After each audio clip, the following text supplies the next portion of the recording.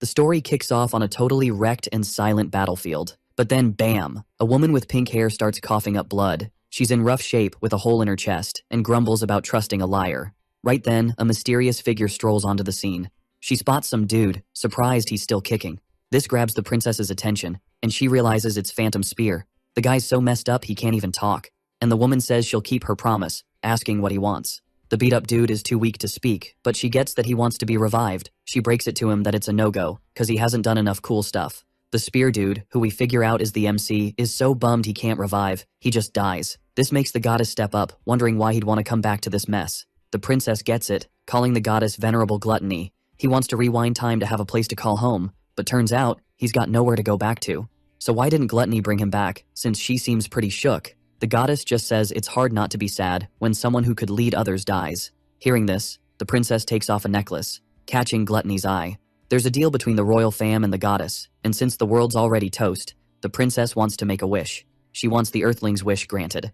Right then, the goddess spreads her wings and starts channeling some epic magic to revive the MC. It's so intense the princess gets blown away like a sack of potatoes. While the MC is doing his best Goju impression, a crystal pops out of his chest and shoots into the sky, bursting into pieces. Then boom, we're zapped back to the past, with the MC betting everything at a casino.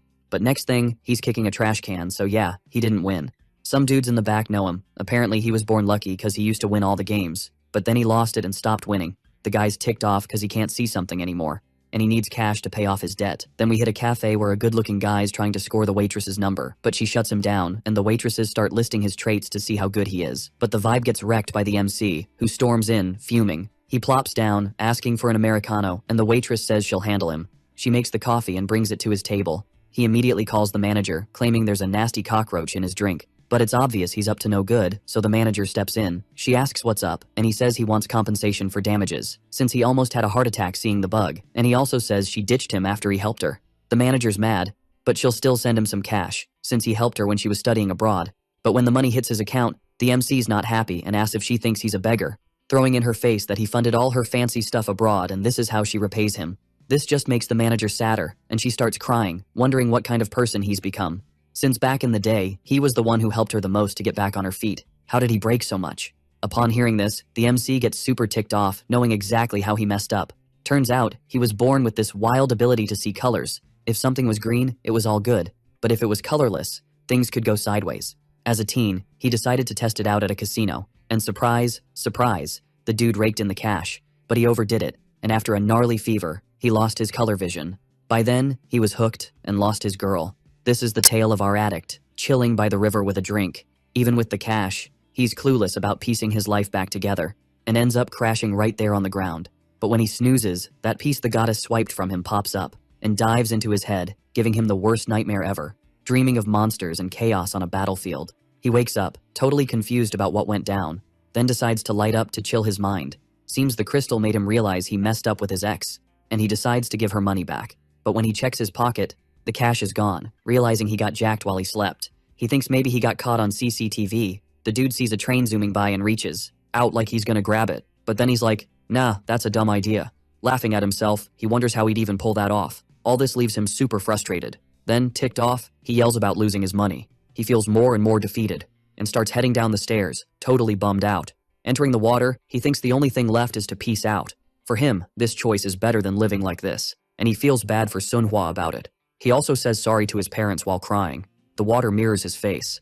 Finally, a tear drops from his eye, and as it hits the water, it turns green and glows. The light gets bigger as the tear mixes in. This kind of freaks Jihu Seol out. He finds it weird, not getting what's going on.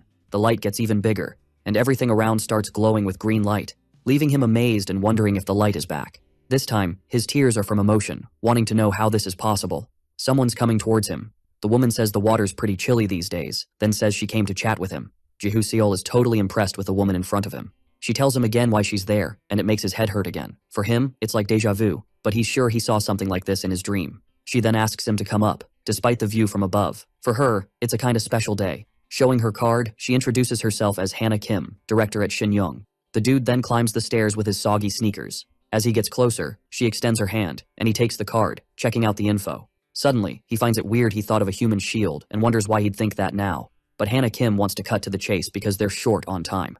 She takes the bag strap off her shoulder and then shows him the open bag with stacks of 1 bills.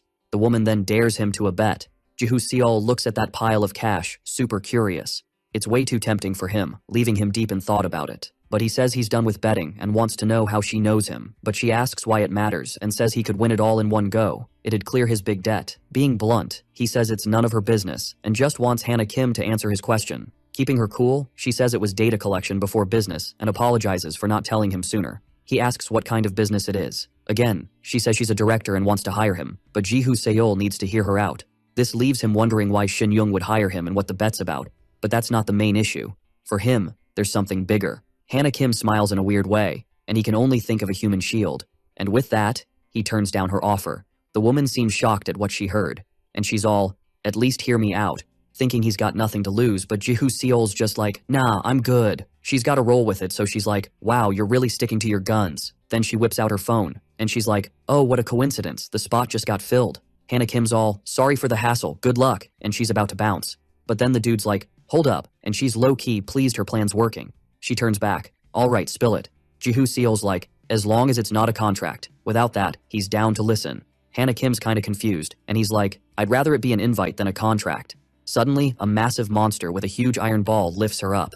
The beast goes for Ji-Hoo, and it's all happening at lightning speed. The knight slices through the monster, comes out untouched with the beast down for the count. He spots something out of the corner of his eye. More gnarly monsters are on the way, and in this dream, it's one battle after another, always fighting like his life's on the line, until he's just done and collapses. And right at the end, he's begging the goddess, wishing he could hit the reset button on life. First time he's ever felt like that. But in that dream, it all kicked off when he met this girl. She's not thrilled about the invite versus contract thing. Then she's like, "Are you already with the other side?" But Ji-Hoo's all chill, saying she should know better. Then Hana Kim's thinking if he was, he'd have a mark, but he's clean. She's like, "Who hired you first?" He takes a sec before answering. Then he's like, "Doesn't matter," leaving her stunned. She's finding this whole thing super weird, since he knows the difference. Ji-Hoo's like, "Exactly, I just want an invite." Then Hana Kim's like, "Why do you want that?" He's like, "Duh, if there's a choice, an invite's better." She's like, "Why waste an invite on a useless gambler?" And he's like, "It'd be a mess if you didn't." She's shook by his words. Shin-Young Pharma's all over the news for a drug they made, and he thinks it's linked to the other world. She's like, "What are you gonna do, and who'd believe a gambling addict?" But he's like, "Your bosses won't be happy if you mess up an invite," which ticks her off, and she's cursing him. Ji-Hoo's like, "Don't want to push it, just give me an invite." But she's like, "Invites and contracts are totally different, can't do an invite." He's like, "What about that invite you mentioned?" But Hana Kim's not lying, she needs permission for an invite. She's digging through her bag again, pulls out her phone, unlocks it to use, and she's got one mission. She's got to keep it safe. She'll need it soon. In a memory at the goddess's statue, she's like, "Is it really soon?" The goddess is like, "You'll have no choice but to use it." Something small and shiny pops into her hand. What's happening is exactly what the goddess said, and she's annoyed. To Hana, he's got it good, not a slave. More like a vet from the other side with a prophecy. With little choice, she's thinking about accepting, but there are conditions. Then Ji-Hoo's like, "Spit it out already." First, he's got to promise he's never been to the other world. And of course, he promises. Second, he's got to spill his secrets, who he met, what he knows, but he can't do that. Then she's like, "Not even for a special invite?" This piques his interest. Ji-Hoo's thinking it over, leaving her on edge. "All right, buckle up, cause this story's about to get wild." So he's all, "Nah, maybe later when I trust you more," keeping his dreams on the down low. Cause that's his secret weapon. Hana Kim's too wiped out to argue, so she just nods along. Her last deal? If he gets in, he's got to do business with them first. No exceptions. Ji-Hoo's thinking, if she said that, maybe she ditched the whole slave contract idea. She's like, "If you're not a total noob, you'll get in, no matter how you do it." So he's like, "Deal," and she's stoked. She dives into her bag again, and bam, there's this golden glow. It's the shiny thing she got from the goddess. He's all curious, "What's that stamp?" Hana Kim grabs his arm, kinda annoyed. "It's my life, duh." She stamps his hand, and it starts glowing, leaving him all confused. The glow gets brighter, and the marks on his skin. Then it fades away. Poof, gone. Ji-Hoo's mind is blown when it vanishes. Hana Kim hands him a letter, saying he should read it. And the portal's opening at 10:30 tonight. She's like, "Sort out your stuff, even if you've got nothing to do." And she's all, "Don't get kicked out, or I'll hunt you down to get my stuff back." She stomps off, leaving Ji-Hoo with no options. But wait, she remembers something, tosses him a money package. He catches it, just in time. It's the cash he was after. She warns him not to crash anywhere random, or he might freeze. With nothing left to say, she bounces. Finally, he's got the money. Ji-Hoo checks his phone, remembering he's got stuff to handle before the portal opens. Looking at the cash, he thinks of Seonhwa. At the cafe, the staff tells the manager to chill while they clean up. Yu Xianhua's looking beat, sitting there. Suddenly, someone walks in, and she's like, "Whoa, it's Ji Seol again." She's annoyed, yelling, "It's not even been a day since you got the cash." He's like, "It's not about that," but she's not having it, tells him to scram. She's all, "Leave before I call the cops for messing with work," which he thinks is nuts. He grabs her arm, "Chill and hear me out." She yanks her arm back. "Nothing to say to you." She's like, "Better be gone when I'm back." Desperate, he's like, "Wait," but Yu Seonhwa shuts the door. Only staff can enter now. The girls are whispering. Then, they block the door so he can't get in. Feeling bad, Ji Seol knows this was bound to happen. He checks the wall clock. Then, he asks the girls to give something to Yu Seonhwa when she's back. After lighting a cig, he heads down the street. He starts running, not wanting to waste time. Meanwhile, Yu Seonhwa peeks out, asking if he's gone. One girl nods, handing her the money he left. Ji Seol's in an alley behind the cafe, checking. His phone, he wonders if he should text. Back to Yu Seonhwa, she rushes out the cafe door. She's looking around, searching. She spots smoke behind the store. It's him, on his phone. Suddenly, a light whirlwind appears above him. It's a magical portal. Then, poof, he's gone. On the ground, just his phone and the lit cig remain. When she gets there, it's too late. She walks to the alley. Yu Seonhwa picks up the phone. The last thing he did was send a message. She looks out, clueless about what happened to him. The ceiling light's on. It's hurting his eyes, so he shuts them. But slowly, he adjusts. Ji Seol's lying on the bed, shivering. The place is a mess. Food wrappers everywhere. He's shocked to be in his room. He gets up, opens the window. But there's no one outside. His phone buzzes with a notification. On the screen, a message alert pops up, telling him to read it. The dude picks up the phone, looking all impressed. Problem is, it's not even his phone. But whatever. He picks it up anyway. Boom. An alert pops up saying the user's registration is done. There's a message notification. Curious, he taps to see what's up. It's a guide telling him to hit up the Paradise School auditorium in 9:45 minutes. Paradise School? That name's got his attention. The place is huge, with a massive field for games. Ji Seol strolls through the big area. To find his way, he checks out the signs. He realizes Paradise is the school, not some fantasy dreamland. Still, it's weird there's no one else around, like he's in a ghost town. He keeps walking through the place.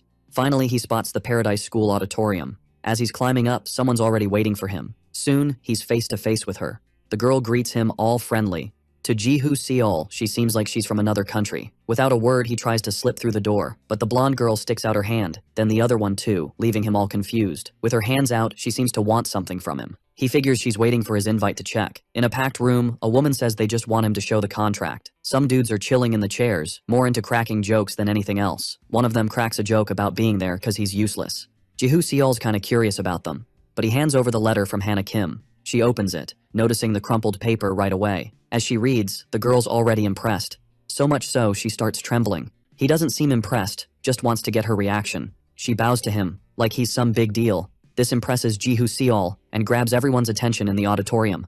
Finally, she signals he can go in. The whole thing's got him a bit nervous, but whatever. The woman guides him. Gently, she points to his seat. Even more nervous, he takes his seat. Once again, the girl bows. And of course, people are curious about this. One guy asks why she did that, and the platinum-haired dude remembers not getting the same treatment. Now that the woman's gone, everyone's staring at Ji Seol. He just wants to know who these people are. But everyone goes back to their own thing. Suddenly, another headache hits Ji Seol. Then, people are all around him. This makes him suspicious and feeling super anxious. He remembers in his dream he was standing, and now things have changed. The door slams shut. Someone yells, asking if everyone's there. On stage, a uniformed guy greets them. He introduces himself as Han and says he'll be their guide. Han says he knows they have questions, but for now, they gotta stick to the schedule. He tells them to think of attribute windows or just attributes, and unless given permission, no one can see. Obviously, Ji Seol thinks of attribute windows. Suddenly, a screen pops up for him. Not just him, everyone thought of it, surprised by what they see. A bit confused, the guy asks the woman what native ability is, and the kid next to her tells his mom he can't see. This makes Han curious, asking if he has a native ability. But the guy denies it, saying there's nothing written. Then, Han says not to worry, it's normal for humans not to have any. This catches Ji Seol's attention. After all, his shows he has too. The dude's a bit shocked by the info. He's got the vision of the future, which he thinks is linked to the dream, and wonders if the question mark is a native ability, but he prefers not to show it while Han says they're moving to the next step. He asks them to activate the category of marks, either by thinking or saying it out loud. Someone's unsure of what to say. but, still not getting much, decides to take a shot. A young girl activates the mark category. A symbol pops up on her head, visible, and the guy behind her is startled. Curious, he takes a shot by saying the same words. Then, a similar mark appears above his head. More people do this, activating the bronze mark. Han organizes the papers in his hand. Then, he tosses them into the air. Each paper floats up, doing its own little dance before forming a circle. Then poof, they turn into bags. Magic, right? Han spills the tea that a random box is going to be handed to the bronze folks as a perk. While the girl's about to make the drop-off, he's all, use those perks ASAP, fam. After all, it'd be a bummer if they kick the bucket before using them, since the tutorial's about to kick off. Then he spots two peeps with silver marks. He's hyped to be the guide this round. The duo? Mr. Kang-suk and Miss Yu Seo-ra. Two more papers take flight.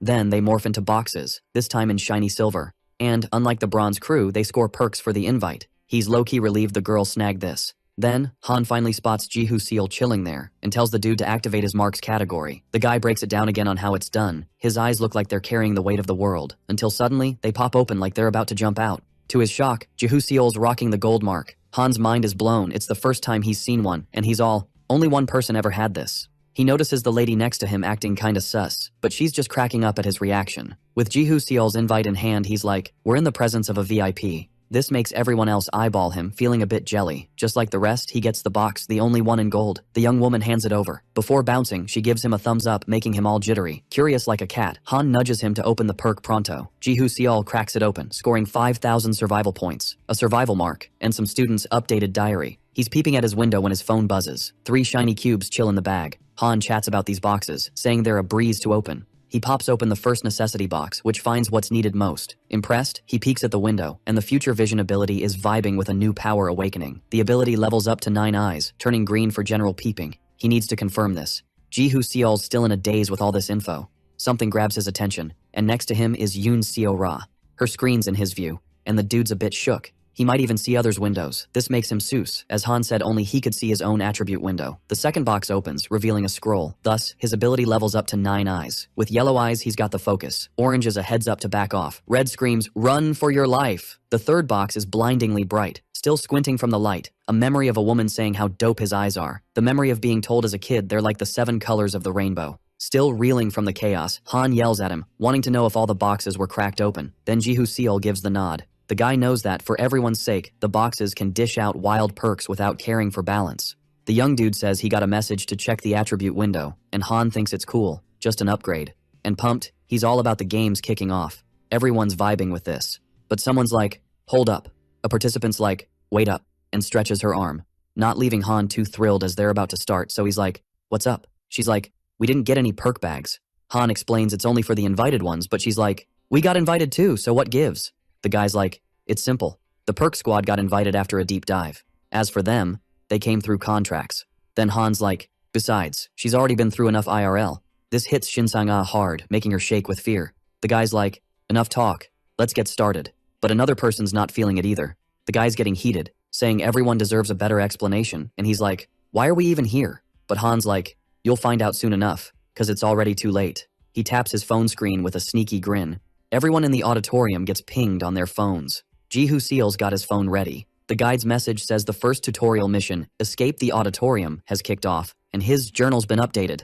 Han wishes them an epic school year and good luck. People are baffled by his words as he vanishes with the girl next to him. Meanwhile, Ji-Hoo-seol's diving into the guide to escape the auditorium and hit the waiting area on the 2nd floor of the main building in 3 hours. This is super worrying for the young dude. Suddenly, something slams the door hard, trying to bust in, freaking everyone out. Ji-Hoo-seol jumps up from his chair, then he flips on his ocular ability. The door glows red, and he gets that he should steer clear. They keep banging on the tough metal door, and part of the structure crashes to the ground. This freaks people out even more, but the banging on the door doesn't stop, until someone steps up and suggests blocking it to keep it shut. The girl grabs a chair and rushes to help. She uses it to jam the door, but whatever's out there keeps pushing, and more people dash to help her. The squad's holding the door. One of the guys yells for backup. The force of whatever's hitting is so strong that 3 people get shoved. They hit the ground, totally wiped out, but they still get up to help again. It takes a ton of effort from the crew. Meanwhile, Ji-Hoo-seol's hunting for info on his phone. He's reading a journal about somehow blocking the auditorium door. An interesting tidbit in the journal says blocking was pointless, but during the chaos, the person found a hole. The banging on the door stops. One of them asks if they're gone, and everyone thinks so. The worn-out girl collapses to the ground. Kang-suk says it started with a bang from the get-go and that all of this left him buzzing.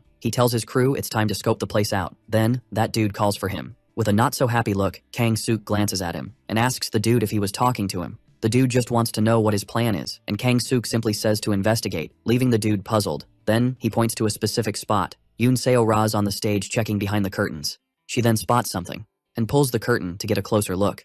The dude's unsure about what they're hunting for, but with the door blocked, Kang-suk says they need to find something useful. It clicks for him, so he offers to help with that. But Kang-suk tells him to do whatever he wants, saying he's not there to boss around. However, the dude says they'd wrap up faster if he and his crew pitched in. Nonetheless, the young dude doesn't seem too interested. This leaves the dude scratching his head. Kang-suk turns away, telling him to do whatever he wants since the matter's already sorted, leaving the dude fuming.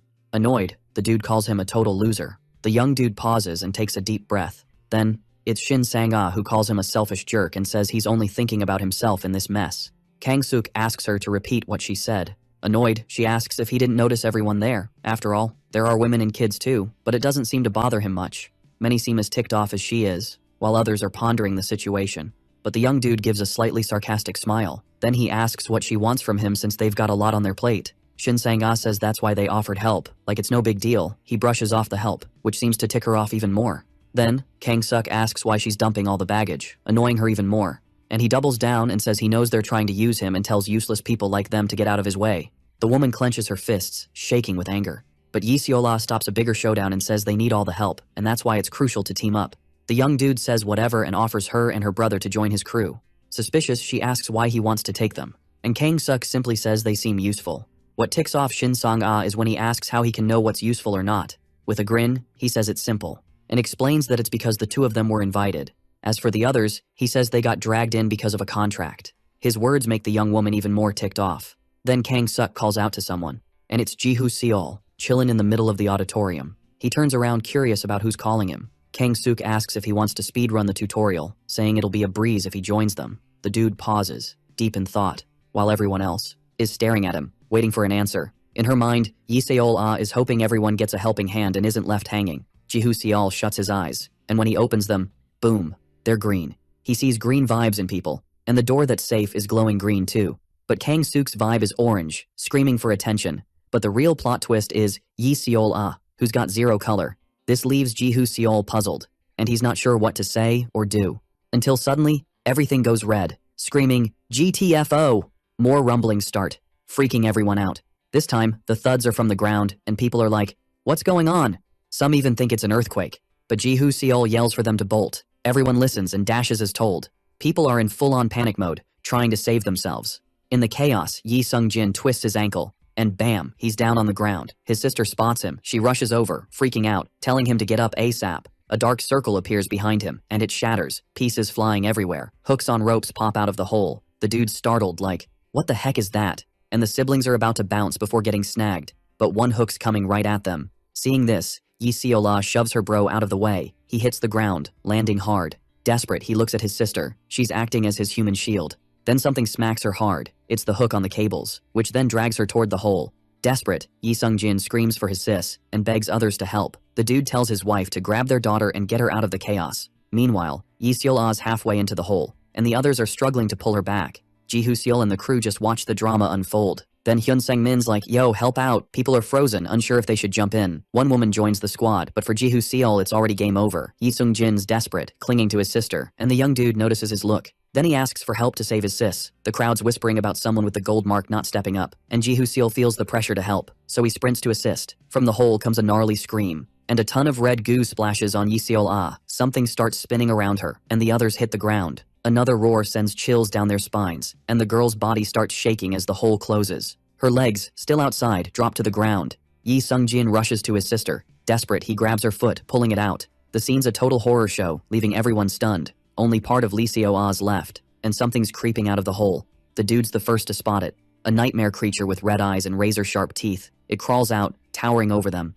The monster, with its massive mouth wide open, roars again. Its feet, emerging from the hole, have just 3 toes with thick, sharp nails. Terrified, people scatter. Meanwhile, Yoon Seo-ra's hiding behind the podium, shaking like a leaf. People dash for the door. The lady in red tries to yank out the stuck chair that blocked something earlier. Young Min-woo shoves her, hitting her face. He easily removes the chair, and with it, he charges back at the monster. With all his might, he hurls the metal chair at the beast. The chair flies until it's stopped by one of the hooks. Then it crashes to the ground, missing the monster. People scramble to open the door and Kang Suk's like, hurry up, but the monster leaps and lands on someone. The creature roars again and people scatter, screaming for help. With its hooks, it slashes through everyone in its path. The creepy creature shows off its massive tongue. The door finally swings open and everyone bolts for the exit. Jihu Seol's in the middle of the chaos, but he's chillin'. He's wondering why he's not freaking out, like, at all. Maybe because it feels like a video game, not real life. He stops by this random iron rod and gives it a good stare down, kicks it, trying to jog his memory or something. Then he picks it up, feeling all ninja-like, spins it around and boom, it clicks. Jihu Seol's got his new weapon, feeling like a boss. He remembers that fighter from his dream, strikes a pose. To him, it's no biggie. Everyone else is running like it's a zombie apocalypse, all heading the same way, like a herd of panicked sheep. But Kang Suk's like, nah, let's go this way. Meanwhile, Hyun Sung-min's just standing there, taking it all in. The crowd splits, like a banana peel. He checks out the wrecked auditorium door, then decides to join the running crew. Meanwhile, the monster's showing off its gnarly teeth. But Jihu Seol's not even phased. The beast charges, all claws and chomping mouth. And suddenly, Jihu's got this orange glow going on. He smacks the creature, stopping it in its tracks. The hit's not epic, but it does the job. The monster's red lizard eye spots something. It glances at the auditorium exit. The iron rod's just chillin' on the ground. Jihu Seol's kind of freaked out by what he just did. Meanwhile, Kang Suk's crew's hunting for a hideout. Jung Min-woo's giving it all to open a door, but it's like wrestling a bear. Kang Suk's like, dude, brute force ain't gonna cut it. While Hyun Sang-min sneaks off, he totally notices. The guy heads for the windows, grabs a plant pot, ready to smash. Kang Suk's like, classic guest move, using your noggin, with a smirk. Glass shatters. Hyun Sang-min reaches for the lock, then his eyes go wide. In the glass shards, he spots the monster's reflection. He yells, it's out! Everyone's freaking out, like majorly. Kang Suk's shouting to open the door, ASAP. He catches a glimpse of something. It's Hyun Sang-min, making a run for it, and he calls him a coward. The floor's got this weird stain from the girl's liquid. Jihu Seol remembers the diary's words, and the memory of her lingers in his mind. He thinks maybe Yi Seol-ah would have made it if she hadn't hesitated. He glances at the stage. Yoon Seo-ra's hiding there, shaking like a leaf. She's trying to pep talk herself into opening her eyes, knowing what she signed up for. But fear's got her in a chokehold. She peeks out, super cautiously, and sees everyone's gone, monster included. Meanwhile, Jihu Seol's on his own detective mission. Using his phone's flashlight, he's checking everything out. He keeps moving, all stealthy. Following his phone's lead, he thinks he's in the right spot. There's a message from Kang Suk. Yi Hyung-sik and Min-woo hit the second floor waiting area, and he's shook. He's got the second floor map. One spot's marked in red, and he's dying to know what's up with that. Something's creeping up behind him. He spins around, quick. From the hallway, he only sees a flashlight. He kills his phone's light, ninja style. Jihu Seol's worried about getting busted. Someone's coming, flashlight leading the way. But lucky for Jihu, they find nada. The person keeps searching, and Jihu's sweating about being found. To ease his mind, he uses his eye power. A green light shines on the person. No color change, so he's confused. Then he remembers the attribute window. With a thought, he activates it. Turns out it's Hyun Sang-min. The guy's still coming, all chill. So Jihu Seol lights up the lantern and tosses it at him, who asks who's there. Even blinded by the light, he figures it out and asks if it's the gold mark dude. Jihu Seol stays put, and Hyun Sang-min gets closer. Then he confirms Jihu's the gold mark guy, saying it took a while to find him. Suspicious, Jihu asks what he's after. Hyun Sang-min's like, let's team up. It's tough solo, even with the gold mark. But then Jihu Seol's all, why team up with me, dude? You'd totally rock with the silver mark squad. And Hyun Sang-min's thinking, is this a test or something? The young dude's not buying it, so he straight up says he can't stand unfairness, and those guys are on their own. With his 9 eyes power, Jihu Seol checks out his window. The guy finds that kinda weird. He's all about himself, super sharp instincts, and a bit of a show-off. All these traits make Jihu Seol go, gotta watch this guy. Then he tells the dude he needs to ask something. Wants to know why he ran to the girl when she got pulled into the hole. The young dude remembers Hyun Sang-min rushing over, and then yelling for backup, being the first to step up. Then Jihu Seol's like, what's in it for you trying to save her? He also points out he could have been toast if things went south. Hyun Sang-min's like, easy, just trying to win everyone over. The young dude's like, huh? What do you mean? Then he breaks it down, saying if it worked, he'd be the hero and everyone would owe him big time. But he's bummed it totally flopped. Jihu Seol thinks it's all a calculated move to earn trust. Hyun Sang-min says he'll follow orders and risk it all for him too. The young dude gets it's like a pecking order and asks what's in it for him. He promises a shot at surviving, cause in his view, it's the best bet. Jihu Seol gets he's laying it all out and isn't too stressed about it. At least he's easier to handle than Kang Suk. All that's left is to say his name's Seol. Hyun Sang-min jokes it sounds girly and promises to pay him back. But the young dude's like, for what? We haven't done squat yet. Hyun Sung-min asks what the plan is and wants the deets, and Ji-hoo Seol just says he has to figure it out, leaving him stumped. Then he explains that's why they have 4 hours of data. Elsewhere, things are looking rough. Outside, it's a ghost town. Meanwhile, the survivors are laying low. The guy says the main entrance is blocked by an invisible wall and the monster's chilling in the auditorium. His wife asks what to do and he thinks they should hit the second floor like the other crew. Annoyed, the guy's like, if I knew this, I'd have tagged along. He blames his wife for going the other way and she defends herself, saying she was just trying to bail. Shin Sang-ah watches the awkward scene. In the other corner, Yi Sung-jin's whining about his sister's death. Meanwhile, the lady in red asks if he's got any genius ideas. The guy starts brainstorming a new plan. With his eyes, he spots something. He sees the girl in the blue cloak wandering around, and with a grin, he says he does. Ji-hoo Seol explains the mission's simple, even with the monster glitch, and the auditorium's close to the main building. Hyun Sung-min gets it, cause Kang-suk and the crew already nailed their mission. Ji-hoo Seol figures there'll be more missions and the guy wants to know why they got so much time, and he says it's to grab what they need.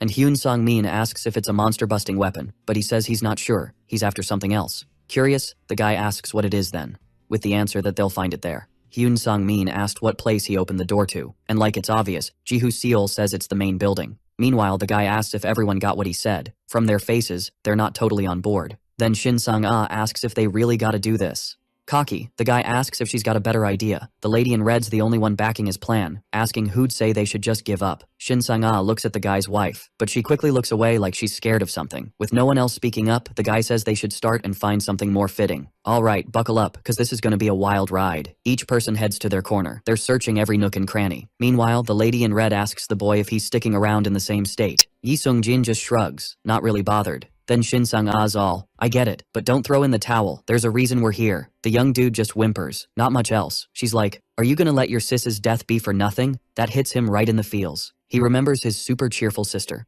Then someone yells, found it. The man's like, time to get this party started. Elsewhere, Yoon Seo-ra's digging through stuff. She's flipping through papers, until, bam, she finds what she needs. She holds the paper up, all triumphant. Then, uh-oh, she hears a noise. It's the monster, hunting for its next snack. She dives under a bookshelf, ninja style. The creature's sniffing around, peeking through the window. To stay hidden, she covers her mouth, staying super quiet. The monster's about to bounce.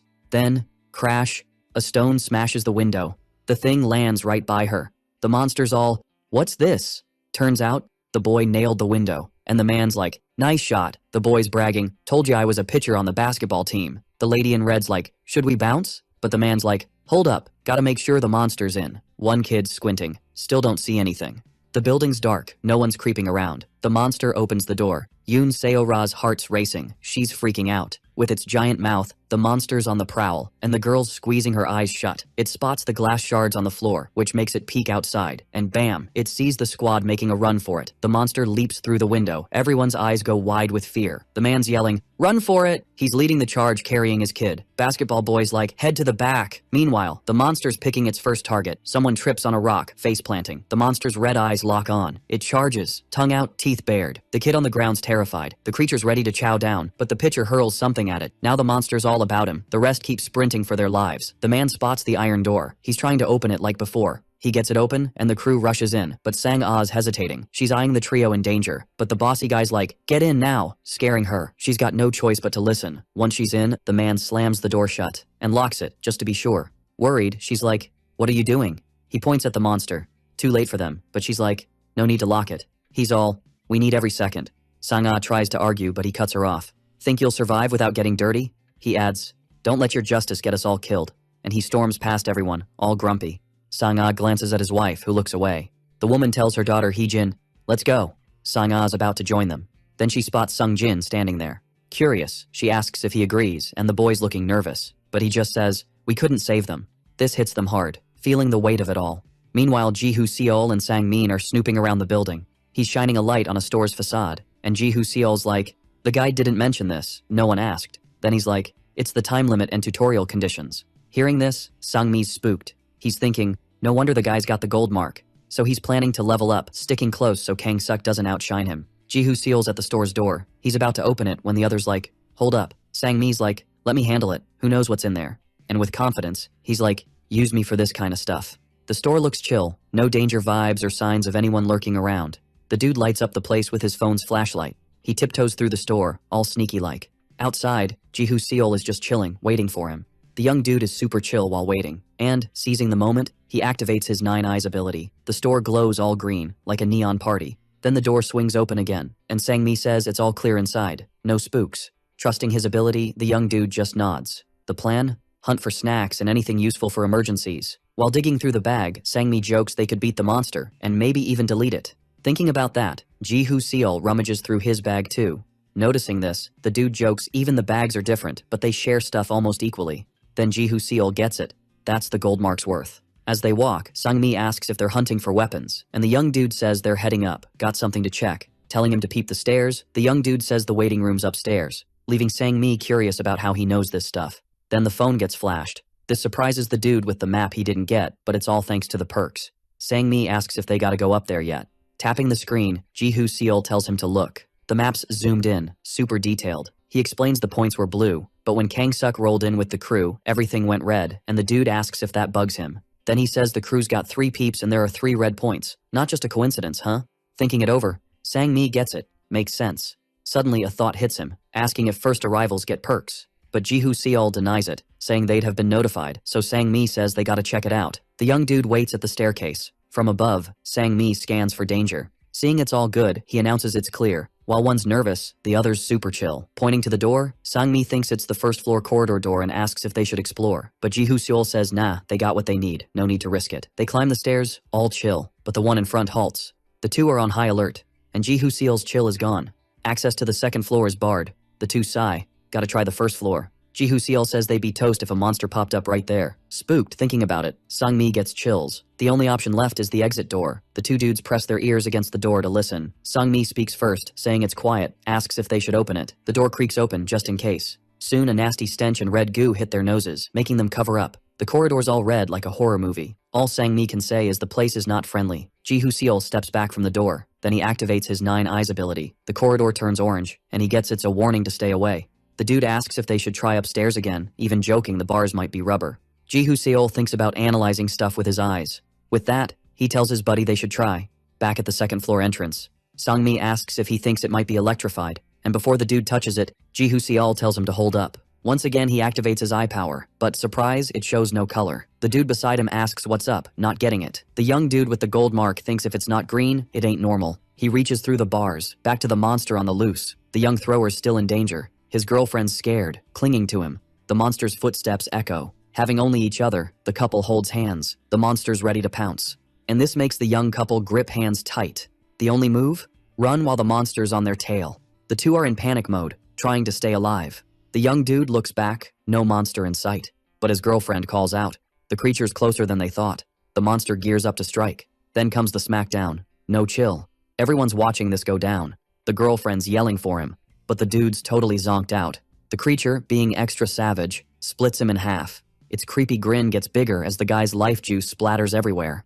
A spooky scream echoes through the night, and the squad inside the building hears it. The leader dude's got a mix of fear and worry. He's way ahead, sprinting to the stairs. On one step, he slips on some red goo, maybe from another victim. This sets off the monster's radar. The creature peeks inside the building, and it can see through everything, no cap. So, it locks onto the squad. Then it lets out an even scarier scream. The two hear it and get totally freaked out. Sang-ah tells the boy they gotta bounce, but first, she gives him a heads up. Hitting the 3rd floor, they bolt, but the monster crashes through the window and lands on the ground. Boom. The two are stuck with this beast. The monster screams again to spook them. Freaked out, Sang-ah calls for Sung-ji. This time the boy's ready to step up. From his bronze bag, a glow pops out. He pulls out this ball thing. Sung-ji spins it, setting the timer, and then grabs the monster's attention. As soon as the creature looks, he chucks the ball. The 2 points are about to collide. It all goes down super fast. The ball's near the monster when they meet. Then it blows up, lighting up everything, giving them time to escape. The light's mega bright, visible from outside. So, the ones left behind spot it. But the light doesn't last forever. One of the monster's eyes gets sensitive from the flashbang. Hunting for its prey, it can't find them. But it's got a trail leading upstairs. The man grabs the bars. He tries to muscle them apart. Then, in panic, he yells for help. Suddenly, a window pops up with a new user sign-up, and boom, the bars start opening. One by one, they retract. The man's stoked about this. First thought, get to the other side. Feeling confident, he tells his fam it's all good. But crossing the line, the bars snap back. The wife rushes to the bars, but too late. He's clueless about why this happened.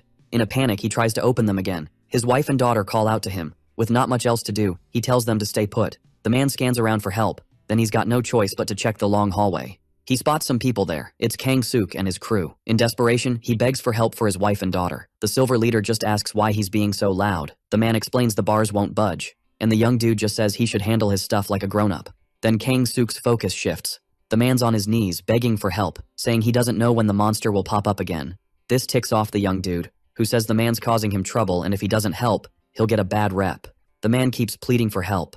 Kang Suk stands up, dusting off his clothes. He says he's not usually like this, but just this once. Then a creepy sound echoes. This freaks the man out, imagining what it could be. In a rush, he gets up and dashes back to his family, stopping as soon as he reaches them. His wife and daughter are upside down.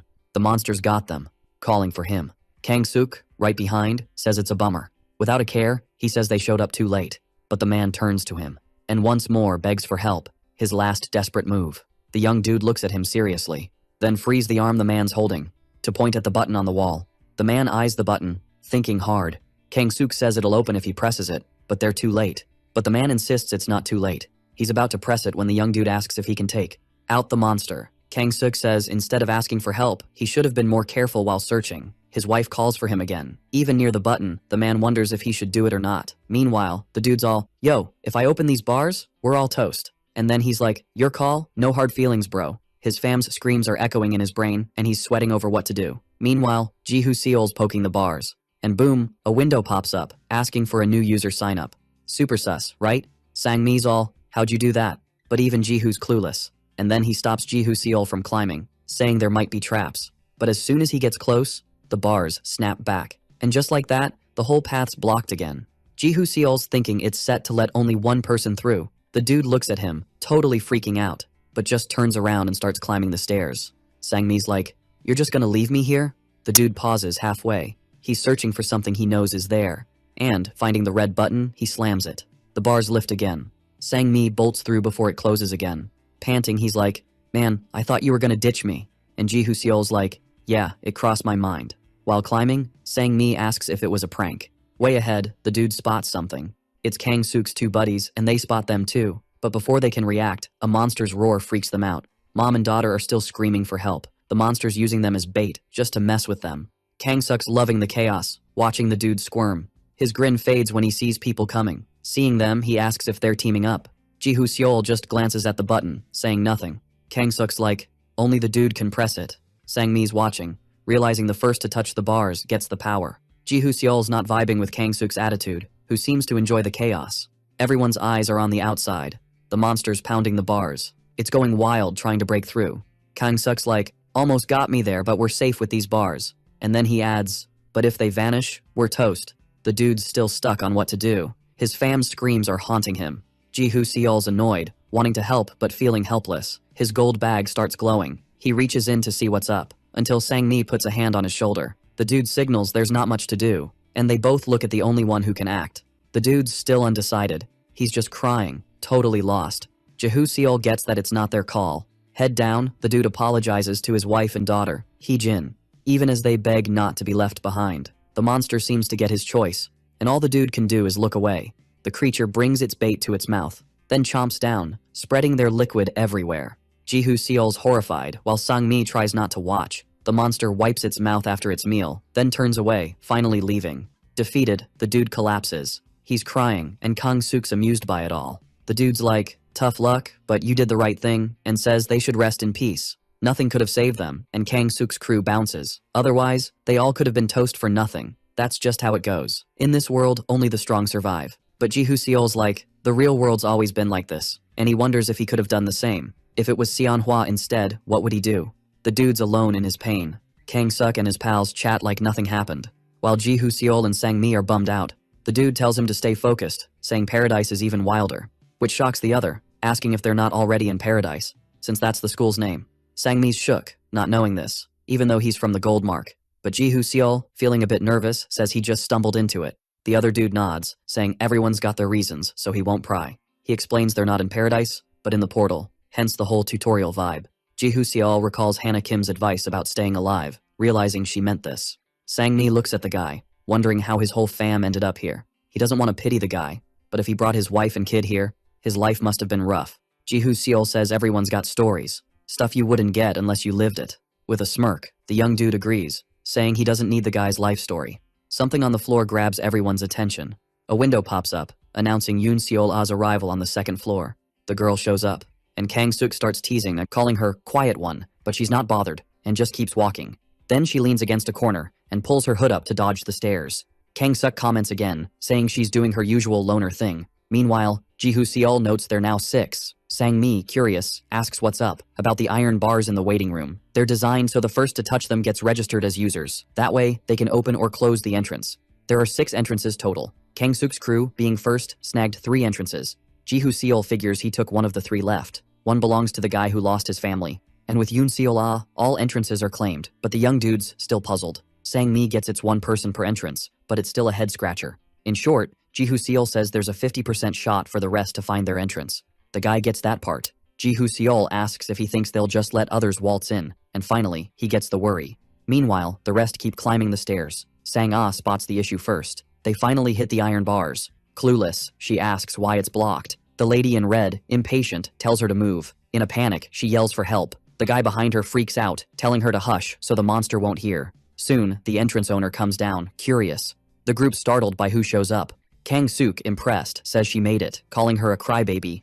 This ticks off the woman, asking who he's calling a crybaby. But it's not her, he's talking about Sang-ah. Just hearing him annoys her, but she tries to ignore it, asking how to get in.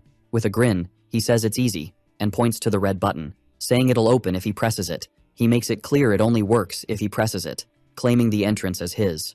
Sang-ah's surprised to hear this, but she tells him to quit messing around and open it. Again, the young dude asks for quiet. Everyone's scared of drawing the monster's attention. The others also head down the stairs. Meanwhile, Sang-ah, desperate, begs for the entrance to open. But Seok-suk and his crew only focus on the other 2. Ji-hoo Seol confirms he's the owner, so he's the only one who can open it. And this makes the guy with the silver mark show off. Once more, Sang-ah pleads for the entrance to open, but he just refuses. Fuming, the lady in red demands he open it now, but, sarcastically, he says it's not his call. Then, Sang-ah asks why he's acting like this, and, holding a grudge, he asks who called him insignificant and selfish. While Sang-ah feels hurt, the lady in red gets mad. She grabs the bars, ready to curse him out, but the boy covers her mouth, scared the monster will hear. The woman's not too worried about that while Sang-ah watches. She sighs, gearing up for what's next. Then she's all like, sorry for the drama in the auditorium, and says her crew's innocent, so he shouldn't mess with them. Kang-seok's like, for real? And she nods, but he's still like, prove it. He's down to let the 4 in, but she's gotta stay put. The dude's like, what if the monster shows up? Sang-ah's just like, ugh, with a big sigh. She's shaking like a leaf. The lady in red grabs her hand. She's like, you doing this for us? And promises to find a way to open it for her. Her stare's intense, like laser beams. Sang-ah steps back from them. Kang-suk's all hyped, calling himself a hero. Finally, he hits the button, bars go up. Everyone bolts to safety. But Sung-jin glances back at her. She looks bummed but not sorry, and he just turns away. The other 2 shout for her, but the lady's like, nah. Sung-jin zooms past Kang-suk. He's sprinting up the stairs like it's a race. Hits the button, but nada. He's mashing it. Super confused. Kang-suk's like, don't bother, only I can open it. Sung-jin charges at him fuming, but someone holds him back. Min-woo floors him with a punch. Sang-ah's watching, yelling for him. Kang-suk's teasing, asking if she's his new sis. But Sung-jin's just like, open it. Kang-suk's throwing insults, saying he might not open it if he keeps bugging him. From the gate, Sang-ah's like, are you gonna open it? He's like, depends on you. Ji-hoo Seol's just watching it all. The lady's like, what do you want? He's like, words mean nothing, apologize for real. But Sang-ah's like, on my knees? Kang-suk's like, cut the drama, it's pointless. He's like, just take it all off. Everyone not in his crew is shook. But Kang-suk's like, I'll feel better with a dance. You can keep your undies. And she's like, you're sick. He's like, no biggie, just use the other entrance. His pals Hyunsik and Minwoo have other entrances too. He's like, what's the holdup? Get lost if you're not going. With no options, she's like, fine. Kang-suk's like, 10 seconds to lose the pants. With a smirk, he's like, start. Sang-ah's had enough. Ji-hoo Seol's watching, annoyed. He's thinking of stepping in, but Sang-mi stops him. He's like, I hate this too, but it's survival of the fittest. As the countdown ticks, Sang-ah's trembling, taking off her clothes. Kang-seok and his crew are loving her humiliation. For Ji-hoo Seol, if it's about being the strongest, he's ready to show them. He's got future vision powers, ready to flex.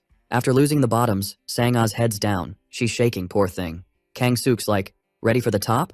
With no choice, she starts. He sees her crying, says it's not the time for tears, reminds her to dance before the monster's back. Ji-hoo Seol surprises him. The dude's like, joining the party? Ji-hoo Seol's just like, open it. Kang Suk's on edge. He wasn't mad, not his style to defend strangers. But hearing what she's asked to do, he looks at Sung-jin on the ground, a small plea from him. Ji-hoo Seol takes a sec to get it. It's like something clicked inside him. He's thinking if he'd acted sooner with Seol, things might be different. But he's done hesitating. Kang Suk's just confused. To him, the whole scene feels super weird, like he's low-key scared. His own reactions got him all worried. He stands up, ready to face whoever's messing with him. Kang Suk's all, why should I even listen to you, just cause you're the golden mark? But Ji-hoo Seol just gives him this disgusted stare. Kang Suk's ticked off, saying he tried to be nice since he got invited too, asking if Ji-hoo thinks he's some saint. But Ji-hoo Seol stays silent. Not a peep. Behind him, Kang's crew's all, we're gonna finish him. The two head down the stairs, closing in on him. Sang-mi follows, even though she's not vibing with how things are going. But Ji-hoo Seol just signals for him to stay put. This leaves him totally shook. Seol just drops his gold bag on the floor. Meanwhile, Kang Suk, calling him homeless, says he's just acting tough cause there's a girl watching, and warns that the more he does this, the less he wants to open up. Only one punch gets thrown at him. It was so quick his friends were left speechless. But they weren't forgotten. Each got a punch too. The three are down. Everyone else is just stunned.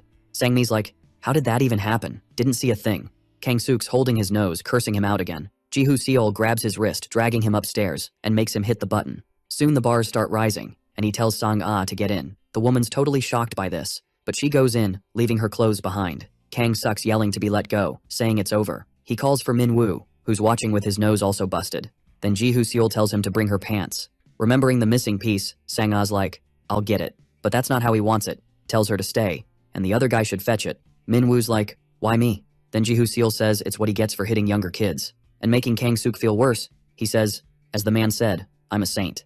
Kang Suk, even more embarrassed, tells his guy to hurry up. And to make it worse, the lady in red's like, hurry before the monster shows up. This just freaks Min-woo out more, and Ji-hoo Seol gives him 10 seconds to do it. The big guy bolts at the countdown. He snags the missing pieces and rushes back, barely dodges the bars. Ji-hoo Seol, controlling everything, holding the other guy down. Soon he lets Kang Suk go, who still has the nerve to curse him, but the young dude stays quiet. Still crying, Sang-ah thanks him for what he did.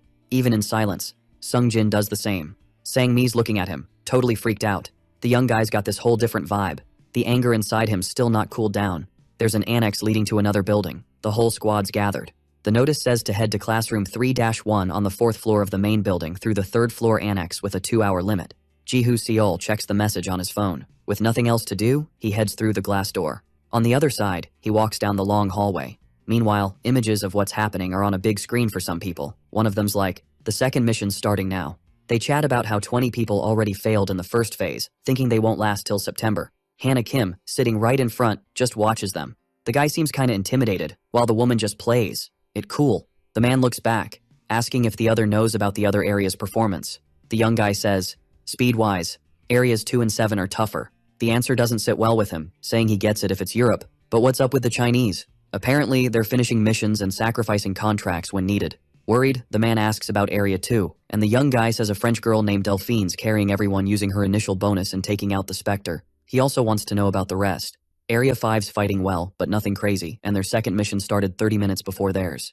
This makes the man sigh, saying at this rate, no one's gonna be left by the end of the tutorial. But the woman reminds him they've got someone with the gold mark, though he's not buying it, and she reminds him she scared off the Spectre just with a look. Hannah Kim's just chillin', not saying a word. Meanwhile, Ji-hoo Seol's out here kicking glass.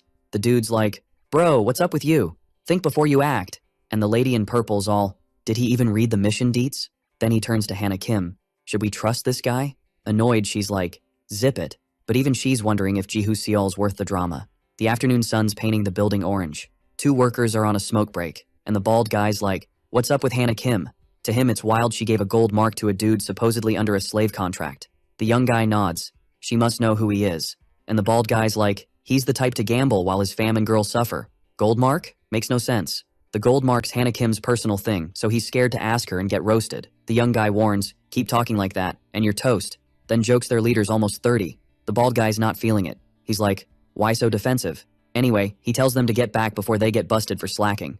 The young guy gets up to join him. He throws a little grin. The bald guy opens the door to head back, and thinks some fool's setting off all the traps. His eyes go wide at the screen.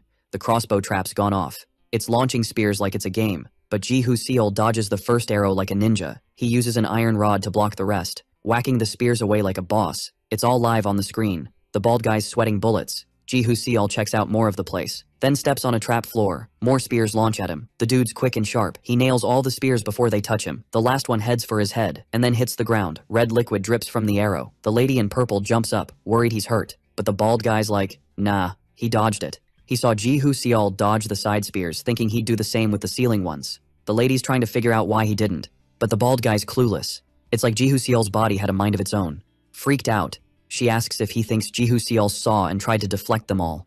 The kid behind them's lost in the convo. But the bald guy's freaking, how did Ji-hoo Seol pull that off? Panicking, he goes to her for answers. The bald guy thinks Ji-hoo Seol's already a pro, but Hannah Kim's just like, what's the speed record for mission 2? This time the kid stands up. Sung Shi-hyun's record is 29 minutes and 39 seconds. She's like, that's insane, catching the other lady's attention. What's up? Suddenly, mission 2 of Area 1's done. They wait for the time count. In the room, jaws drop. Except Hannah Kim, who's smirking, thinking he was just a nobody. But Ji-hoo Seol smashed it in 16 minutes and 24 seconds. To the lady, he's a jackpot. The mission winners are in room 3-1. Han's hyped. Congrats on reaching floor 4. Was the first and second lesson fun? The room's not as packed as the auditorium. Ji-hoo Seol's not hyped, just like the other survivors. Sang-mi's in her own world eyeing the back. In the last seats are Kang-suk and his crew. Yoon Seo-ra's also chilling away from the crowd. The guy's got his head down, but Han's loving it. He's like, good news, only one tutorial part left. Sang-ah's surprised, there's more? Han nods. Don't sweat it. He says it's an easy mission, might even be fun. Some are sus about what's next, given the supposed ease. Han's all, yo, just stick to the rules and we're golden. He makes it clear, everyone's gotta play by them. Sung-jin and Sang-ah are giving each other those sneaky side eyes. Han's like, alright, here's the deal. Get from the 4th floor to the 5th, then hit up the 6th. But plot twist, there are rules. He grabs some chalk and draws a circle on the board. Ever heard of a treasure hunt relay? He asks. Crickets. Everyone's just waiting for the deets. Han sighs. Alright, let's just dive in. He spills that there are coins all over the 4th and 5th floors. Tonight's mission. Grab as many coins as you can. You'll need them for the toll and the roulette. The lady in red's all, what's up with the roulette and toll? Han's like, 6th floor, that's where the magic happens.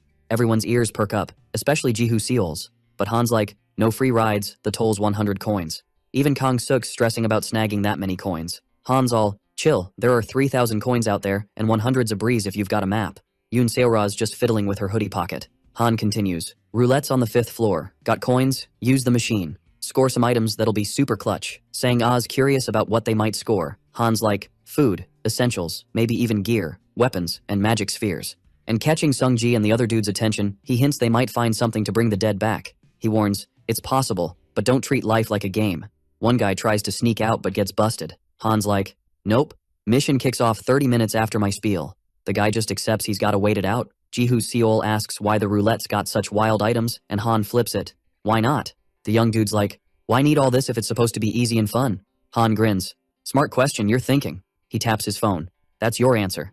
Everyone's phones buzz, and they scramble to check. Han drops a hint. Watch out for the hour of the dead. They hate the living. This grabs the attention of the mourners. He stresses, teamwork makes the dream work, but only if they really team up. Everyone gathers, and Sang-mi's like, something's off. He wonders if opening the 6th floor also opens the 2nd, letting the monster loose. The girl suggests opening it and chilling for 30 minutes. Sang-mi's like, what if it's waiting there? He's almost losing it. This ain't easy or fun. Ji-hoo Seol surprises everyone. Maybe it is. He suggests racking up coins till midnight, then hitting the roulette for weapons. Then open the 6th floor entrance. He stops, sensing something's off. Everyone's confused. Ji-hoo Seol's got that look. Something's fishy. Rules drop for the treasure hunt. First, use room 3-1 as base. 2. Spirits and monsters are active from midnight to noon. 3. They can't enter the base. 4. Use 199 coins for a key or 499 to open the 6th floor door. 5. Portal pops up 30 minutes after the 6th floor door opens. 6. Opening the 6th floor door deactivates the 2nd floor bars. Some are spooked. The lady in red notices some peeps are MIA. Ji-hoo Seol knows cooperation's the first big hurdle. Meanwhile, Sang-mi's like, wanna grab a bite? We've got time before the mission kicks off. So, this dude's thinking it's a solid plan, and Sang-ah's totally eavesdropping on their chat. This lady pops in, asking if there's any grub around. Boom, everything edible is laid out on the table. Everyone's jaws drop at the smorgasbord of snacks. Sang-ah's all, where'd you score all this? Sang-mi spills the beans, saying Ji-hoo Seol had a light bulb moment. If it's a simple mission, why give us 4 hours? So they hit up a convenience store. Everyone's mind is blown. The girl's all hard eyes, saying he's not just a combat pro, but not everyone's vibing with it. The food's getting demolished. Ji-hoo Seol's inhaling everything in sight. He's not just munching, he's chugging drinks too. Dude's feeling pretty content. Sang Ah's watching him, says he eats a ton, and offers her sandwich, catching him off guard. Even though he's a bit shy, Ji-hoo Seol takes it and thanks her. The lady in red's not thrilled, thinking the other chick's crushing on him. She slides in between them and gives them a secret signal. Then she whispers something only they catch. Meanwhile, Ji-hoo Seol finishes up and wonders if he's always been such a chowhound. Anyway, he cracks open a soda while everyone watches. One guy jokes about bringing the dead back to life. This bums out Sung-jin a bit. The dude mentions a buddy who came with him, but something went down in the auditorium, just like the girl lost someone too. Then they both start bawling. Ji-hoo Seol's like, "What do I do now?" But Sang-mi steps up. He tells them to cut it out. He's all, "Seol fed and carried you. What next? Save your friends too." The guy's like, "That's not what I meant." But Sang-mi's like, "Save your friend, follow the guide, collect coins, get items." They're left speechless. But the dude keeps going, asking if they know where they're headed and what paradise is like. The lady in red jumps in, asking if he knows what it's like. He sums it up. It's every man for himself. This ticks everyone off, and the other guy talks about teamwork. Then Sang-ah echoes that they should team up but not mooch off others, and asks if the meaning of teamwork changed or something. This stirs up drama between the groups. Sung-jin's just chilling, oblivious to the chaos. Then Ji-hoo Seol yells for them to chill. It works. Everyone goes silent. He tells them to check the clock before throwing down. They all peek at the clock, stunned. Then at their phones, realizing only 5 hours till midnight. The base room door swings open. Sang-mi leaves a note saying she can't roll with them. The other group also bails, saying they're out too. This ticks off the lady in red, who chases after them. Sung-jin and Sang-ah hang back. She asks the boy to tag along. So Ji-hoo Seol's left solo in the room. He's all about the first task. Coins first, everything else later. He's pondering where to start. His phone buzzes in his pocket. He checks it out. What he sees makes him jittery. He gets a message from some mystery sender with coin locations, even in the teacher's podium room. He eyes the spot where Han was laying down the rules. He heads over to search, finds at least 4 coins. Score. But he's thinking, that was way too easy. In room 3-8, Yoon Seo-ra's on a coin hunt too. Ji-hoo Seol strolls into the same room. His eyes are locked on certain people. Then Ji-hoo Seol thinks Yoon Seo-ra's got a map, but it's weird she's searching everywhere. Something catches her eye. She finally snags a coin, impressing the dude. While Ji-hoo Seol's lost in thought, Yoon Seo-ra gets all shy realizing she's being watched. She turns to leave, and he thinks she manages a smile. Then he checks his wallet. He scores more coins, totaling 12. While he's celebrating, he spots something. Yoon Seo-ra's staring, blinking back tears. A bit awkwardly, Ji-hoo Seol wishes her good luck, leaving the girl a bit puzzled, until a light bulb moment hits her. Meanwhile, he's on a mission in room 3-7. Coins are popping up so easily, it's like a snooze fest for him. With the mission complete, he heads for the exit. Boom, he's face to face with Yoon Seo-ra. She peeks inside, curious, notices only one locker's been messed with. Then she gives Ji-hoo Seol the side eye, who's trying to act all chill. Yoon Seo-ra blinks, pulling a sad puppy face. This makes Ji-hoo Seol a bit jittery, and she, feeling awkward, looks down, but they both go their own ways. Yoon Seo-ra's clutching a paper, still looking bummed. It's a map showing where the coins are stashed. Ji-hoo Seol sneaks a peek to check on her, and thinks about swinging by 3-8 again. Peeping at the map, room 3-9's got 3 coins on the teacher's desk and 1 in the TV stand. Something grabs his attention. It's Yoon Seo-ra sprinting with a freaked-out expression. Not getting it, Ji-hoo Seol bolts away from her. Each dives through a door into the room. They face off like epic rivals. Then they dash to see who hits the podium first. Ji-hoo Seol's got the luck, snagging the 3 coins. The girl leaps for another spot. The boy's like, what's she doing? She's jumping like crazy to snag the coin on the TV. Her eyes start watering again. Watching her, Ji-hoo Seol thinks she should just use a desk to reach. Each fail makes her more frantic, until the boy surprises her, offering to grab it for her. With just a little hop, Ji-hoo Seol snags the coin. From her angle, she spots a red stain on his shirt. With ease, he grabs the coin. Grinning, he offers it to her, but she looks spooked. Instead of taking it, Yoon Seo-ra just bolts, and he wonders if he bruised her ego. 10 minutes to midnight, and the scoreboard reads Hyun Sang-mi with 100 coins, Shin Sun-ah with her 70 coins, Ji-hoo Seol with a jaw-dropping 1,552 coins, but Yoon Seo-ra with a big fat 0. Phones light up the dark room. Sang-mi and Sang-ah are chilling in chairs. Ji-hoo Seol bursts in, giving them a jump scare. He asks where the others are since it's almost ghost o'clock. Sang-mi says duh, he wondered if he'd come back too, but he did with 100 coins. A bit later, Sang-ah says he's lucky, she only got 70. Then, casually, Ji-hoo Seol dumps coins and says now she's got 100. She's shocked by the 30 coins and asks if he's just giving them away. Sang-mi's impressed, and Ji-hoo Seol asks if he wants some too. Surprised, he asks how many coins he's got, and Ji-hoo Seol just says enough to keep kicking. Then Sang-mi realizes it wasn't Yoon Seo-ra hoarding them all, like he thought. Talking about her perks up Ji-hoo Seol, who asks what's up with her. The guy asks if he didn't notice she's got a map. Ji-hoo Seol thinks he wasn't the only one to spot it. Suddenly he jumps up, startling Sang-mi, who asks what's up. And he just says Yoon Seo-ra's in trouble. This gets them on edge. And the guy even suggests Kang-suk might be the issue.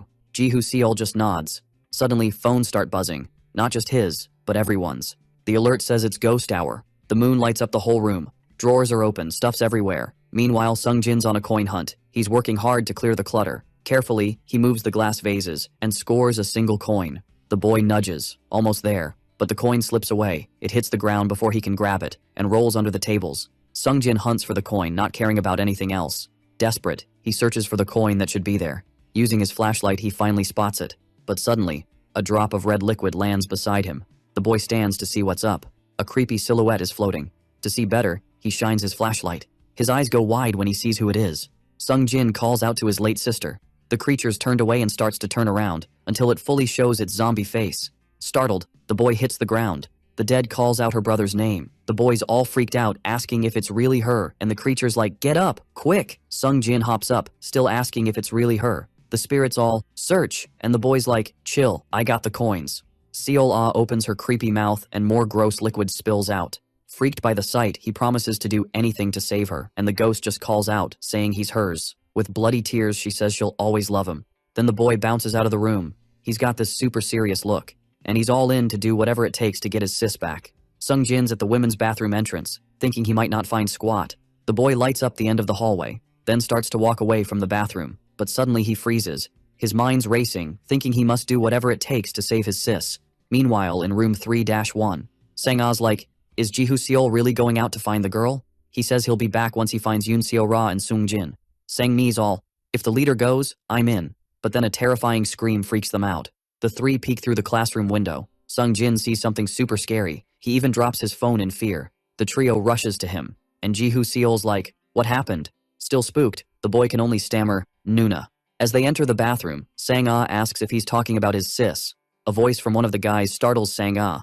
In the bathroom, they find Yoon Seo-ra, hurt bad. Quickly, Sang-ah takes off her blouse, and with her teeth, she rips pieces off. She says the girl will die if they don't act fast. Desperate, Sung-mi's like, "What do we do? Where's the infirmary?"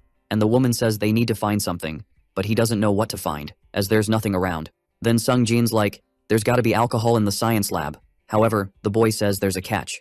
And worried, Sung-jin's like, "What is it?" The boy talks about his sis, and Ji-hoo-seol gets that when they mentioned the dead, it was about those who died there. But Sang-mi remembers they were warned to be careful but claims the boy is fine, and the other says it's because they are siblings. Sung-jin defends his sis, saying she doesn't hurt anyone and that he only found Nuna because she asked him to search. Seol still thinks it's dangerous. Sang-ah's like, "Alcohol won't cut it, we need to prep in case she goes into shock." Desperate, Sang-mi's like, "How do we do that? There's no pharmacy nearby." Staying chill even with the chaos, Ji-hoo-seol's like, "There's a way." Then he remembers the roulette. Sang-mi's phone buzzes, alerting a message. The locks on the 6th floor door are deactivated, and the bars on the 2nd floor too. The portal will open in 30 minutes. Sang-mi's like, "Got an idea." They head to the bookstore, and the coins are used on the roulette. An object rolls out. This time it's a disinfectant. They just keep healing items for themselves. Sang-mi's like, "I'll take these for now." And Ji-hoo-seol's like, "Go ahead, I'll grab more." The man says he'll deliver the meds, and if he doesn't return in 2 minutes, something's up. But Ji-hoo-seol doesn't seem to care about that. Then the guy bounces, alone. The young man's wondering what's up with him. But to him, they're strangers, and it doesn't matter if they live or die. The image of his beloved pops in his mind, asking how he got to this state. He sighs and puts the coins back on the roulette. The boy manages to snag a bunch of meds, but his face is super sad. Concerned, Ji-hoo-seol thinks more than 2 minutes have passed. He then heads down the stairs and spots a group gathered. This makes him curious about what's going on. At the entrance of room 3-1 are Kang-suk and his crew. The man welcomes them. Noticing the approach, Sang-mi's like, "It's an entry denial spell." But without a word, Ji-hoo-seol steps up. He punches, hitting a magical shield. With an item in hand, Kang-suk's like, "It's useless." He says he activated it with a special scroll, so no one can enter without his say-so. Ji-hoo-seol asks if he opened the 6th floor door, and he confirms. Then he asks why. Ironically, Kang-suk's like, "Why do you think?" Ji-hoo-seol's thinking he probs had a tough time paying for the ticket since the two with maps snagged most of it. This gets the boy thinking. He remembers Yoon Seo-ra hurt. Grinning, Kang-suk says he needed 2 things for everything to work out, and it only worked because Ji-hoo-seol left HQ. The boy stays silent, and Kang-suk says he knew he'd leave since a saint wouldn't just chill and watch. Ji-hoo-seol's glare is intense, but the squad doesn't seem fazed. From the dark hallway, a scream echoes. Everyone freaks out, realizing it's the unleashed monster. Ji-hoo-seol says he won't hit the 6th floor if the monster gets there. But chillin', Kang-suk whips out another scroll. The kid with the cap pleads to be let in. He says he did nothing wrong, and Ji-Hoo-seol thinks he's hinting he did. Agreeing, Kang-suk says they must think it's unfair. Then he lets the three in. The trio exchange looks, all sus of everything and everyone. But without waiting, they dash through the barrier and head straight to the room. The rest hang outside while they're safe. But luckily, Ji-Hoo-seol's glad he came prepared. Pulling something from his pocket, he knows he has to end it. To stir things up, Kang-suk asks what he and Sang-mi plan to do. Ji-Hoo-seol's just on high alert. He slips his hand in his pants pocket, but when he pulls it out, it's empty, shocking Sang-mi, who expected some kind of protective gear. This time, Kang-suk teases Sung-jin, asking if he just wants to get eaten like his sister. He also says the boy will make his sis cry and that she's probably waiting for him to save her. Then, he turns to Sang-mi and says he's done everything and asks why he's worried about Ji-Hoo-seol. After all, he's a realist. He also says no one will blame them. After all, it's life or death. The two exchange glances, pondering their choices. Sang-mi apologizes to Ji-Hoo-seol, and he and Sung-mi take the offer. The two finally enter room 3-1, but Sang-ah and Yoon-seo-ra stay. She becomes Kang-suk's target, who jokes about her pants being off making her an exhibitionist. And then he says it's a joke. The dude says he noticed she was trying to stop the bleeding and thinks it's admirable. Then he asks if she knows she might catch a cold like that. Soon after, he takes off his coat and offers it to her. This leaves Sang-ah too stunned by his move. Kang-suk says she can also go in. From the room's portal, Sang-mi gives her a nod. The woman gets up from the floor, and then is the next to pass through the shield. Extending the coat, Kang-suk says she made the right call. Sang-ah reaches for the coat, but then Kang-suk yanks it back, and pulls her into his arms. He asks her to stay quiet, saying she knew what would happen when she agreed to switch sides. This doesn't sit well with her, who tries to speak up. But he asks if she'd rather go back to the other side, so all she can do is accept. Kang-suk grins at her easy acceptance, and asks Ji-Hoo-seol how it feels to be ditched. Teasing, he asks if Mr. Goldmark won't say anything. Then he says it's a bummer they're not on Earth, and that no one will know, even if he plays the hero. His mood shifts, and Kang-suk grabs Sang-ah by the hair. He says she's an example of someone who only stuck to Ji-Hoo-seol to gain, and now the game's changed. The dude doesn't care that the weak need to help each other and asks if all strong people are bad and the weak good. Kang-suk says it doesn't matter who wins or loses, and that Yi-seol-ah passed away, even though she was bronze, while Sang-ah made it here. Ji-Hoo-seol just says you win by winning, and Kang-suk agrees, saying he's pretty sharp. And as dudes, they suggest leaving the past behind and starting fresh. The guy then extends his hand, but he wants an apology and claims his nose still hurts from when it got hit. This makes Ji-Hoo-seol super thoughtful. He then closes his eyes. Kang-suk says he's not asking for much beyond an apology, which is enough for them to be buds. But Ji-Hoo-seol's only response is to tell him to buzz off, which ticks him off big time. A burst of light happens behind him. Soon Kang-suk turns to see what's up. Minwoo just got whacked by something, no cap. Dude hits the ground, totally out cold. Nobody saw what went down, making it extra spooky. Then, Sang-mi rolls up, all mysterious. Holding an iron rod, he's like, time to shine. Bam, he takes out the next henchman. Kang-suk eyes the chair, looking desperate. He makes a mad dash for it, but the chair starts doing a disappearing act. Poof, it's gone, leaving him shook and confused. Then, he gets clobbered next. Sung-jin's the one who did it this time. Annoyed, he's like, who are you to diss my sis? Kang-suk's rage meter hits max. He's all, I'll take you all down. He tries to activate the scroll, but Sang-ah swoops in, ready to handle it. She stomps on his hand, hard. While crushing it, she's like, never met anyone so gross. Aims between his legs, no mercy. She strikes him there, saying he's the worst. Sang-ah gives him a look. Finally, her blow knocks Kang-suk out. Suddenly, the scene shifts. Ji-Hoo-seol's just trying to figure out what's up.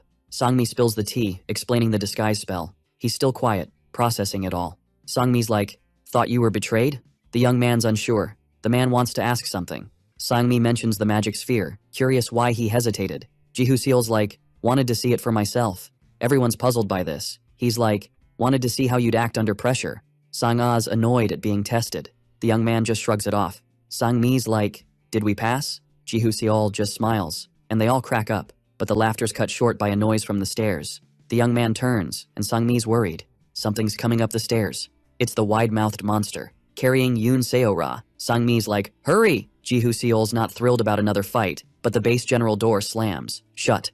They peek through the window. Heavy footsteps echo.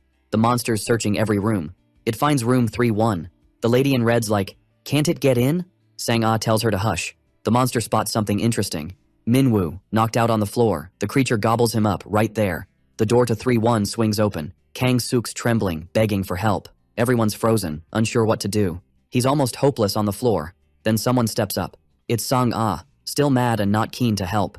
She kicks him, trying to shove him out. But Kang-suk grabs her foot. His move ticks her off, even with danger outside. Song Ah's confused about his plan, until she's pulled down. Both get dragged by the monster.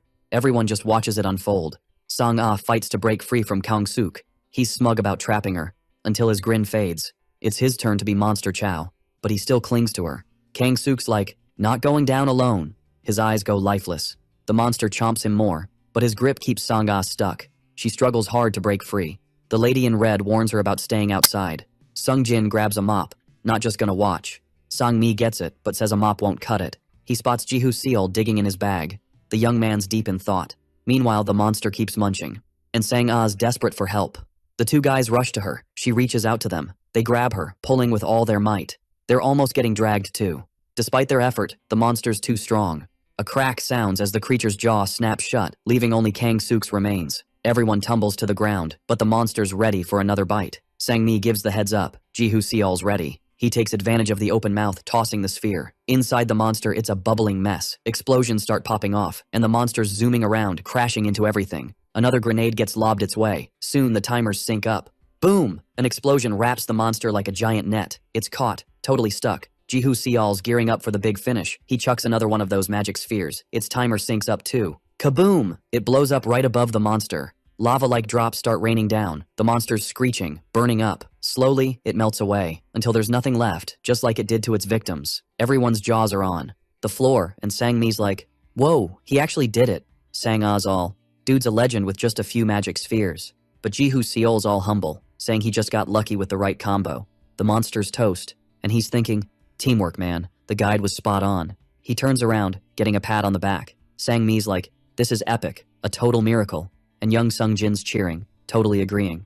Jihu Seol, keeping it cool, thinks they're right. But then he notices the old man's MIA, and everyone else is avoiding eye contact. Sang Mi's like, he's probably still hunting for coins, trying to ease his guilt. Jihu Seol just keeps scanning the scene. Meanwhile, the old man's still on his coin quest. A noise pops up behind him. Confused, he spins around, and his eyes go wide at the sight. It's the creepiest thing ever. His late wife holding her own head, and his daughter crawling like a zombie baby. He drops, saying he messed up and he'll save them, begging his wife and dear Hee-jin. But they're not here to forgive. Jihu Seol's chilling with his head down at a desk while Sang Mi's munching away in the back. Feeling groggy, he gets up. Everything's clear now. He checks the wall clock, asks about the others, and Sang Mi's like, they're treasure hunting. He asks if Yoon Seora's with them, and the guy's like, her arms hurt, not her legs. Even Sung Jin's out there. Then he asks about Sang Ah, and Sang Mi's like, she's helping them.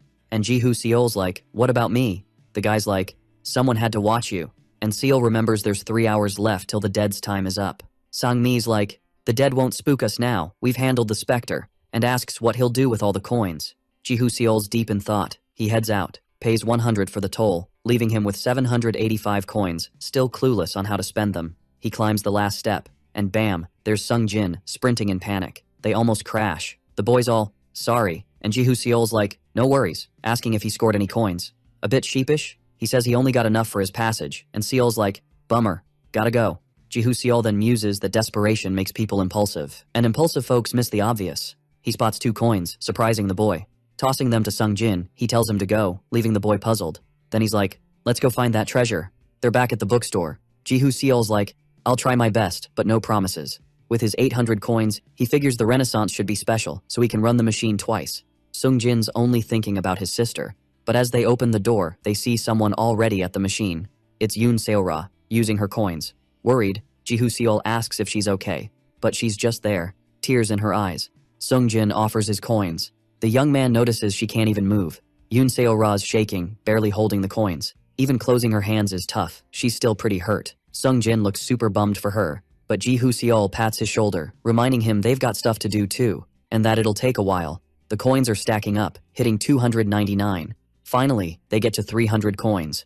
Sung Jin turns the device, and waits, all jittery, for the machine's surprise. The prize? A super cool consciousness fountain pen. But nah, not what he's after. And Jihu Seol's like, one more shot. Another 300 coins clink into the machine. Jihu Seol gives it a whirl. A weird box drops, thud, on the ground. They exchange confused glances as it pops open. Inside, a bunch of magical spheres, all rainbowy. Jihu Seol's like, let's check these out. First up, a light bomb, then one that's a freeze ray. But nope, still not what they're hunting for, and the dude's bummed. Sung Jin's like, chill, sis will get it. But Seol's feeling bad they're in this mess. Someone tugs on Jihu Seol's sleeve, and asks if they're after the resurrection potion. This totally catches them off guard. Yoon Seo-ra tells Sung Jin she heard he was a hero last night. He mentions his busted arm, but she's like, that's useless for the living. Ji-hoo Seol just stands there, not wanting to butt in, and poor Sung Jin's all awkward and clueless. She hands over the potion, wishing them luck, and bounces while the boys all, thanks. Ji-hoo Seol chimes in with a thank you too, and Yoon Seo-ra pauses mid-exit. She's like, we're even now, and the dude's thinking, hey, she's actually pretty cool. Meanwhile, Sung Jin's eyeballing the potion. The rules? Only for the dead, needs a body part, and cancels ghostly death. They've got 2 down, but need a body part. Then Sung Jin has a light bulb moment. He bolts to the science lab, and Ji-hoo Seol's like, can't believe we're still here. They get there and are totally shook by what they see. Sung Jin's like, no way sis did this, and Seol's like, you know her best. Ji-hoo Seol recalls the dead being hostile, but Seol was special. The boy seems to get it. And Seol's like, could it have been the dude's fam? And Sung Jin's like, I'm never getting hitched. Switching gears, Ji-hoo Seol's like, what about your sis?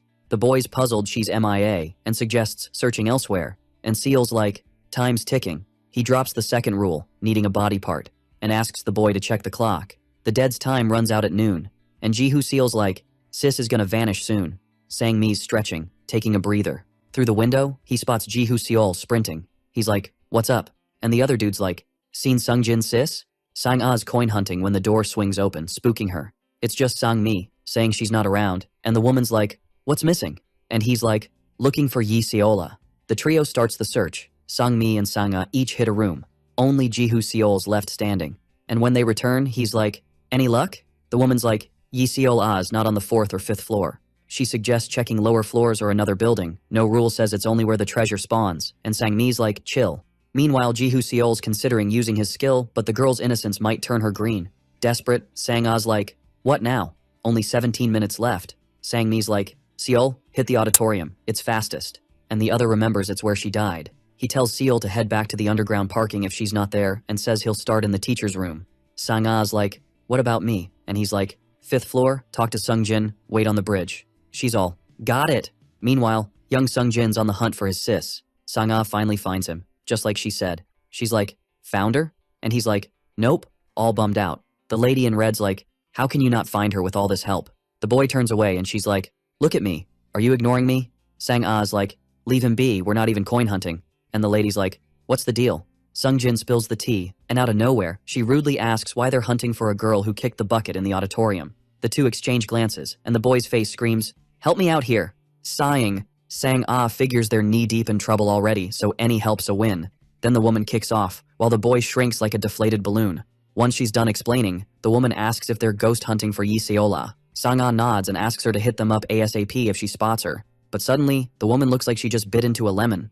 The other two roll up and ask what's up, and she plays it cool, saying nothing's wrong. She just wants the 411 on the coins and they play dumb. Meanwhile, the girl's all ears, trying to figure out why everyone's in a rush. The lady in red's like, ain't got time for this, and bails on the whole notifying thing. Meanwhile, Ji-hoo Seol bolts to the auditorium, yelling for the girl. He finds nada but silence and bodies from the first day's chaos. Something's creeping behind him. On high alert, he spins around. The fallen bodies start doing the zombie shuffle. One of them yells that Seol's gotta go. The rest join the chorus. They all rise, closing in on him, ready to pounce. Ji-hoo Seol's like, chill, I'm not here for you. But they ain't listening. Cursing under his breath, he grips the iron rod like a pro. No mercy, he takes down the first one.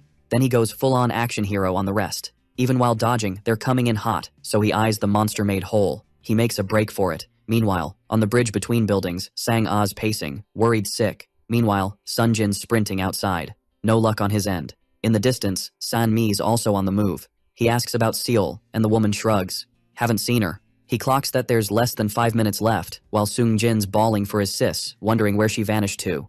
From above, Sang-a spots the bummed-out boy. Then she remembers someone headed to the 6th floor. The boy's tears flow harder, and Sang-mi recalls the 6th floor too. Without a second thought, Sung Jin dashes off, ignoring the calls behind him. He races to find his sister, flinging open the big door. A blinding light almost knocks him off his feet. Yi Seol chilling by a glowing blue portal. Without missing a beat, he rushes to hug her just as the others show up. The scene's a total head-scratcher for them, and Sung Jin begs his sis to hang tight for a bit so she can be revived. She's confused, and he spills the beans about the rebirth potion. Despite the feels, Sang-mi remembers. Something crucial. He yells, they're out of time. Soon he and Sang-a are shouting for Ji-hoo Seol. Meanwhile, the young dude's running for his life, but the undead mob's hot on his heels, not fast enough to dodge the bomb that goes boom, turning them to dust. Seol's main mission is to link up with Sung Jin, pronto. He sprints across the field, clueless about where the others went. With just a minute left, Jihu Seol bursts through the glass door. His eyes scan the place, but it's a ghost town. Just before Jihu Seol shows up, Ghost Yi Seol Ah tries to tell her bro he can go on without her. But with tears streaming, the boy pleads with his sis not to leave him. Sang Mi and Sang Ah watch, feeling helpless. Back to Seol's grand entrance. Finally, he gets what's up. The squad split cause they're on the other building's terrace. Only 10 seconds left and Sang Mi's thinking it's game over, even though the boy's here. But Jihu Seol's not about to let it end like this. He remembers Sungjin saying he'd deal if they couldn't make it, but he's not down with that. The boy starts backing up. Everyone's watching and Sang-ah's like, wait, what's he up to? But Jihu Seol's not just gonna stand there. With 10 seconds ticking down, he takes a running start. 9 seconds and he flips on his future vision power. With 8 seconds, he leaps. Everyone's watching, jaws dropping, feeling the danger. In 5 seconds, he lands on the other side. With 4 seconds, he sprints to reach her. And in the 3rd second, he pops open the potion. A pink specter floats out of the bottle. With just 2 seconds left, a wild pink light beams down on Yi Seol-ah's lifeless body. She's glowing like a neon sign at a pizza joint. Everyone's jaws drop, caught in the pink light show. The girl floats up like she's on some invisible elevator, and something wild is happening to young Yi Seola. Sung Jin's got that worried big bro look as a tiny pink glow hits her chest. Her heart's like, surprise, I'm back. And it shines so bright, everyone has to squint. The pink light spreads everywhere, lighting up the sky like a disco ball. Jihu Seol's peeking through his fingers, trying to catch the action. Slowly, the girl floats back down, until she lands right in Seol's arms. Yi Seol-ah blinks, looking all kinds of confused. She's like, wait, who's holding me? Blushing, she steps back while everyone stares like she just pulled off a magic trick. But no time to chill. Sung Jin hugs her tight, asking how she got there. Sang-ah's like, you remember anything? But Yi Seol-ah's memory's stuck on the monster in the auditorium. Sang-mi notices Jihu Seol's looking rough. Helping him lean, he spills the tea. You died. Seol saved you. Sang-ah elbows him. Dude, you almost gave me a heart attack. He just grins, all tired and sorry. Treasure hunt. Done and dusted. Behind them, a voice claps. Congrats on finishing the missions. Everyone's here. With applause, Han wraps up Area 1 of the tutorial. Seol's like, wait, some folks are MIA. But Han's all, not a race, but we gotta move. Suddenly, the terrace door swings open. It's Yoon Seora, looking beat and limping. She hands over a coin bag, and Han's like, I'll take the toll at the entrance. Sang-ah helps her, while Seol regrets not offering a hand earlier. Sung Jin panics, remembering his sister's toll. But good guy Jihu Seol's like, chill, I got extra coins. Yi Seol-ah beams at the help. Then the trio shows up and the lady in red's like, what about us? She's annoyed, and Seol's not thrilled either. The two beg, promising eternal gratitude. Sangmi's like, they're sketchy, Seol, you sure? Even Sang-ah's like, don't give 'em squat. The lady in red snaps, zip it, not talking to you. She tells Seol, help me, forget the others, I'll make it worth your while. Everyone's shocked. Seol asks, how many coins? They need 30 coins each. The other guy needs just 25. Jihu Seol shows Yi Seol-ah a coin bag. Here's your passage, making her super grateful. He's got 85 coins left. The woman says that's enough to help them. But then Seol does something wild. He tosses the coin bag across the room. Coins fly everywhere. Chaos ensues. The lady in red's fuming, but before she can react, Sangmi's like, hurry, time's ticking. The woman glares at Jihu Seol. The trio scrambles, trying to grab the coins. Laughing, Sang-ah's like, that was epic. Then Sang-ah spots something in Seol's hand. Seol's like, I only tossed 80. The rest's a fee for risking our necks. Han grins, seeing it as a step to becoming an earthling. He calls everyone, ready to dish out points. Meanwhile, the trio's still scrambling for coins. The two women bicker, elbowing each other. The guy's like, chill, there's enough for all. Annoyed, the girl snaps, where's your confidence from? Thinking we'll find them all. The lady in red thinks the girl's clueless, not knowing Seol didn't toss all 85. Han starts announcing scores. Yoon Seo-ra's got 317 points. Next, Hyun Sang-mi with 302 points. Yi Sung-jin with 114 points. Shin Sang-ah with 116 points. Yi Seola with 46 points considering her auditorium performance. And then he's all, dude, I almost fainted doing the math, and drops Jihu Seol's epic 350 points bomb. Everyone's hyped, cheering for the dude who's looking a bit like a deer in headlights, but Han's like, hold up, that's just the first round score in the auditorium. He takes a deep breath, gearing up for the big reveal. For all the epic stuff the dude pulled off, from the first mission, the second phase trap, saving his pals, and a bunch more. Then, bam. His mind-blowing score is 2,150. Everyone's jaws hit the floor with that news. But Han's like, wait, there's more. With a 10 times multiplier, the total survival points hit 21,500, breaking all records. Everyone's too stunned to speak. Sang-mi's the one who asks if he's stoked, and Seol gets why helping out scores points. realizing why he stepped up when the spotlight was on him. Then, sang Oz all, "So, where do we spend these points?" Han just shrugs, saying they'll find out when they get there. The dude then tells Jihu Seol he must be over the moon and hints he might hit up the VIP store. Han just drops a hint about the store and reminds him not to forget the paper he snagged. Back with the trio, while the kids are on the hunt, the lady in red's skeptical but thinks they might find it first.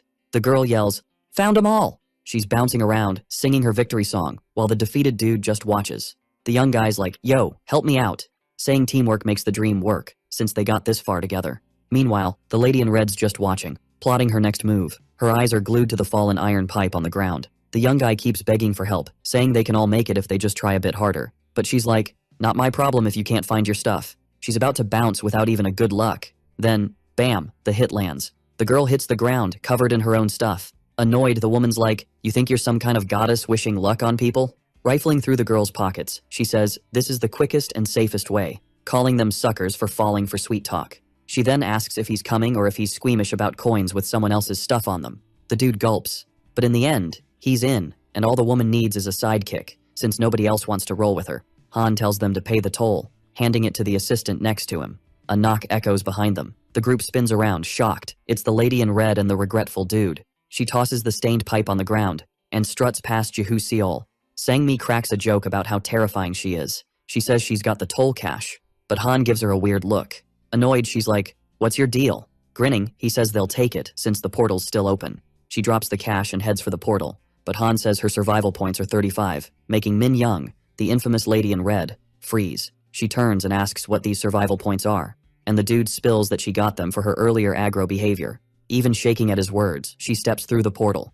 Then it's the dude's turn, and Han's like, "No need to explain," and he goes through too. Sang-mi's up next.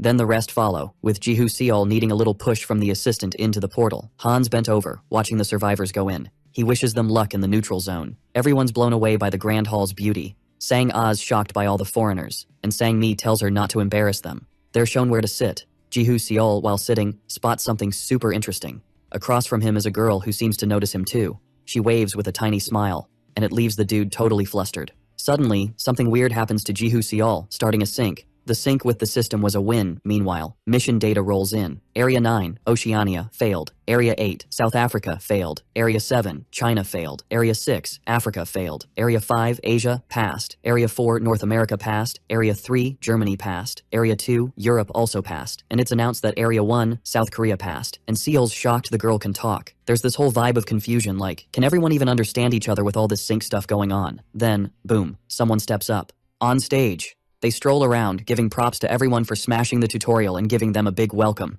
Suddenly, just one stage light flicks on. It lights up this woman who's all about welcoming them to the infernal neutral zone. Everyone's chilling in their seats, ears wide open. She starts talking about this sacred land, blessed by the 7 gods, where they can show their worth. To get there, they gotta rack up 1,000 survival points. They've got a month to do it, which totally ticks off this dude who thought they'd be sent right after the tutorial. With a serious face, she tells him to sit down, threatening to handle him and his crew. So, he zips it real quick. She then drops the bomb that the place they're in is called Lost Paradise, a war zone, not some chill hangout. She can't believe they got cocky after beating a few lame monsters. She asks if they really thought the real challenges would be like the tutorial. Then, she switches it up, saying some rewards are coming and they should stand when their names are called. First up is Thong Chai from Area 5. He's already good to go to Paradise if he wants, but he decides to stick around. She tosses him something. He catches a golden key. The key's got the number 6 on it. Next, she calls Salvatore Liorda from Area 2. He also decides to stay and snags a key too. Then it's Area 7's turn with Hao Win. She asks if he wants to stay. Grinning, he says it's a no-brainer, of course. He's staying. He gets a golden key with the number 3. Next is Delphine from Area 2, who also decides to stay. No shocker there, so she tosses a key to the girl. The girl catches it and then asks for a sec. She thinks the key number's off. The woman says she didn't give it, and even though the girl racked up 7,500 points, she didn't top the charts. The girl figures if second place has 7,500 points, there's gotta be a higher score. Finally, she calls Seal from Area 1, who quickly says he's staying. Everyone's buzzing about the boy who snagged first place and wants to know his score. Jihu's choice to stay was based on what everyone else decided, which to him means something's still missing. His key gets handed over. A woman is watching everything. With the last key given, she snaps her fingers. Then, the double doors swing open with a blinding light pouring out. Yelling, she says the countdown's already ticking. The scene is super impressive, leaving everyone speechless. The survivors from Area 1 are also blown away. The place is super fancy and comfy, but Jihu Seol can't remember the details of the dreams he had about this place. All he remembers is dreaming about it. As they get closer, Sung-mi asks why everyone's gathered. All hyped, Sung-ah suggests they check it out until she suddenly notices Yoon Seo-ra is missing. But nobody knows where she is, and Sung-jin says he hasn't seen her since they got transported. Sang-mi also mentions not seeing the trio, and the woman suggests they stick together and look for Seo-ra later. The group says their goodbyes, promising to meet up later. After splitting from the group, Seol takes a different path. He's stopped by someone who greets him. Confused, Jihu Seol asks if they're talking to him. The woman introduces herself as an instructor from Area 2. And, surprise, she says she hoped to have the honor of guiding him through the place. This makes the boy a bit jittery, unsure of what to say. Someone nudges the instructor from Area 2. With a different look, she turns around. And, to Jihu Seol's relief, it's the girl tagging along. The woman says the tutorial's done and asks if she could let her guide the young man. But, without a word, the girl just flips the bird, which bums the woman out, saying she's still vulgar. To tick her off even more, with a bigger grin, the girl flips both birds. And it totally works. Fed up, the woman says they'll meet again. As she turns away, the girl says the habit of wanting to grab things first hasn't changed. Smiling, she says she'll show him around, and all the boy can say is she's got some serious persuasion skills. She spills that she stayed quiet to practice silence, thinking it might be smart to think a bit before blurting stuff out. The girl then suggests Seol buy them a drink, and when he says he's broke, she reminds him of the 21,500 points plus the 5,000 bonus. Jihu Seol remembers snagging that bonus back in the auditorium. Finally, he gets that survival points are the new cash. The girl explains that survival points are the currency in the neutral zone. Everything's paid with these points. This makes him realize that besides collecting, they can be spent, cranking up the challenge. The two climb the massive circular staircase. The girl seems super happy with her drink, and Seol, trailing behind, is curious. He asks if the drink's any good. The girl says yes, and that he should have grabbed one since it would have been free, and he asks about the 100% discount at normal shops and restaurants. She explains that the gold mark gets a 30% discount, and those in first place 70%, totaling 100%, and Seol gets it'll be tough for others. Curious, Jihu Seol asks how survival points are earned. It's explained that the basic way is through missions on the bulletin board, so he asks if there are other ways, which are loans and transfers, and he realizes that with this, loan sharking and theft are common there. The instructor says it was smart for him to stay, as it's tricky to return to the neutral zone and he'd lose the perks. And to clear Seol's doubts, with a grin, she says one of the perks is the VIP store. Curious, he asks if they sell luxury items and brands at lower prices or something. And in the most blunt way, she asks what he's on about and what he'd do with a bag in the war zone. She says the goal in the neutral zone is to shop at the VIP store, as nothing compares to it elsewhere. Cheerful, she shows the top floor of the royalty, used by players who scored more than 1,000 points in the tutorial. But Jihu Seol is too tired to care and grumbles about how a place like this doesn't have an elevator. Panting, he asks if she expects him to go up and down all these stairs and how it's not the floor of royalty. Unfazed, she says it shouldn't be a big deal for those who have the right to stay on the floor. After all, it's not a resort. Then she tells him to quit whining. And continuing excitedly, she says she'll take him to check out the spot she's pointing to. Seol's shocked face is pretty obvious. She says the room will give him an epic recovery, and only 4 hours of sleep will totally heal his body. The place has a chill zone and fun stuff. A big fancy bathroom with a sweet bathtub, a super cozy room with a fireplace to warm things up. Impressed, he asks how a place like this can exist. She explains that the neutral zone is blessed by the 7 gods, so no effort spared to help the reps, and Seol thought he'd only have tests. The young man gets thoughtful as she says the main goal is to boost survival chances. The rep then hands him an item, and says it's better for him to see to believe. It's about the VIP store of the Lost Eden. Bidding farewell, she says may the blessing of lust be with him. Still confused, he just waves back, while she marches to the exit, annoyed by how far it is. The young man then remembers he doesn't even know her name. Near the door, the girl asks if he said something. For her to hear, Seol shouts asking her name. Then she asks if he already forgot and says her name is Maria Yeriel. A bit intimidated, he says goodbye. Yet the boy realizes it's the first time he's heard that name. Soon he flops onto the big circular bed. Super tired. For him, it was a long day. His sleep-heavy eyes start to close. He sees only a small blur. The image then slowly forms. Until it fully forms, he wonders if he fell asleep in the hours.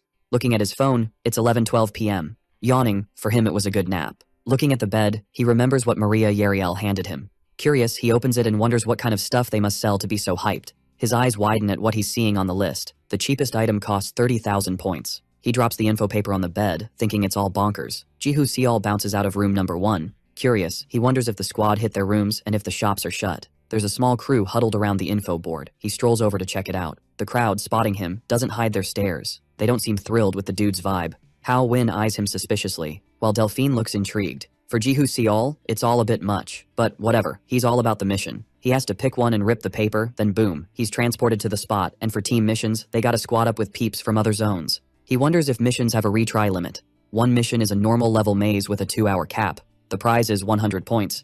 So he picks this mission, even if failing means a restart or getting booted. Delphine calls him over, and he spins around. With a cheeky grin, she invites him for tea. Suddenly, a bright light zaps the dude. Then the ripped mission paper flutters down. This ticks off the girl for being totally ghosted. Crying, she insists that's not what went down. Meanwhile, Jihu Seol finds himself somewhere else. First thing he spots are weird structures lit by torches. He scopes it all out, and then shuts his eyes, activating the 9 eyes ability. Each eye glows different colors with just 1 green, 3 oranges, and 1 red. He picks the green one. Meanwhile, back in the neutral zone. Suddenly, Jihu Seol pops back. Everyone's shook by the speed. Only 20 minutes passed. He thinks about trying another, maybe one with a juicier reward. The dude then spots one with impossible difficulty, but a sweet reward of 172,800 points. But something grabs his attention. To figure it out, he activates the 9 eyes. A paper stands out among the reds. It's a mission worth 1,000 points and can have up to 6 players. The yellow signal means he should tread carefully. The mission still has 15 tries left. No one's dared yet. And he remembers Kang Suk also turned yellow. Whatever. Life's a gamble. And he takes the mission. Delphine calls him again and asks if he remembers Thong Chai. Jihu Seol asks if it's the dude who snagged 5th place. Whispering, she says he got booted trying the maze mission. This leaves the dude super shocked. Then he notices Hao Win's presence. Jihu Seol knows it hints at danger, but asks why she thinks that. She says she's not sure, but it's been 2 hours and he's still MIA. However, Jihu says the mission seemed chill. The girl echoes his words, saying it's not chill, with a sad look. Once more, she invites him for tea. Her eyes light up when he says yes, but again, he rips the mission paper and says to save it for later. Rejected again, some even chuckle at the harshness. Hao Win picks up Seol's mission paper and is shook to see the mission he tackled solo. Curious, Delphine also thinks he's nuts for that. With that, Hao Win declares they lost players from 5th and 1st place just on day 1. The girl feels bummed about it. Meanwhile, elsewhere, Jihu Seol's on another mission. It's pitch black, and he can't see squat. The fix is to use his phone's flashlight. To level up, he uses the 9 eyes ability, then sees some super weird shapes. Using the flashlight, he lights up the dark zone, revealing creepy and gnarly figures. There's a bunch, and in the middle, something even bigger. This freaks the dude out big time. One skeleton raises its weapon, calling for an attack. Jihu Seol steps back a bit, but there's no escape now. The skeletons start closing in. Quickly, he digs through his bag for the leftover magic spheres. The lead skeleton then yells for the attack, and Jihu Seol scrambles in panic. He uses the flashlight to light up these things. One skeleton's closing in. With a leap, he dodges. While lighting up a part of the place, Jihu Seol spots something, and to test, he lights up the monsters, but he has to dodge another swing. Quickly, he rummages for something in his bag. He pulls out the sphere and chucks it at them. The blast hits them all, but it doesn't do much, and Jihu Seol thinks it's cause he didn't combo it right. The creatures are ready to attack again. Seol's speed is insane, he chucks another one. The magic orb's got a web to snatch up those creatures. Next up, he tosses hydrochloric acid, melting those monsters like ice cream in summer. Jihu Seol's cornered, and more monsters are rolling in. He throws another orb, thinking now's not the time to cry over spilled magic. The magic orb smacks them. Bones scatter everywhere, like a spooky piñata.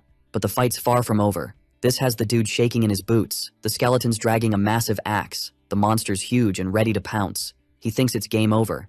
The hit comes with a blinding light. Jihu Seol's bag gets whacked, and his stuff spills everywhere. He's thinking it was just a mission needing focus, and now he might bite the dust in the lamest way.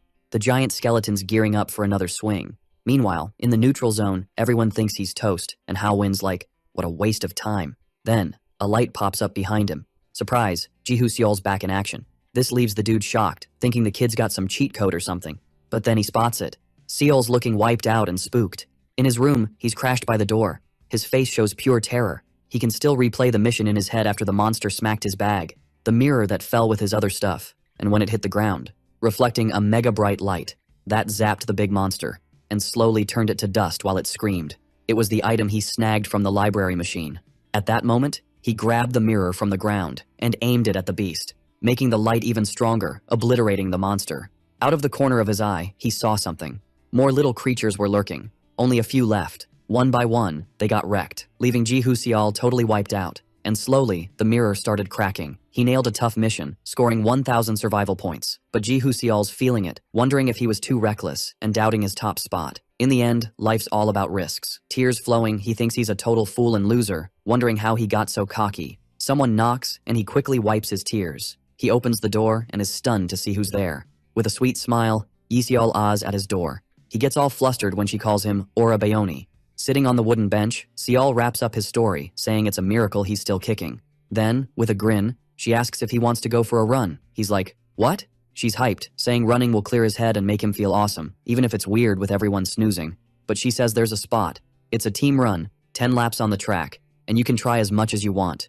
She asks if it's too easy, but he's like, "What's the point without a prize?" But Seola says running helps her crash, and for all her effort to get him there, Jihu Seol thinks about joining and asks how the team mode works. She explains they'll be a team while they're touching as one tears the paper. Then, Jihu Seol taps her shoulder, making her blush, and asks if that's how it works. He asks if they can start, and she awkwardly agrees. The girl tears the paper, and they're transported.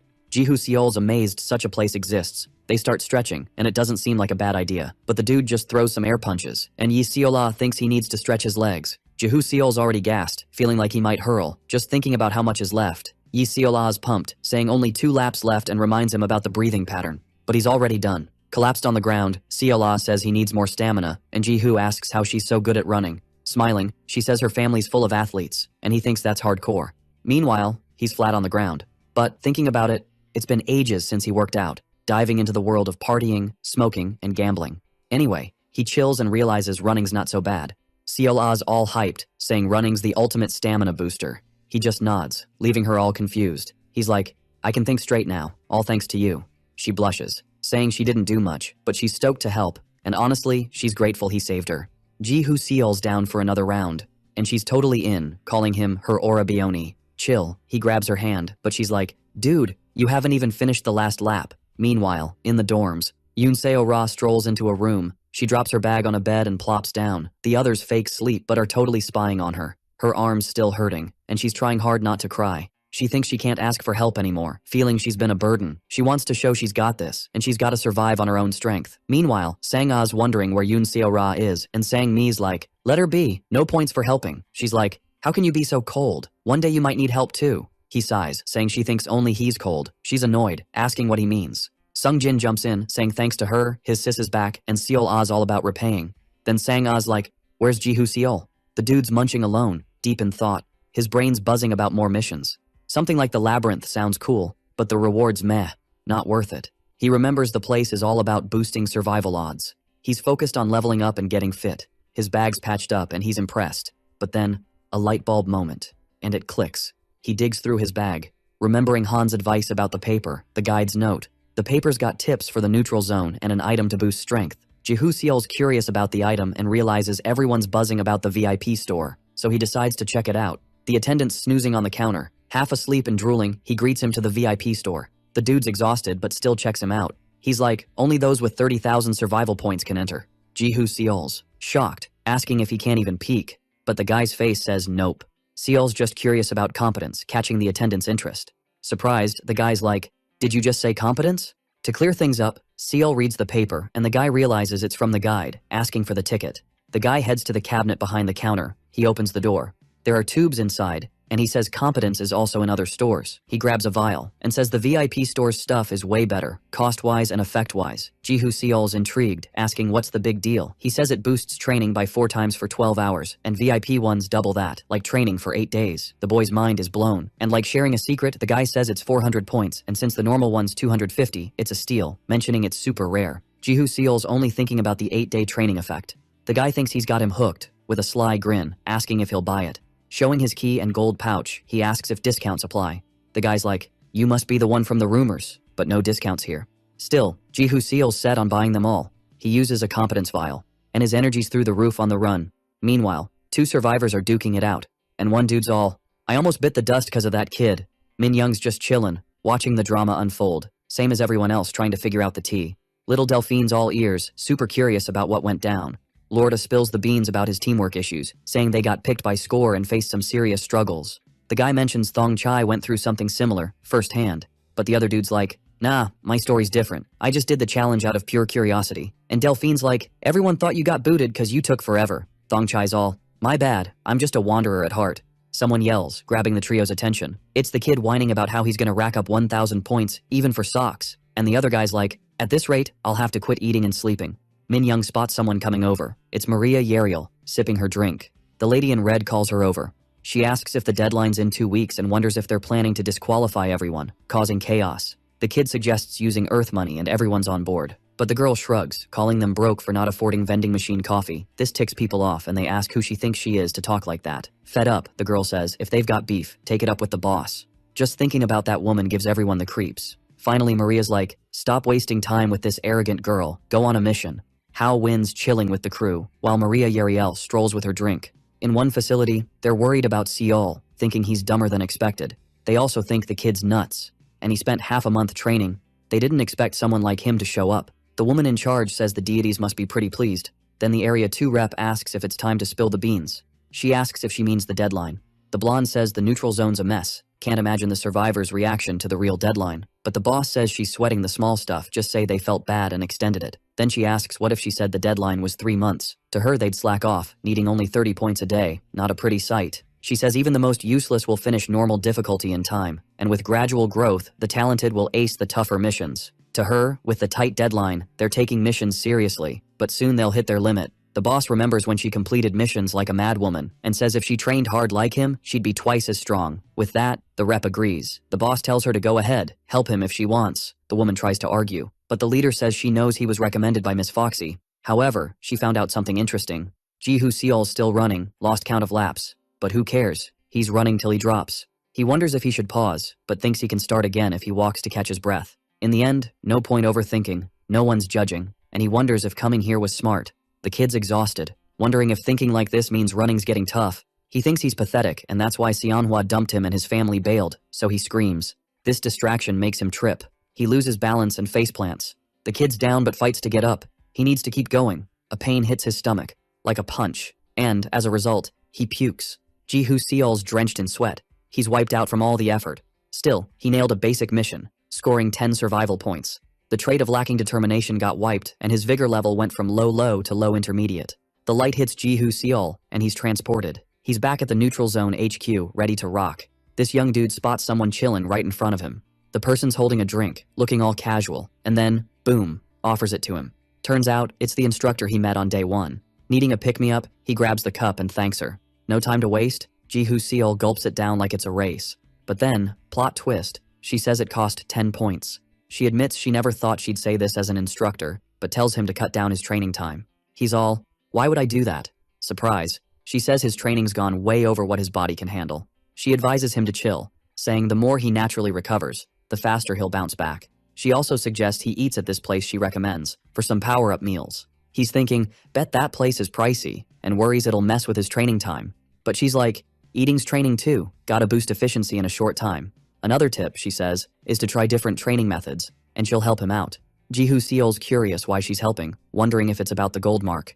She flashes back to a chat with the boss. She says it's possible he's not linked to Sinyoung, but remembers Hannah Kim recommended him. The boss confirms Miss Foxy's part of the crew, but the gold stamp wasn't from them, even though she's got it. She then says for Agnes to help him, she's gotta go all out, since he's an irregular with a gold mark like Sung Shi-hyun 2 years back. This freaks her out, knowing an executor trained the guy. Agnes says she won't take the blame if Seol turns into a big bad later on. Back to now, she explains he's got potential and wants to guide him right. And he's like, no problem. He's all, if possible I want someone super skilled to train me hard. Heard rumors about someone. Agnes is like, no need to look further. And she introduces herself as Claire Agnes, aka the demonic instructor. Everyone at the academy is shook. Training kicks off, and she's not going easy on him. Jihu Seol's wiped out and pauses for a sec. But then, wham, she's like, who said you could rest? She orders him to start over from scratch. Weights hit the ground with a thud. Out of breath, he's got no strength left, and Agnes asks what he's doing, and he's like, break time? But she's like, rest comes after, not during. He's in deep trouble with her. She says she can be nicer, though she thinks she's still being chill, and she threatens to find someone else. And he's like, okay, I'll do it.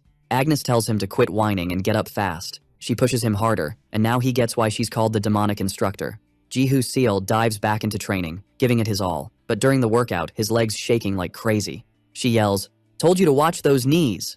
From the infirmary, the doc's already saying it's getting worse and needs proper treatment. The woman wraps Yoon Seo-ra's arm, saying a basic fix holds for now, but a better one costs 2,000 points. But the girl's broke, and the woman suggests borrowing from the gold mark dude. The girl's super shy and the doc's like, no time for embarrassment. Yoon Seo-ra bows, grateful for the help. The doc reminds her to use the reagent to stop infection and beg for survival points. Suddenly Maria pops up, sarcastically commenting on the advice. She says priests should look out for each other before awakening, but Maria's just talking about the arm. And Maria seems to agree with that. Yoon Seo-ra checks the reagent's price. She's only got 23 points, but she might be toast without it. Sadly, she thinks if that happens, her dad would be bummed. The girl remembers the woman saying now's not the time to be embarrassed. She crumples the paper nervously, just thinking about it. Someone spots her and calls her over. It's Seo-ah, all cheerful and bubbly. They chat about what they've been up to and Yoon Seo-ra fibs, saying her arm's all good. Seo-ah asks if she's eaten and, as a thank you for saving her life, offers to pay. Yoon Seo-ra, super shy, asks about Seo-ah's brother. She says he's off on a mission with Sang-mi and Yoon Seo-ra thinks how sweet she is, even after delivering the potion. Someone super annoyed bumps into Yoon Seo-ra's hurt arm. She hits the ground, wincing in pain. Yi Seo-ah spins around, annoyed, to see who it was, and tells him he should apologize for bumping into someone. But the guy turns, curses, and asks her to repeat herself. She just asks him to apologize, saying the girl's arm is injured. Even more intimidating, he asks if she's saying he dislocated her shoulder, but Seo-ah explains what happened. Very arrogantly, he tells her to put a cast or a sign on it, and a crowd gathers to watch. Meanwhile, Yoon Seo-ra's freaked out by people's comments. She even asks her chances of going to paradise, and they say she should leave. Another one calls her a nuisance, making her even sadder. And Seo-ah's worried because this isn't how she pictured things going down. Not wanting to hear more, Yoon Seo-ra asks them to leave. The guy spits on the ground in disdain, while the lady in red looks disapprovingly at the scene, but Yi Seo-ah feels dumb for causing this mess.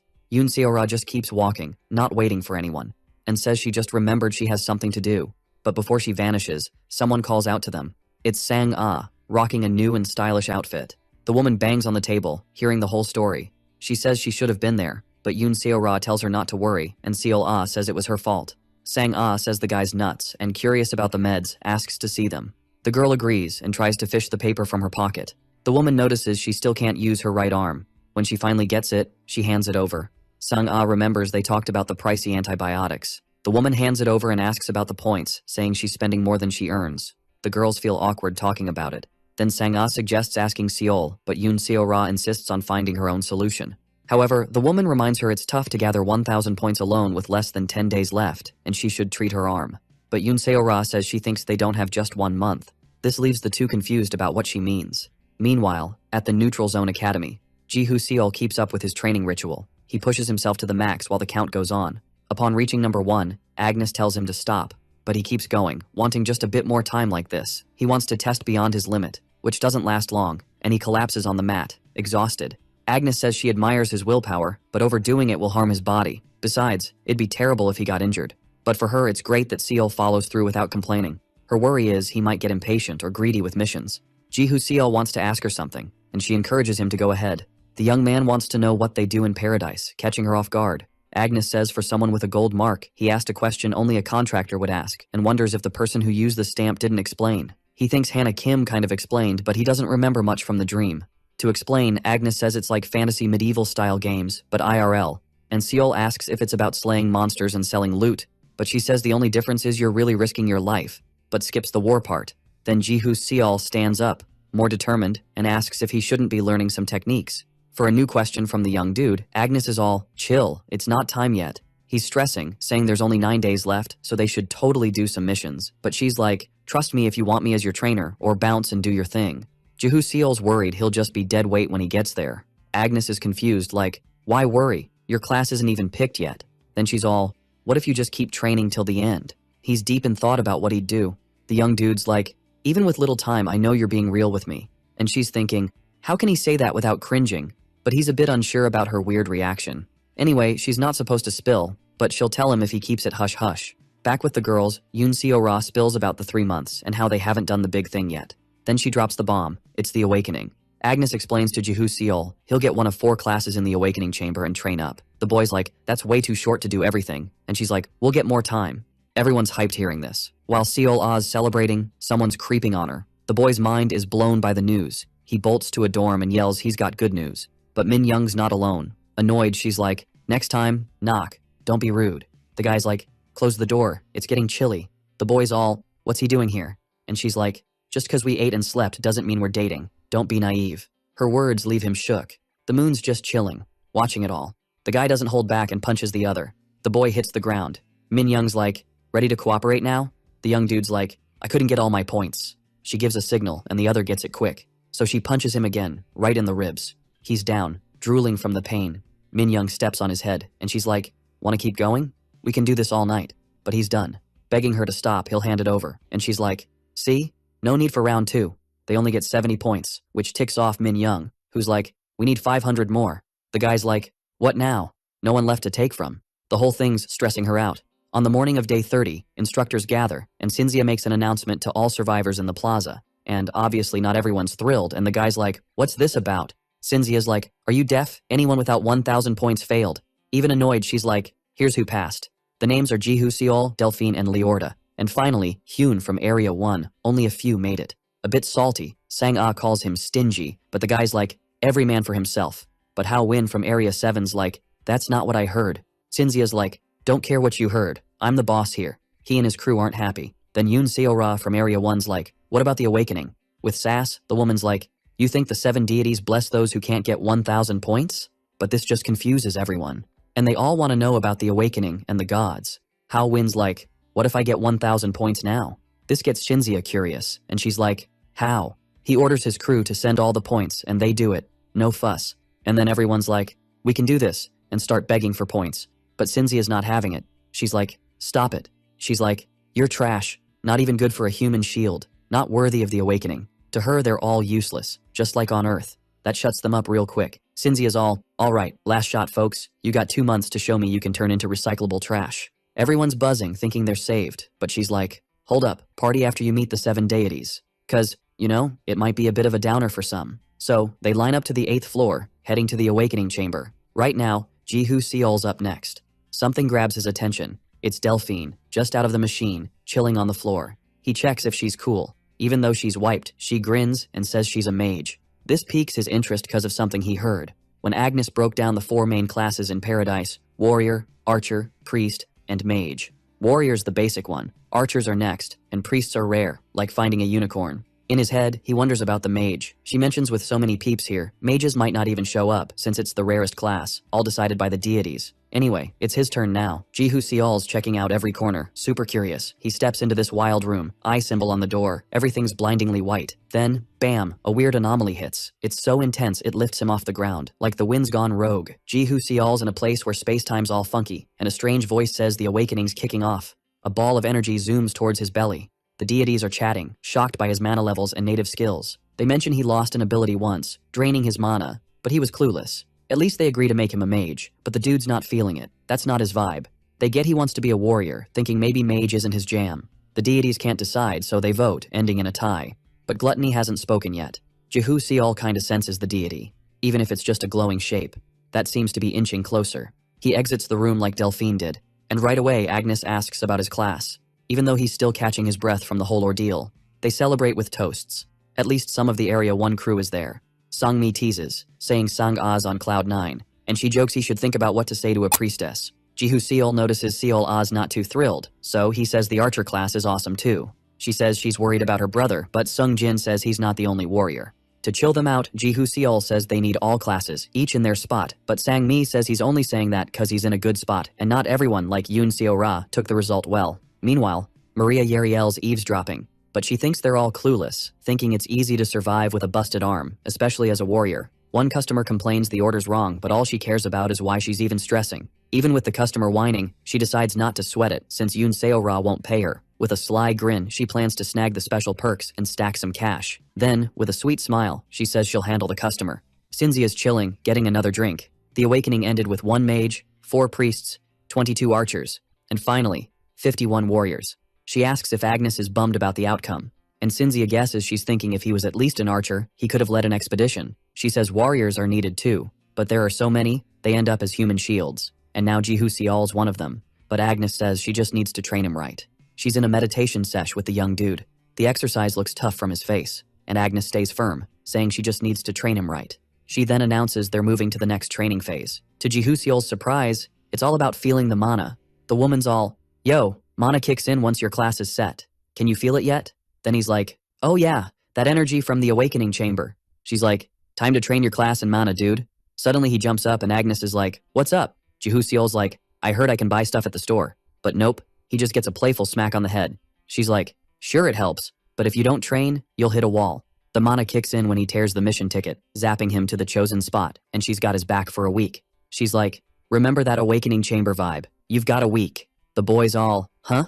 But he gives it a shot. Boom, hit by a blinding white light. Something super weird's going down. Jihu Seol's feeling like he's in a whole new world. He's trying to figure out if it's mana. It's like breathing in a sauna. A wild energy smacks him.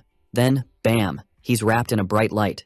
And just like that, he's back. Mission complete. No sweat. Agnes is like, how'd you pull that off? Even he's like, did I finish it right away? The message popped up after. She's like, try making the mana flow. But he's all, how do I even do that? But he feels that familiar vibe. The energy flows through him. For Seol, it's like an old buddy, and boom, class skill mana application unlocked. Agnes gets it. He ditched the mage class. He's like, I wanted to rock a spear. They're at the bulletin board, and he's picking a mission. Agnes is like, he picked the perfect mission for spear skills. She's just nodding along. Then Jihu Seol rips the mission paper, and poof, he's gone before Agnes's eyes. Seol's mana is so epic, the deities wanted him as a mage, but he's all about being a warrior like Sung Shihyun. He's in an open field, holding his shiny new spear. Jihu Seol grips it tight, trying to vibe with it, and he's like, this is the feeling I wanted. He's practicing thrusts, no mana yet. He remembers Agnes saying without the right stance, counterattacks are a no-go. So he's got to do it 1,250 times. It's training, just like when he did the 8x effect of competence 10,000 times. And for the whole time he's grinding, following Agnes's advice on repetition. He lands the final hit on the wooden dummy. The basic spear thrust skill is born, and his native skills all, hey there. In the bathroom, one stall's taken. Yoon Seo-ra's munching on a cookie with her good arm. She's savoring it, making it last. Someone knocks, and she jumps. Then they call her name, and she's like, I know that voice. No answer, so she's like, oops, wrong person. But just as she's leaving, Seol-ah stops her. Yoon Seo-ra opens the stall door. Seol-ah orders a sandwich and 2 hot milks. While eating, Yoon Seo-ra's super hungry. And Seol-ah totally notices. Seol-ah's like, how's your arm? The girl's like, it's gone. Seol-ah's like, ask Jihu for help, you gotta train, but like this, you might not. But Yoon Seo-ra's like, I can't always lean on him. Seol-ah's worried about the dangers and mentions a uni student from Area 1 who got knocked out during a mission. This shocks the other girl. Seol-ah's like, Unnie, don't leave me. She's like, you're my hero, let me repay you. The girl's touched by the sweet gesture. Jihu Seol's picking a mission from the board. He grabs one. And everyone's like, whoa, he's just doing basic stuff. Some say it's smart, he's racking up points, while others risk it all for missions. The two dudes are like, man, we're so jelly. Meanwhile, Seol's thinking, what if I don't do any missions before the time's up? Even though he trusts Agnes, he's all about those results. His spear training's still going strong. He's getting way quicker with that spear, but he's stuck thinking about whether he can actually beat those things with his current skills. The dude just flops to the ground, totally wiped out, and he's like, man, it's been ages since I got a haircut. Especially when he couldn't even afford ramen because of those gambling debts. Anyway, he decides to roll with Agnes, realizing sometimes slow and steady wins the race. After his mission, he's back, and he's flying solo because no one's around looking for a mission. But he's not totally alone, because Yoon Seo-ra's watching him. She's got this sad vibe and seems like she's mustering up the courage to talk to him. Then someone pops up, calling her a cripple. A woman steps out, accusing her of trading favors for her body, saying she can't do much else. Yoon Seo-ra's like, I never did that. Then the woman grabs her hurt arm, hard. She tells her to stop making excuses and asks if she wanted to replace the guy who just died. The girl's freaked out and shocked by the news. And Min Young's like, he was being supported. The woman lets go, wishing her luck, hinting maybe she likes a cripple. The news hits her hard, and she fights back tears. She bolts, not wanting to believe it. Meanwhile, Agnes is cruising through the halls, finally finds Jihu Seol, who she's been hunting for everywhere, and she gets why he was MIA. Dude was just getting a fresh cut. Jihu Seol's like, yeah, took a bit, but she's cool with it, and thinks he's trained enough, holding up without shortcuts. Hopeful, he asks what that means. Agnes says he's gonna start doing missions. In a forest, Jihu Seol's got his spear ready. He downs another competence booster, chucks the empty bottle on the ground. In the trees, red eyes are peeping at him. On alert, he's already got his spear out for whatever's coming. 2 massive, furry beasts show up. They're chatting with each other. Then they split up, trying to surround Jihu Seol. The boy's thinking if he should wait, but if he does, they might hit him from both sides. So he goes for the best move. He charges at one beast, striking with his spear. His best move was taking the lead. Other survivors are chatting about him hogging all the easy missions, while another says he's smashing the hard ones super fast. Delphine rolls up and sees the group huddled. She's curious about what's up.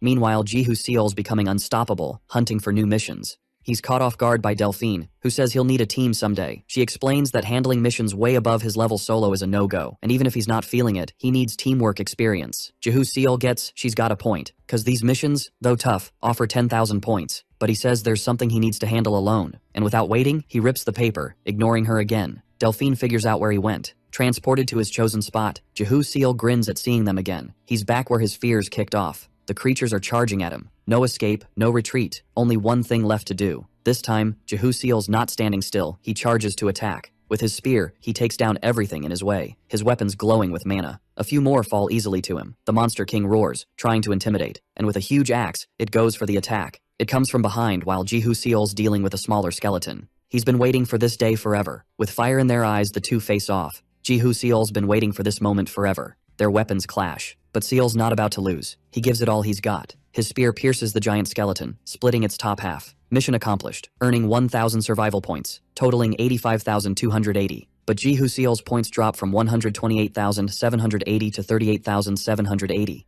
He figures it's worth it, cause only a few can shop at the VIP store. Alright, so check this out. Jihu-seol's got this magic potion, right? But he's saving the super strength one for later, cause right now, he's all about those 9 eyes. He just lets the empty bottle drop, no biggie, and boom, his skills level up, unlocking this epic runaway now warning. He's stoked, just needs one more potion to max out. Then, Jihu spots someone in his room. It's Hannah Kim, and it's been a hot minute since they last hung out. She's going on about some letter he didn't read, saying he's got an assistant perk, but Seol's like, nah, what's up? She's got a warning and needs help, but thinks he's chillin' and doesn't need a pep talk. Hannah's all, find some squad mates, suggesting Delphine or this big shot, Hao-win. Jihu jokes about her being his mom picking friends, then asks what she really wants. Turns out, she needs him to help Yoon Seo-ra. It's a favor from her boss. They want Seo-ra to level up naturally, but things are messy right now. Seol's smart, says since they invited her, they owe him big time. He's like, what's in it for me? Hannah drops a Bible verse. Treat others how you want to be treated. Seol's like, huh? She explains debts always get paid in paradise thanks to the golden rule. As she bounces, she leaves the choice to him, and Seol's just thinking about sorting his own stuff first. He eyes the potion. Everything's spinning around him. Another potion down, and his 9 eyes skill levels up again. The golden color, the golden rule, is unlocked. He stumbles out, noticing the timing with Hannah's chat. He's wondering how to use this new power. Activates the 9 eyes. Only one floor in the whole building glows gold. The door looks busted open, and he's hyped to see what's inside. He steps in and sees the glows coming from a person. Gets closer, and it's Yoon Seo-ra. Her room's all cozy with a fireplace. Meanwhile, Maria Yariel's saying they gotta chop an arm off. But Jihu remembers she's a top-tier healer, a level 4 priestess. But she's like, I can't reverse time on a dead arm. Agnes jumps in, saying if she hits level 5, she can learn this mega healing move. It's called the Colossal Wound Treatment. Maria's not having it, tells her to zip it, while Seol's confused, asking if she's not level 4. Agnes explains priests can pray for a blessing, but the girl's not buying it. The cost is steep, and after the ritual, there's no guarantee the deity will hook them up. If it fails, the priest's stuck in bed for a week with a fever and can't cast spells for 2 weeks. Plus, if she bails from the neutral zone early, all her points vanish, and the materials are pricey. Jihu gets that if he adds up the points, Maria can make it happen, revealing she's got 30,000 points. The girl's an area assistant, so she's got the freedom to ask if he's easily swayed. She's like, if you've got points, hit up the VIP store or hand them over. Why waste them on this? Seol's a bit freaked, says it's a request from the person who invited him. She figures Hannah Kim's visit was about this. She sighs, dropping some choice words about the hassle. The girl mentions 82,000 points, leaving them all puzzled. Then she spills that's the total cost for the ceremony materials. Only 10 tough missions left, and she's got 10 tries. Delphine checks the mission board, thinking only the top-ranked could handle it. Someone asks if she's down for coffee, but she brushes it off, thinking it's just a scout. Then she notices something and turns around. Jihu-seol's the one who invited her. He's like, I want to roll with your crew.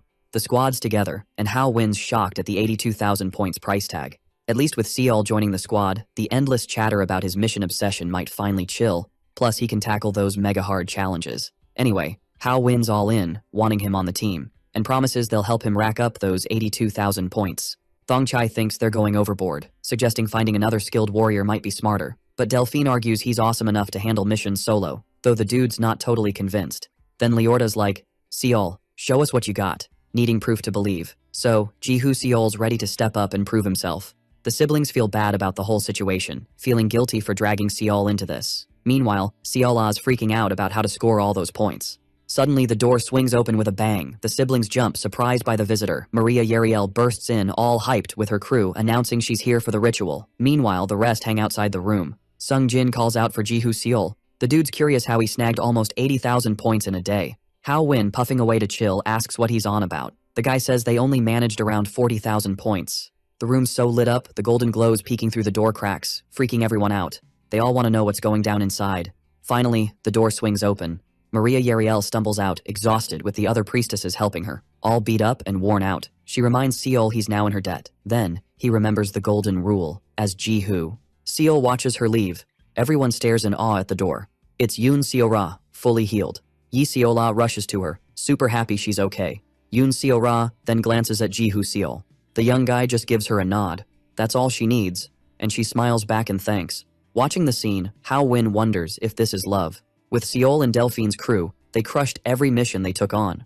Seol paid back all the points he borrowed in just 2 days. And as a bonus, Seo-ra, Seol-ah, and Sung Jin started training with a certain instructor. Agnes, showing no mercy, tells them to whine during breaks and orders them to start over. The trio agrees she's basically the devil in disguise. Only 1 day left until the neutral zone's deadline, and another team mission's done. Just one left, the impossible mission. Liorda says it's nuts, and Hao agrees, warning not to mix up stupidity with courage. And the girl sighs over the lost VIP store coupon.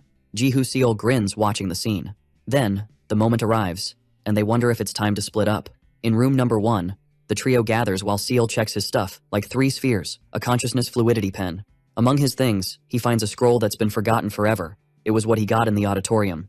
Yoon Seo-ra says it's a shame he hasn't used it yet, but he insists it'll come in handy someday. Then, Sungjin mentions the rumor that when the neutral zone ends, items gained by privilege vanish, and they'd have to give up their phones too. Ji-hoo Seol sighs, wondering if at least the activated magic is random. Curious, Yoon Seo-ra wants to know what kind of magic it might have, and shares hers was the imprisonment type, but he doubts that's what the scroll's about. With the end near, the place is deserted. Meanwhile, Ji-hoo Seol eyes the lone mission on the bulletin board, thinking about another gamble. He grabs the mission paper. Ripping the paper, he's ready to do whatever it takes. For him, this time it's a sure thing. The mission's a one-shot deal, needing to wipe out the Guardian race and wreck the fortress in 48 hours, with elimination on the line. A blue card slides under Ji-hoo Seol's room door. Yoon Seo-ra's there and curious about what it is. She picks up the card and sees it's for her. It's a mission scroll for sword training, but there's another one that makes her eyes pop when she sees what's inside. The corridor's empty and dimly lit. In the room, the lady in red's bummed the boy's gone. With him there, she feels she wouldn't be in this mess. She notices something happening outside. Her room door swings open, and she stands up, on high alert. A hand reaches out from the shadows and grabs her. The woman's super scared. It's Yoon Seo-ra who grabs her by her dress. Suddenly, a light shines on them. They're whisked away to another place. The girl's staring, trying to figure out what's up with her. Yoon Seo-ra's all, "Grab the sword. Here's your shot." But the woman's like, "Nah, deadline's tomorrow." The girl's like, "You started this whole mess." That night, everyone was chilling together. Min Young spilled the beans to Burrito, and the college kid was like, "Something's fishy." Nobody was around that day. Burrito messed up, told her to zip it, said he might toss her some points. But someone was watching the whole drama unfold, and told the dude to scram. The young guy's all, "I want a rematch." Then the dude's like, "Wanna get kicked out?" And opens the door, super annoyed. Ripping the paper, the young guy's like, "Don't mess with a Korean army sergeant." Poof, they're gone from there, leaving the hallway totally empty, and Yoon Seo-ra's free to bounce. Finally, she can leave in peace, but the woman's like, "No way the kid did that." Yoon Seo-ra's like, "You know it, just scared to admit. Without Burrito, you're lost." Annoyed, the woman grabs the sword, tells her to zip it, yelling that the girl's clueless while she charges, but Yoon Seo-ra's ready with her own sword. Then they're facing off right there, and Yoon Seo-ra gets the upper hand. Bam, sword to the chest. Reluctantly, the lady in red's like, "Not how I wanted to go." The woman hits the ground, and the girl's like, "You won't be the only one I send packing." The VIP store ticket drops to the floor. Like back from the dead, Ji-hoo Seol's all, "Mission impossible, completed." The prize? A VIP store ticket and 172,800 survival points, making it 477,977 total. Agnes jokes if he's got a death wish with a bamboo stick, but trusts he's got a plan, and yeah, he's got something cooking. Ji-hoo Seol remembers chatting with Hannah about the impossible mission, asking why it's even a thing. She spills about the only dude who did it, Sung Shi-hyun, but thinks, he just got super lucky. The cube Seol opened found the perfect talisman for the moment. A level 12 earthquake's about to hit where he's at. His win? All thanks to 2 lucky rolls in his bet. Ji-hoo Seol's taking this secret to the grave. Handing over the ticket, Agnes asks if she can drop one last tip. Everyone's gathered in the plaza for the big announcement. Cinzia's all, Neutral zone's done. With a scary look, she asks if they know how to bail. A door swings open, blasting yellow light.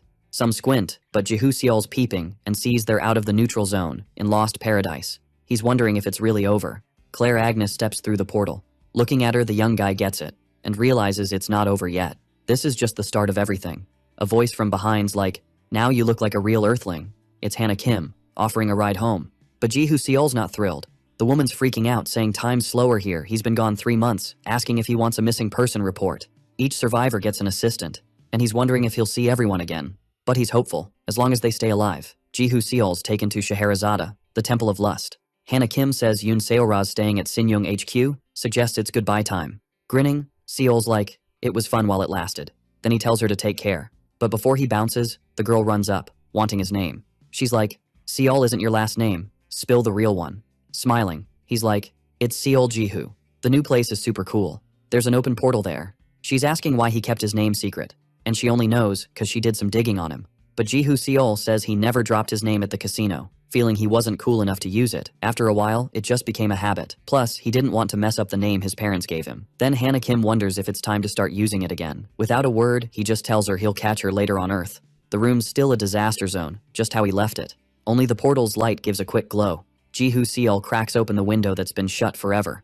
Unlike before, the street's buzzing with people. And that's how he knows he's really back. He spots his phone chillin' there. Battery's toast. Duh.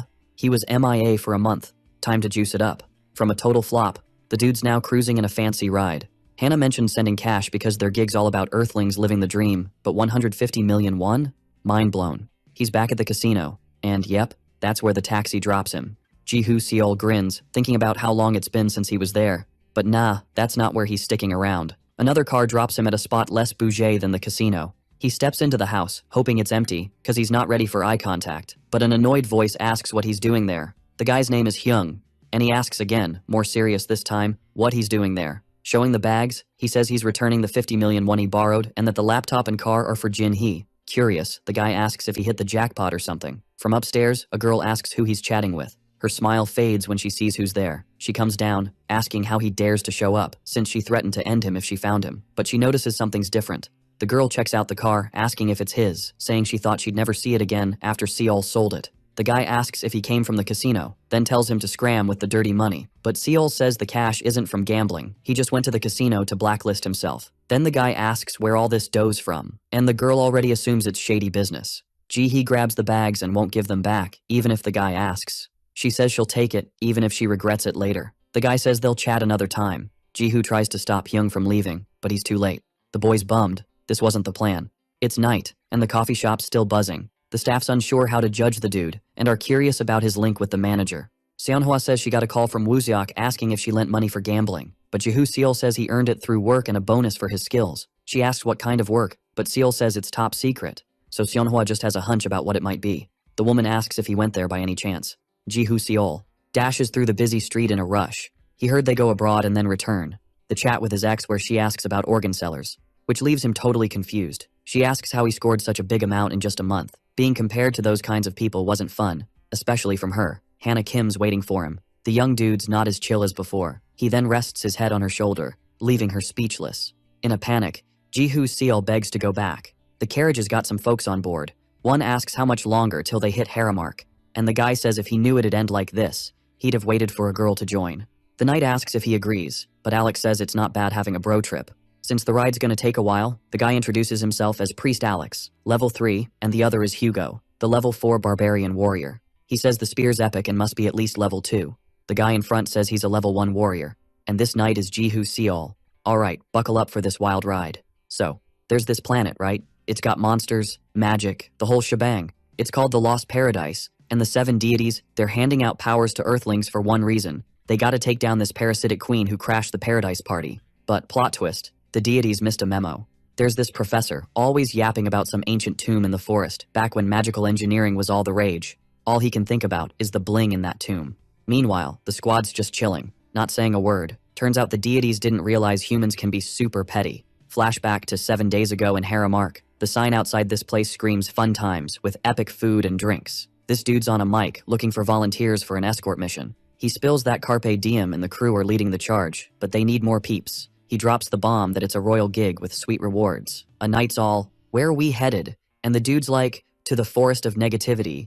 Everyone's quiet, then they crack up like it's comedy night. The dude's like, "Should have seen this coming with Carpe Diem in the mix." And another guy's like, "Save the jokes for Earth." Samuel, dead serious, asks if he looks like he's joking. That shuts everyone up real quick. The dude warns not to go there. Even the great priestess Rebecca barely made it out. Another guy's like, "Not worth it, even for royal bling." But then, something grabs everyone's attention, and it seriously ticks off Samuel. They spot this hooded figure chilling by the counter. One guy's like, "Yo, pay attention to Samuel." But the dude's just munching on his meat. Some whisper they've never seen him before. Maybe he's from Scheherazade. That's where a level 2 gets booted for being cocky. The guy stands up saying even dogs deserve peace when eating, but not here.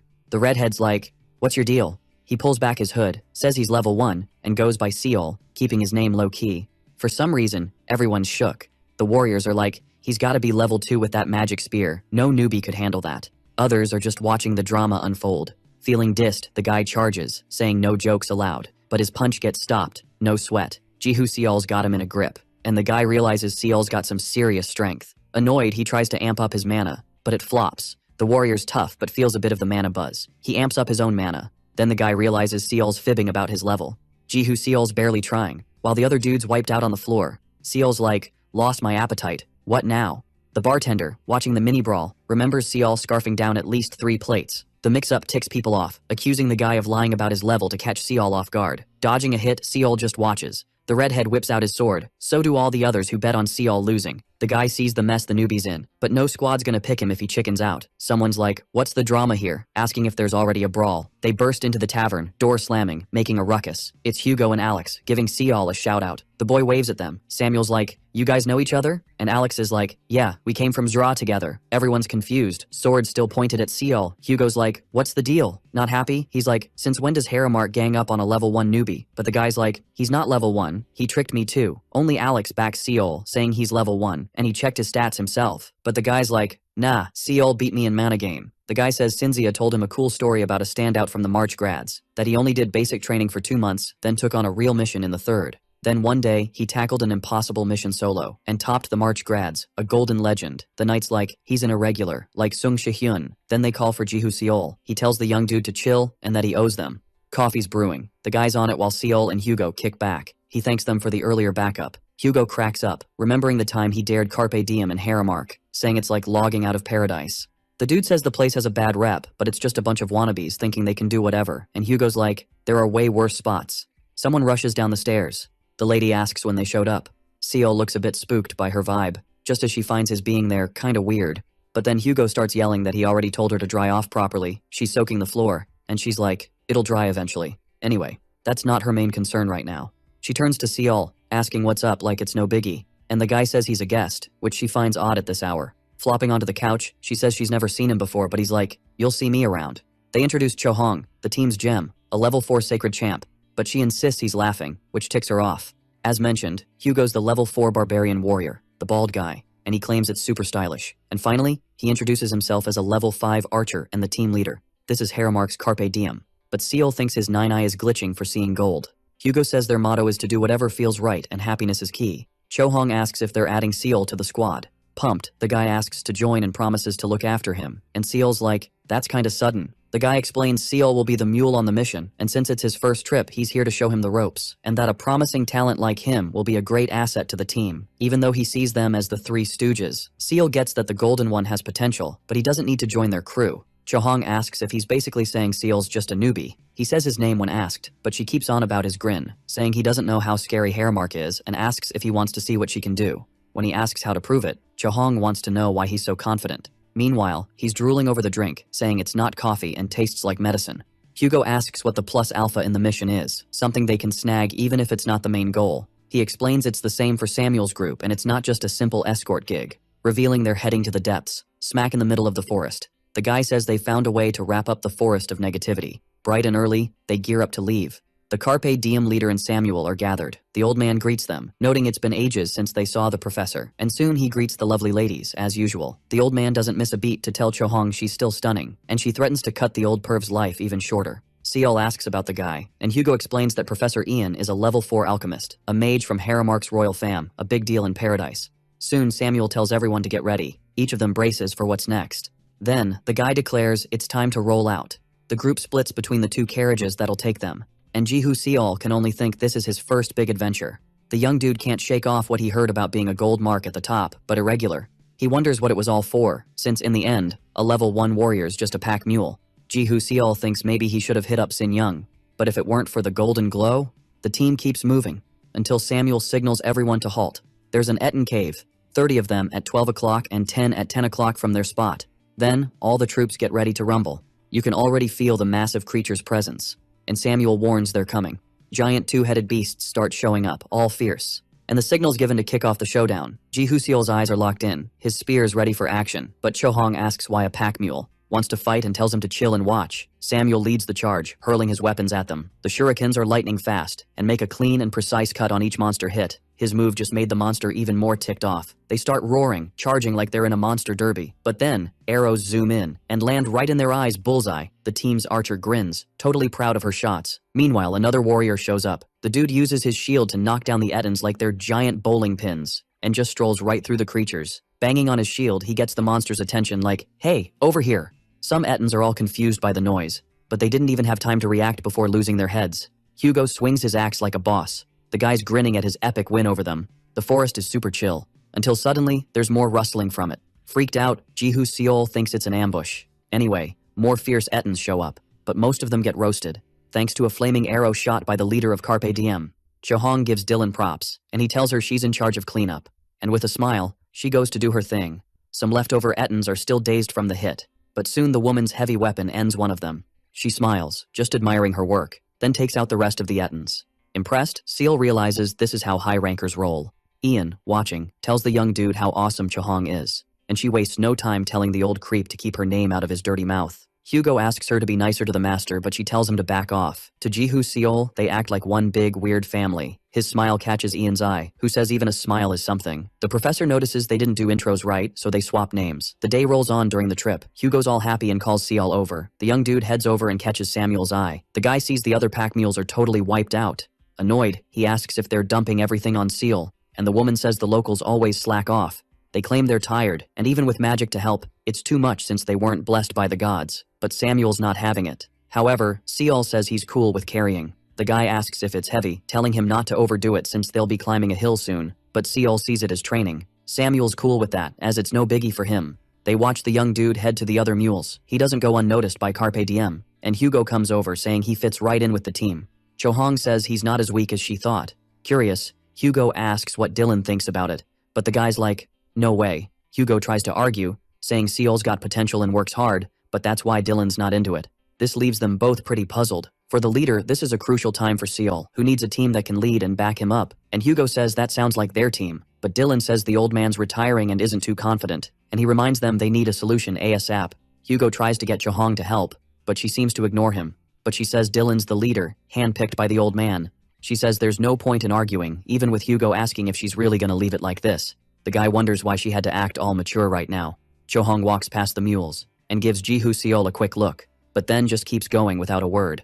It's almost dark, and the caravan keeps moving. Samuel spots the forest of negativity. It's like a gateway to anywhere, even the Federation or the parasites. Pointing out a direction, Samuel says this is the southernmost human region, and Seol notices the border. He remembers a chat where he was told to leave Scheherazade because Sin Young's got major clout there. Sin Young's win in the Earthling Civil War and its current power is all thanks to Sung Shihyun. With his sudden vanishing act, the company shrank, and when Seol showed up, she thinks people will want him. Jihu Seol asks if she's talking about the contract they offered him, and the woman nods, saying she is. But she reminds him he made a deal with her and asks what he thought they'd think when they found out. She says if a rival snagged Seol first, it'd make them super anxious, and asks if he thinks they'd try to take him down before he hits the point of no return. Seol wonders where to head next, and Kim suggests Haramark, a chill zone, but the risk of getting KO'd is higher if he doesn't push the border. He awkwardly grins, realizing he's right on the edge. For him, it's easier to say oops than may I. As night creeps in, the caravan hits pause and pops up their tents. Ian says the spot's just as he pictured, cause it's not cursed, but it's got some ancient, mega-powerful witchcraft vibes. Chohong asks what's next since he claimed he had a plan. He's like, duh, of course there's a plan. Jihu Seol's curious, asking why it's called the Forest of Negativity. Ian's surprised a level 1's asking, and Chohong's like, spill it already. People in the forest feel a wild urge to deny stuff, and it's a mystery what they'll deny, making it extra sketchy. He wonders about denying the buddy next to them or the weapon mid-battle, or even denying their own existence. Everyone's spooked, but he tells them to chill. Ian says if the plan flops, they'll just head back home. Chohong teases, asking if he's scared, saying Nuna's got his back, but Seol just grins. While others wander off, he scopes the scene. With his skill, he sees no color. Somewhere, someone mentions more showing up, which is awesome. Something invites them closer, so it can shred them while they're still breathing. A new day kicks off for the squad. Each has a potion, and Chohong asks if it'll clear their minds. Ian says it'll help a bit, but willpower's the real MVP. They all sip the potion. Emotions will spark the spell in the forest. Like it or not, everyone's gonna feel it. Ian just reminds them to keep their cool. The caravan rolls into the forest, and Jihu Seal's amazed, wondering if the Amazon's this epic. Samuel's the first to spot something off. Up ahead, there's something down that the knight thinks is a person, but Samuel's like, nah, and asks Khan what's up with him. Hugo's shocked, asking how Khan got there. The knight says he went after him first before pitching to the rest. Samuel's annoyed, saying he bailed. He kicks the body for lying to him. The guy tries to chill him out, saying it's pointless now since the dude's already gone. This doesn't help, and Samuel's ready to throw hands, leaving the other guy super freaked. He says he can't chill when he's this mad, but Alex keeps telling him to relax. A dark vibe surrounds Samuel, then someone hits him from behind. This just cranks up his rage. He spins to see who it is. Now all his anger's aimed at Dylan, until Ian says modus stabilitatum, using his staff to cast a spell. A white light wraps around Samuel, and all his anger just poofs away. Ian explains he used a cleansing spell and he should be good. Samuel says sorry for the drama. To him, it felt like everyone was playing him. The prof says he denied the squad's trust. Seeing this, the archer's like, this forest is no joke. Dylan spots 10 footprints going in, but only Khan's coming out. The woman recalls his crew had 8 peeps, and 2 pairs must be the pack mules. But what about the other guy? Hugo's curious what could take out a level 5 royal guard, and if anyone made it out. Samuel's piecing it together. He spots claw marks on the armor, no matter how many times he checks. Suddenly, a weird noise makes everyone cover their ears. Seol wonders what it is and if it's some creature. He knows this sound. A massive beast with an axe. Hits the ground, shaking everything. With a lion's head, it roars like crazy, making Ian yell it's a lioner. Freaked out, everyone grabs their weapons. A bullet's fired at the beast. It blows up, sending it flying. The shot came from Dylan the shooter. It's hard to see what's up with all the smoke. But when the dust settles, it's clear the monster's weapon blocked the hit. Hugo spots Khan's halberd in action. More lioners roll up, surrounding them like it's a party. Even with all the chaos, Samuel wonders if it's migration season. He's puzzled why mountain beasts are crashing their scene. Dylan's all, I'll handle the front, no sweat. Hugo and Clara are on left side duty, while Samuel and Grace take the right flank. And boom, Dylan calls for an all-out attack. Each duo charges to their side like it's game time. The giant lion-faced beast charges in, all roar in fury. But the Carpe Diem leader's got eyes on it. He fires again, aiming true. The lioner halts, noticing it's got a new boo-boo. Its gaze locks onto Dylan, the Carpe Diem boss. The monster roars, charging at him like it's personal. But Dylan's faster, slipping out of sight. He fires more arrows, aiming for the beast's back. The creature shields itself, but some arrows hit home. And it howls, a mix of pain and rage. Luckily, Dylan's not just a shooter. He's a combat pro. His moves are slick. No wasted steps. Dylan lands behind the beast, ready for round 2. The creature spins, roaring in his face. But Dylan's got this, playing it cool. 2 beasts swing their weapons together. Grace holds her ground with her trusty shield. 2 more lioners try to flank her, but Samuel's on it, tossing shurikens, asking where they're headed. Samuel's moves are epic. His stars hit the mark. Yet Jihu Seal's still worried about their odds. He spots Chohong beside him, looking worried too. Hugo's facing a fierce lioner squad, and he's in a bit of a pickle. He yells for Clara to step up. She quickly knocks an arrow, charging it with mana. The shots fly at the lioner, but their bodies are like rocks. Arrows just bounce off. Hugo jokes he expected too much from a level 2. The monsters charge at him. He defends both sides like a boss, but gets a heads up. A third one's sneaking up. The lioner lands a hit on his back, but Chohong's got his blind spot covered. With her magic shield, she's got his back. Hugo grumbles about her breaking the rules, but she snaps back, asking if he wanted to be toast. Grace keeps holding off the beast's blows, but her shield's looking rough, about to give. The battle's tide is turning. Another hit, and her shield shatters, knocking her down. Lust saves her from a nasty end. In shock, she looks for her savior. With a crucifix, Priest Alex has got her covered. The object crumbles in his hand. Jihu Seol knows the pack mules shouldn't jump in.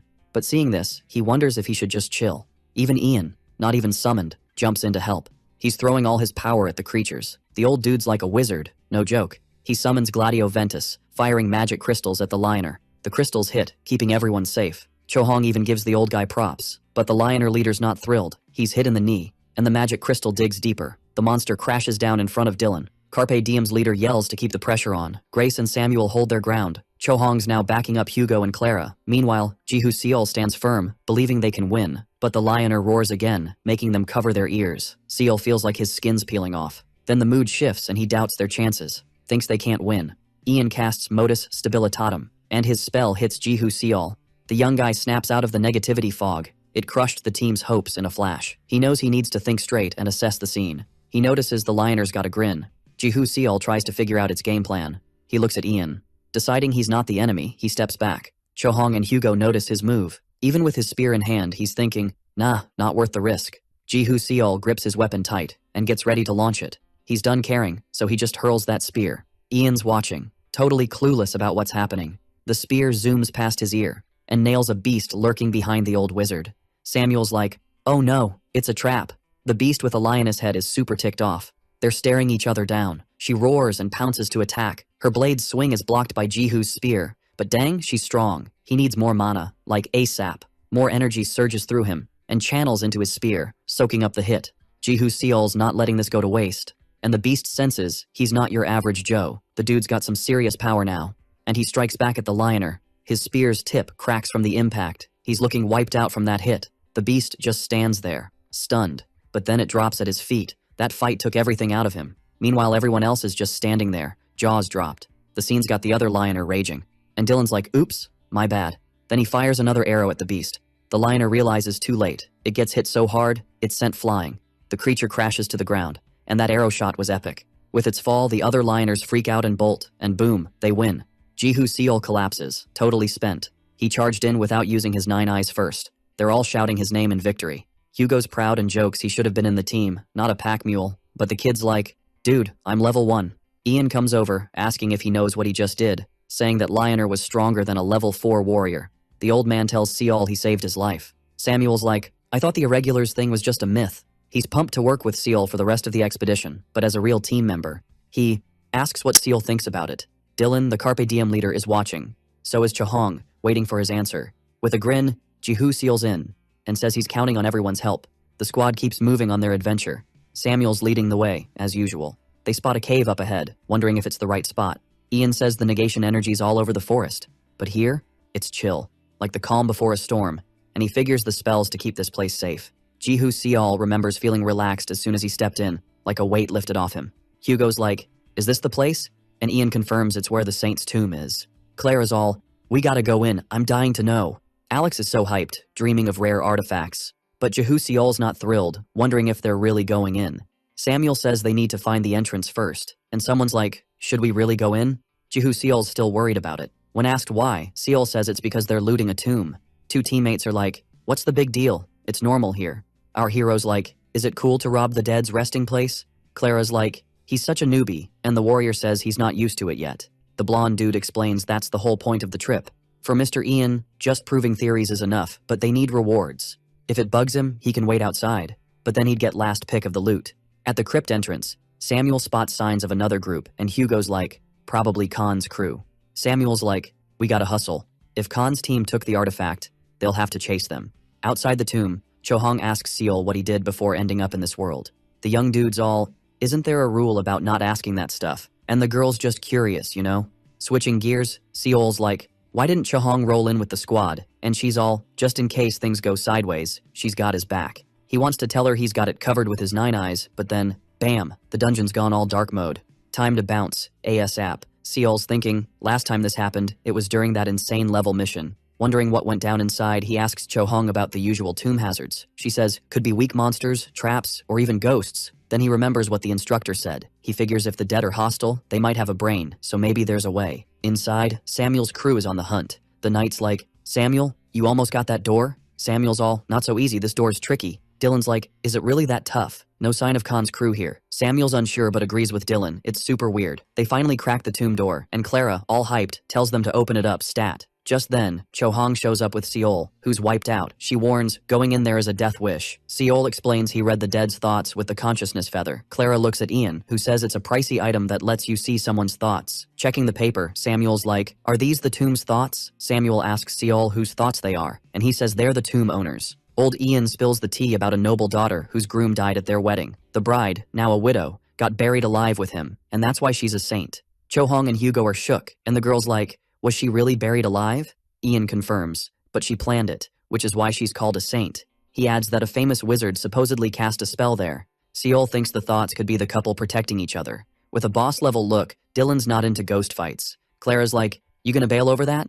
Hugo calls her out, saying ghosts are the toughest, and questions if she thinks a level 2 could even touch them, leaving her annoyed. Alex asks Ian if they can beat the ghost by teaming up, and Ian's like, not sure. Seol's got an idea though, setting up a ritual with candles and snacks. Clara thinks it's bogus, especially using their holy water. Cho-hong's annoyed and tells her to chill since the boy even broke his spear trying to save them. Samuel's like, cut it out, the ritual's almost done. Lighting the paper, our hero hopes it's enough to calm the ghost. Soon he notices the vibes changed from run for your life to pay attention. So he decides to use the feather again. Since reading thoughts needs a body part, he uses an offering flower. When Seol puts the feather on the paper, it goes wild, freaking Clara out. After some scribbling, the pen stops. Picking up the paper, our hero says it's definitely a sign of permission. Samuel's like, let's go then. Inside the chamber, they find a treasure trove. Everyone's pumped. Samuel asks Seol if being allowed in means they can grab whatever. Our hero says as long as they leave the coffin stuff alone, they're good. They figure the consciousness is probably the saints, the only exception. Clara spots a cross in the saint's tomb and thinks it's epic. Alex is all, dude, if I'm not tripping, this is like the ultimate priest gear. Old Ian jumps in, saying it's some artifact that lets you cast spells without any offerings. Alex, sweating bullets, asks if it's really what he's thinking. Ian confirms, saying it's the proof given to the saint for being super pure. Clara and Alex, eyes gleaming, joke they'd die happy if they snagged it.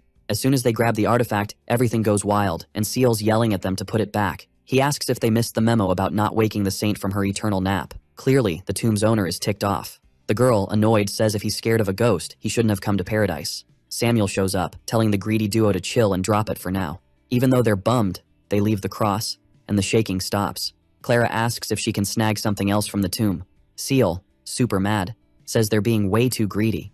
The blonde dude with long hair says risking it might be worth it if it means never coming back. Holding his spear, our hero says they'd have to step over his dead body to take anything. Clara points her bow at Seol, saying he asked for it. Hugo steps in, saying now's not the time for a brawl. The group's warrior says the rookie started it. Cho-hong asks if they've lost it, telling them to put their weapons down. Looking at Dylan, Samuel asks if he's also against taking all the loot. Dylan says it's been bugging him since Khan's team couldn't even get in, so maybe they got wiped out before opening the door. Samuel says Clara and Seol should duke it out to settle it. Ian stops the fight, agreeing with the boy. Samuel's shocked, even his master isn't backing him. Master Ian asks if Samuel knows how impatient he's being. He guesses it's cause of Vanessa, since saving her means getting the right rewards. The young man admits his master is right, leading after her death is tough. Ian, as a leader and veteran, gives him some advice. Old Ian says in expeditions, act smart unless he wants to lose another buddy. Samuel's stunned, tells his group to grab stuff from the wall and bounce, leaving Clara grumpy. Samuel says they'll try to find the artifact at an auction, and Alex says there's no other way. Clara, teeth clenched, asks if Seol's happy with himself. Seol stays chill. Cho-hong tells Seol not to sweat it, saying the girl's always been a jerk. Seol thanks Dylan and apologizes, saying it's all his bad. Dylan says humans fight, and it's worse in paradise with profits on the line. While grabbing stuff, the crypt starts shaking again. They're all like, what's going on? Samuel yells for everyone to scram. Hugo notices something's after them. A shadow grabs Clara's legs, dragging her to the tomb. The door slams shut, and even Hugo and Dylan can't budge it. They hear screams from inside, freaking them out. Clara opens the door, bloody and eyeless, calling for help. Greed's the deepest sin in humans, and ignoring it was Paradise's god's biggest oopsie. Turns out, Alex and his buddies snagged the priestess's artifact. The young dude keeps muttering greed like he's in a trance. The girl, super hurt, is crawling outside when she's grabbed by the head and boom, crushed. Leaving the warrior, who saw the whole thing up close, totally shocked. And the girl's body, or what's left of it, gets dragged into the crypt. Samuel right then yells for everyone to run. A strong wind hits them, and the warrior, still in shock, just stands there. The priestess's voice says she was gonna let it slide, but now they messed with her stuff. When Alex snaps out of his trance, the first thing he sees is the warrior hanging by shadows. The young dude, feeling down, says he can't move, his hands being controlled by shadows. Samuel suddenly yells for Alex to back off from the warrior, but it's too late. Right then, the young dude gets hit by his buddy's sword, which is being controlled, leaving their leader stunned, while the white-haired guy tells them to run, not wanting to hurt them. In the next moment, Samuel's head is separated from his body. Cho-hong, trying to stay chill, tells old Ian to do something. He says the energy's too strong, he can't move. The boy, being controlled, is in shock, watching his friends get taken out by his own hands, helpless. Amidst all the chaos, our hero stays calm, collecting the saint's stuff to chill the ghost out. But when Seol's about to grab the last artifact, everything goes dark and he ends up in a strange place, totally confused. A voice says it warned the young dude's group what would happen. Looking back, our hero sees it's the Saint. She says she thought just handing over the wall artifacts would keep humans away. Then, a bright light fills the place, leaving Seol confused. They were the Saint's jewels. The young dude says he's super sorry, and the Saint asks why he's apologizing if it's not his fault. And our hero says if he's on the same team, then it's kinda his fault too. After hearing this, the Saint stays quiet for a bit and asks him to close his eyes. The boy does, and she walks towards him through the water. Taking his hands, the priestess says it's the first time someone's protected her. Giving something to Seol, she asks if he'd visit her again. Seol, seeing what it is, says it's too much for him, but before he can finish, he's sent back. Waking up, he sees the shadows going back to the crypt and the door closing. Hugo, super tired, wonders if it's finally over. Ian rushes to our hero, asking if he's okay since the boy fainted during the battle. Showing the artifact from the Saint, he tells them he saw her, and she was really sad and lonely. At the camp, old Ian explains the Fastina earrings, stuff they snagged from the crypt. He says if you pump mana into them, your speed goes up by 1.5 times for a minute, and they have 3 charges. Plus, the coolest part is the effects can stack. Hugo jokes that the Saint was loaded with stuff since she gave all this to the boy, but the catch is it's a bound item. He hopes the young dude uses them since they can't be sold. Dylan agrees with Hugo, saying finding something like this is super rare. Chahong says the boy could give her the gift if he doesn't want it. She needs a cool accessory. Laughing, Hugo says Chahong's face can't be fixed with something so simple. While the girl grabs Hugo by the neck, Seol thinks he's not desperate for cash. He decides to use the earrings himself. Seeing the young dude with the earrings, Chahong says they suit him. Blushing a bit, Seol asks if she's serious. Outside the cabin, Ian explains to Seol how to use the earrings' power. He says to let his mana flow through them to activate. Doing what old Ian said, the young dude feels like invisible energies wrapping around him. Our hero decides to test the earring's power, sprinting away from the cabin at top speed. He's blown away by the speed. Then he remembers there's still the option to stack the earring's power. Alright, buckle up because this is gonna be a wild ride. So, when the other dude kicks it into high gear, he zooms so fast it's like everything around him just blurs out of existence. Hugo's all, man, I should have been nicer to that Saint too, huh? Dylan's like, yeah, good luck controlling that speed, bro. Ian gets a call on his magic orb thinking it's the royal court and he's like, yo, Dylan, can I take this? Meanwhile, Seol's zooming so fast he can't even hit the brakes. Bam! He smacks into a tree and finally stops. Chahong's cracking up. Great, now we've got 2 clowns on the team. And Hugo's like, hey, don't put yourself on Seol's level. Dylan's watching and thinking, nah, make that 3 clowns. Later, they're chilling by the campfire. Dylan's like, hey Seol, wanna roll with Carpe Diem? Seol's like, did I hear that right? And Dylan's all, dude, you could join any squad, but we're the only ones who get your vibe. Plus, Dylan's sure there's a reason Seol hit up Hallmark, and if so, they're his crew. Next morning, Dylan finds Hugo and Chahong bickering, as usual. He's like, guys, pack it up. You're supposed to be the role models here. Seol shows up, wiped from training, saying he needs more practice to nail his running. Dylan's like, no worries, you can train on the way back. Master Ian steps out, saying the trip back's gonna be a doozy. He drops the bomb that the royal court's calling Earthlings for backup. Dylan's piecing it together, but Ian's like, yep, you guessed it, parasites are here. At Fort Arden, knights are going ham on the parasites. A commander's watching from a distance. Then, they hear a noise at the door. The knights freak out as the door latch starts cracking. A knight rushes to the commander, saying the fort's barriers are about to give. He warns it's their last shot to bail, while another knight's like, we need a plan to take it back. The commander takes a deep breath, saying if they bail now, humanity's toast. He tells them to hold the line till reinforcements show, strapping on his helmet. With Seol's crew, Ian asks what he knows about paradise, and Seol's like, just that there's a war. Ian explains it's not just humans there, but dwarves, beast folks, fairies, and even angels. These races are usually beefing, especially the cave fairies and celestial ones, total frenemies. But now they're all squad goals, and Ian asks Seol if he knows why. Seol's like, common enemy? Ian nods. Yep, the parasites. He explains the parasites are a queen-led army from another world. Since the Empire fell, only the 5-Force Confederation's been holding them back. Ian says the royal court's been gearing up, even building a fortress in Arden Valley. The valley's right next to parasite territory, meaning an attack could pop off any time. He says if the fort's been hit, it's go time for humanity. Then we see a horde of monsters charging a fortress. A captain orders to fire, saying they can't let any through. As monsters scale the first walls, they unleash a barrage. One wasp dodges arrows but meets the captain's sword. But with the wasp down, monsters are already swarming the lower walls. Soldiers behind the walls are getting swarmed. A soldier tries to spear a cockroach, but its skin's like armor. The commander swoops in, decapitating the bug, saying if they're going down, it's in battle. Then, someone tells him reinforcements are here. Through the gate, an elegant young woman with pink hair strides in. She asks the general what's the sitch. The dude spills that the bug squad broke through their defenses, He also wonders when the Earthlings are gonna show up. With a zillion monsters around, the girl says they'll be here soon. Helmet on, she mentions that, as the general knows, they'll only jump in when the odds are in their favor. She and her crew head towards Fort Arden. Meanwhile, with our hero's squad, Ian tells them this is Arden Valley. He explains it's the link between humans and parasites. Ian and the gang hear carriages behind them and guess it's the Earthlings answering the call. A guy in a carriage waves at Hugo, asking what they're up to, and Hugo says they're with Ian. The dude jokes that being a royal mage sounds dull and wishes Ian luck. Seeing the boy lost in thought, Cho-hong asks what's up, and he says it's not as bad as he thought. The girl shrugs, saying it's not their problem. Ian, eavesdropping, says the 7 gods would love that. She replies it's up to each person if they want to risk it. Hugo nods, saying, YOLO. The mage seriously notes that's the reality of paradise. In his head, Seal thinks he used to agree with them. Dylan suggests they get a move on. At Fortress Arden, our hero wonders if it's really unbreakable. Inside, they see a battlefield and note it's wilder than expected. They spot the captain giving orders to the knights. Feeling better, Ian says he was worried the distortion waves messed with comms. The captain takes off her helmet, leaving Seal awestruck by her looks. She's stoked since Dylan and the Carpe Diem crew finally showed up. Dylan's glad the princess is safe, and she says even more so since no rank S showed up. Cho-hong, always ready to rumble, tells the princess not to get too happy. They just came for Mr. Ian. The princess spits, pretending it's the dust, making Cho-hong fume. Seol, watching from afar, wonders if she's really a princess since she acts like a grumpy old dude. The princess asks when Samuel's team will arrive. They break the news that Samuel's and Khan's crews are toast.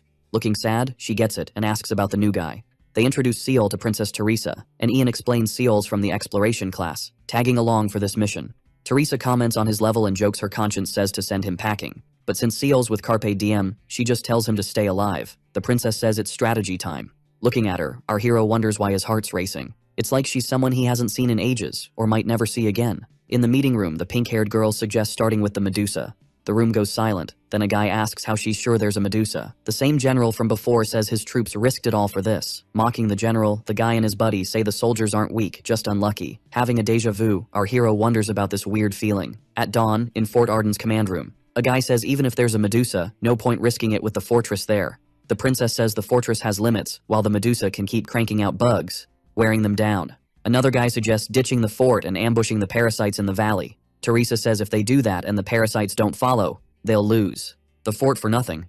And Cho-hong asks why they built the fort there and ticked off the parasite queen.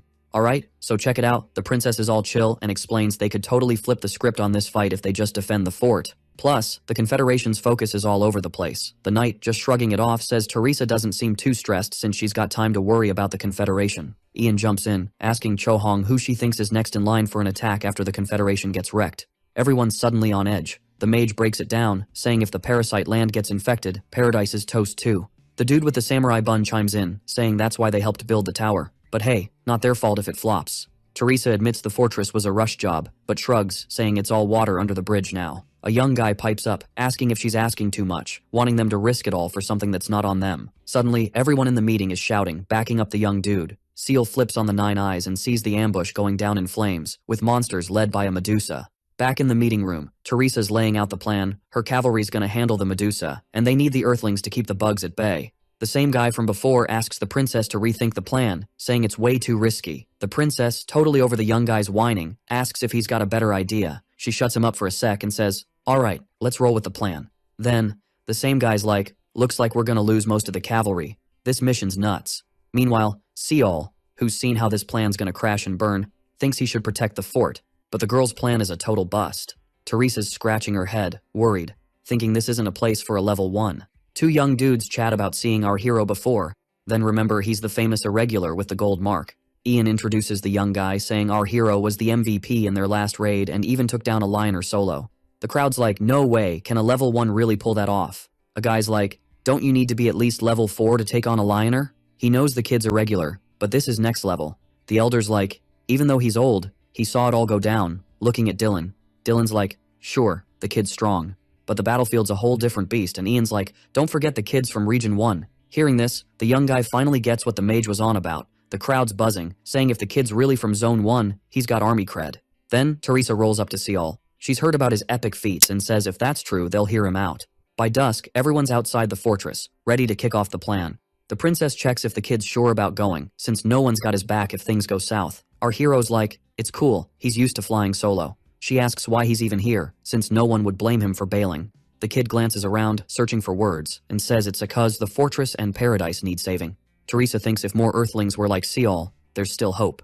Then, it's announced the baddies are coming, and the girl's like, it's go time. Hopping on her horse, the princess wishes our hero luck, hoping he makes it back in one piece. Seol nods, all in. On the way, Chohong tells Ian not to screw up this time, and the elder jokes she's got a thing for the kid. This makes the girl all flustered, snapping back, asking if he's losing it. He tells Chohong to chill, saying it's in moments like these that luck shows up, and he's got a knack for it. The old guy leaves laughing, leaving the girl all annoyed. Taking a deep breath, she wonders how the kid's holding up in all this chaos. In the thick of battle, Teresa's crew is surrounded by monsters. The princess yells to Seol, who, with his earring power, zooms out of the fortress at lightning speed. The boy's thinking, even with all his mana mojo going on, his legs felt like they were about to snap like twigs. Activating the second stage of his blingy earrings, the dude zooms through the valleys, catching the eye of all the bugs and the Medusa hanging out there. Dylan, chilling with Hugo, mentions that the plan's finally kicking off. Seol, already wiped out, feels like the air's turned into soup and he's struggling to breathe. Right then, the rest of the monsters not lured by Seol freak out at the cavalry led by Teresa. People in the valley spot Seol zooming by with a monster parade trailing him. Chohong asks Ian if it's go time, and the old dude tells her to zip it.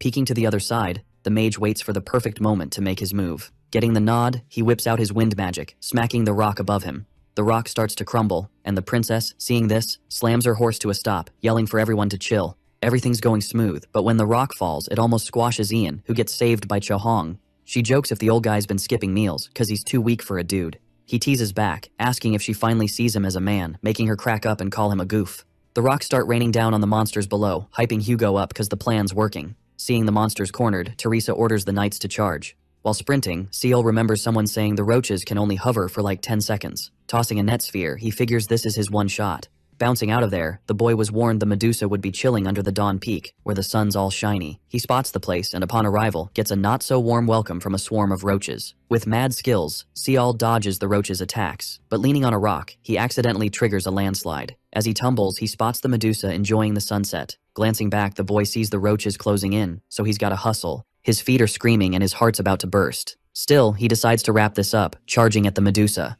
Hearing a boom, Teresa realizes Seol's throwing down with the Medusa. Facing the Medusa, the boy whips out a red sphere and chucks it at the creature, hoping to score some damage. But the creature, with zero effort, snags the sphere and lobs it back at him. Seeing his miss, the young man thinks he's toast, and then, boom, the sphere explodes. Hugo spots something he thinks is Seol's signal and says it's Dylan's turn now. Chohong, a bit doubtful, asks if they're sure the creature's gonna be toast just like that. Ian says it'll only work if the 3 hit. Dylan gears up his lightning arrow. Pushing himself, Dylan knows he needs to give it all he's got, cause everything's riding on this shot. Then, a water sphere flies at the Medusa, followed by Dylan's arrow, which nails the Medusa right in the chest. Seol, somehow dodging the earlier blast, thinks since his sphere missed, it won't cut it. So, he cranks up Fastina's earrings to stage 3, slicing the Medusa's head clean off. After that, Seol crashes to the ground, totally spent. The general tells Teresa the Medusa's bug control is toast. She says it looks like the boy nailed it, which gets her super pumped. The princess then orders the knights to finish off the leftover monsters. Chohong comments that finally they can wipe out those pesky critters.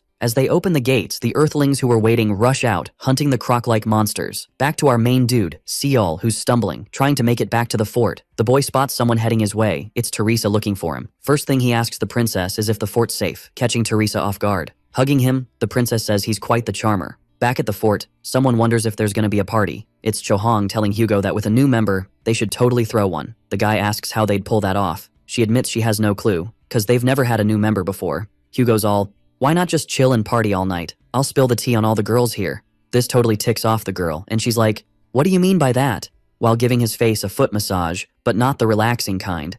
With a serious face, the dude's like, so, Seol's into Scheherazade girls, huh?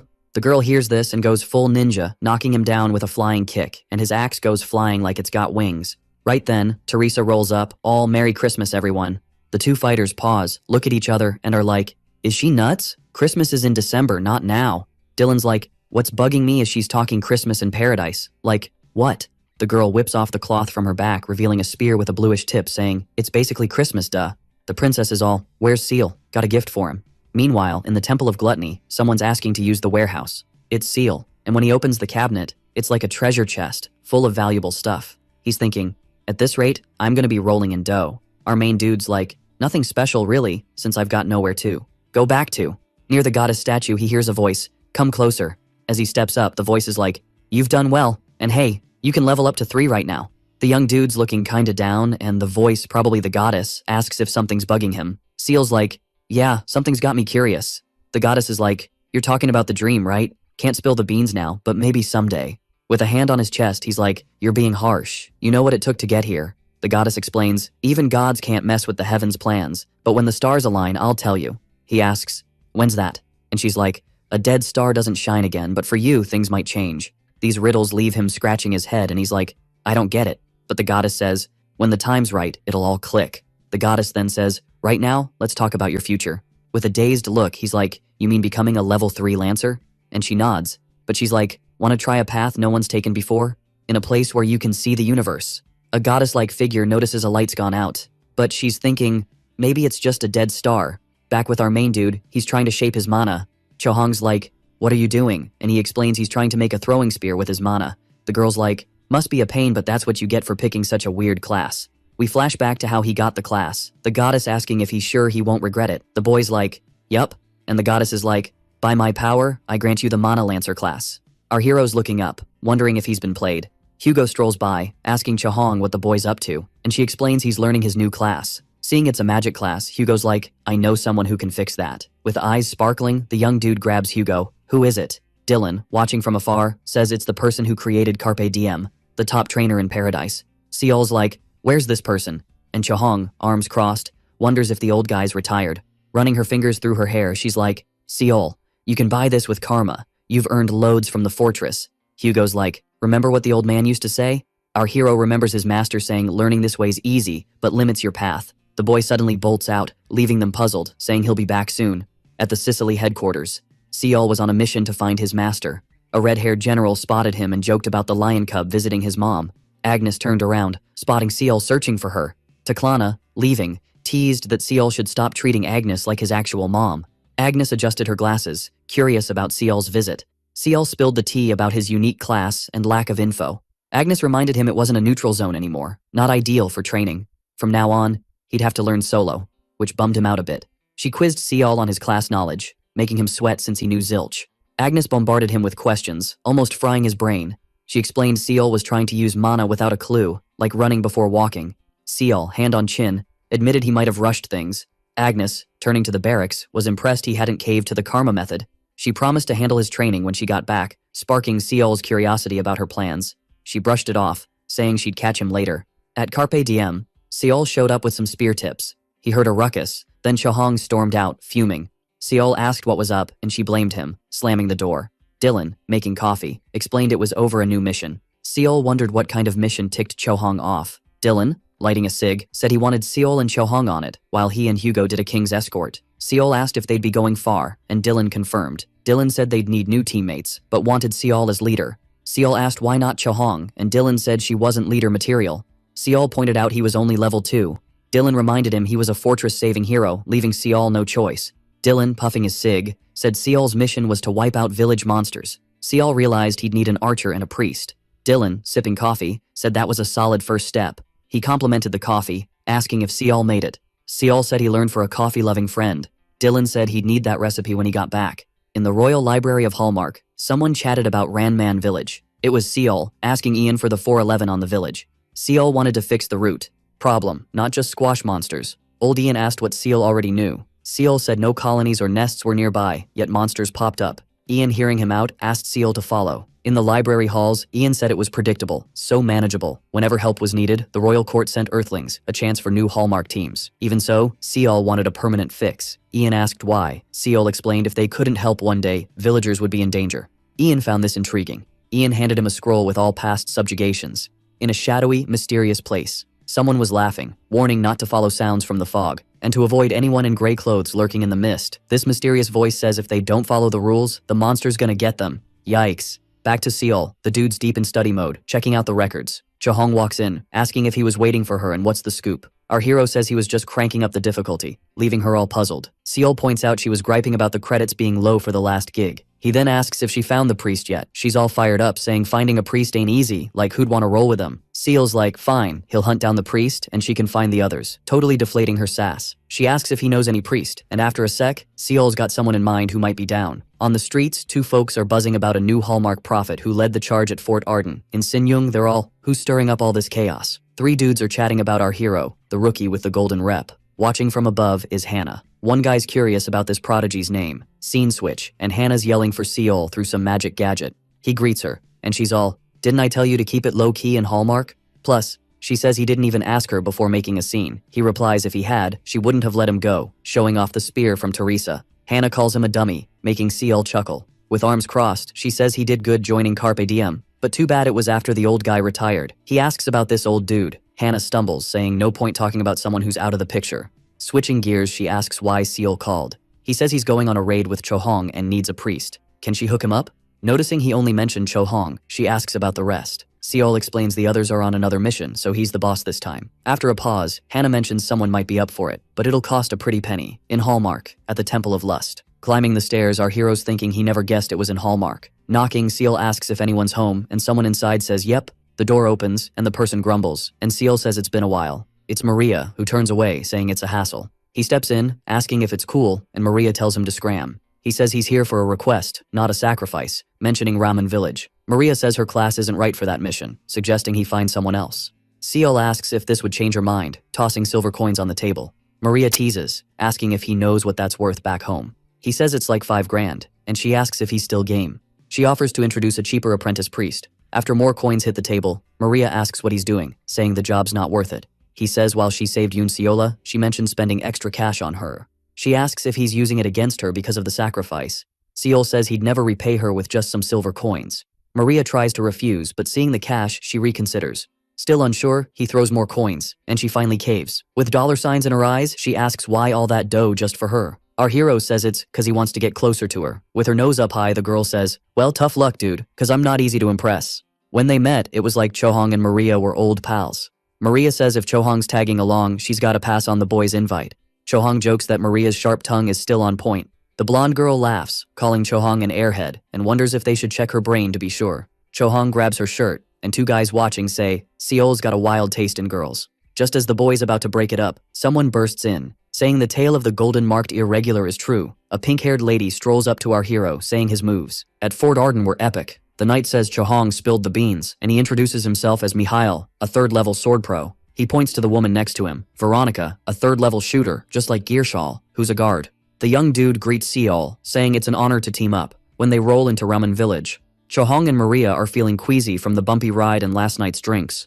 The villagers eye the newcomers as they roll into town. Mihail notes the chilly welcome, and Veronica tells him to chill and be friendly. Gearshal tells the young dude not to sweat it. Villagers always act like that. Then, a guard named Bryce asks if they're the monster-busting squad. Seol steps up as the mission leader, asking where the chief's at. The guy tells him to follow, and before they bounce, Seol asks Mihail and crew to look after the queasy girls. Nodding, the young dude agrees, saying they'll be at the inn. At the spot, Seol meets an old lady who mutters about the moon crying. Bryce rushes to his mom, asking why she's outside. The lady insists the moon really cried. Our hero, with his usual goofy grin, wonders if this ties into the town's mystery. Even as Bryce tells her to rest, she keeps on about the crying moon. Then, 2 village kids show up, and Bryce asks if they can guide Seol. The older brother tells the younger to head home, while the guard explains his mom's been unwell. On the way to the mayor's crib, Seol's still puzzled by the lady's words. Checking out the town, Seol sees it's super chill. Calling him Earthling Nim, the boy asks if he's here to handle the monster. Seol notes the kid seems spooked and reassures him he's got it covered. The young boy says he's just curious, though adults freak if he nears the night fog. In his head, Seol thinks the village is too chill for the situation, yet no kid seems scared. Seol advises the boy it's smart to be cautious. Confident, the boy says he doesn't get the fuss, since after Earthlings show up, monsters stay away for 9 months.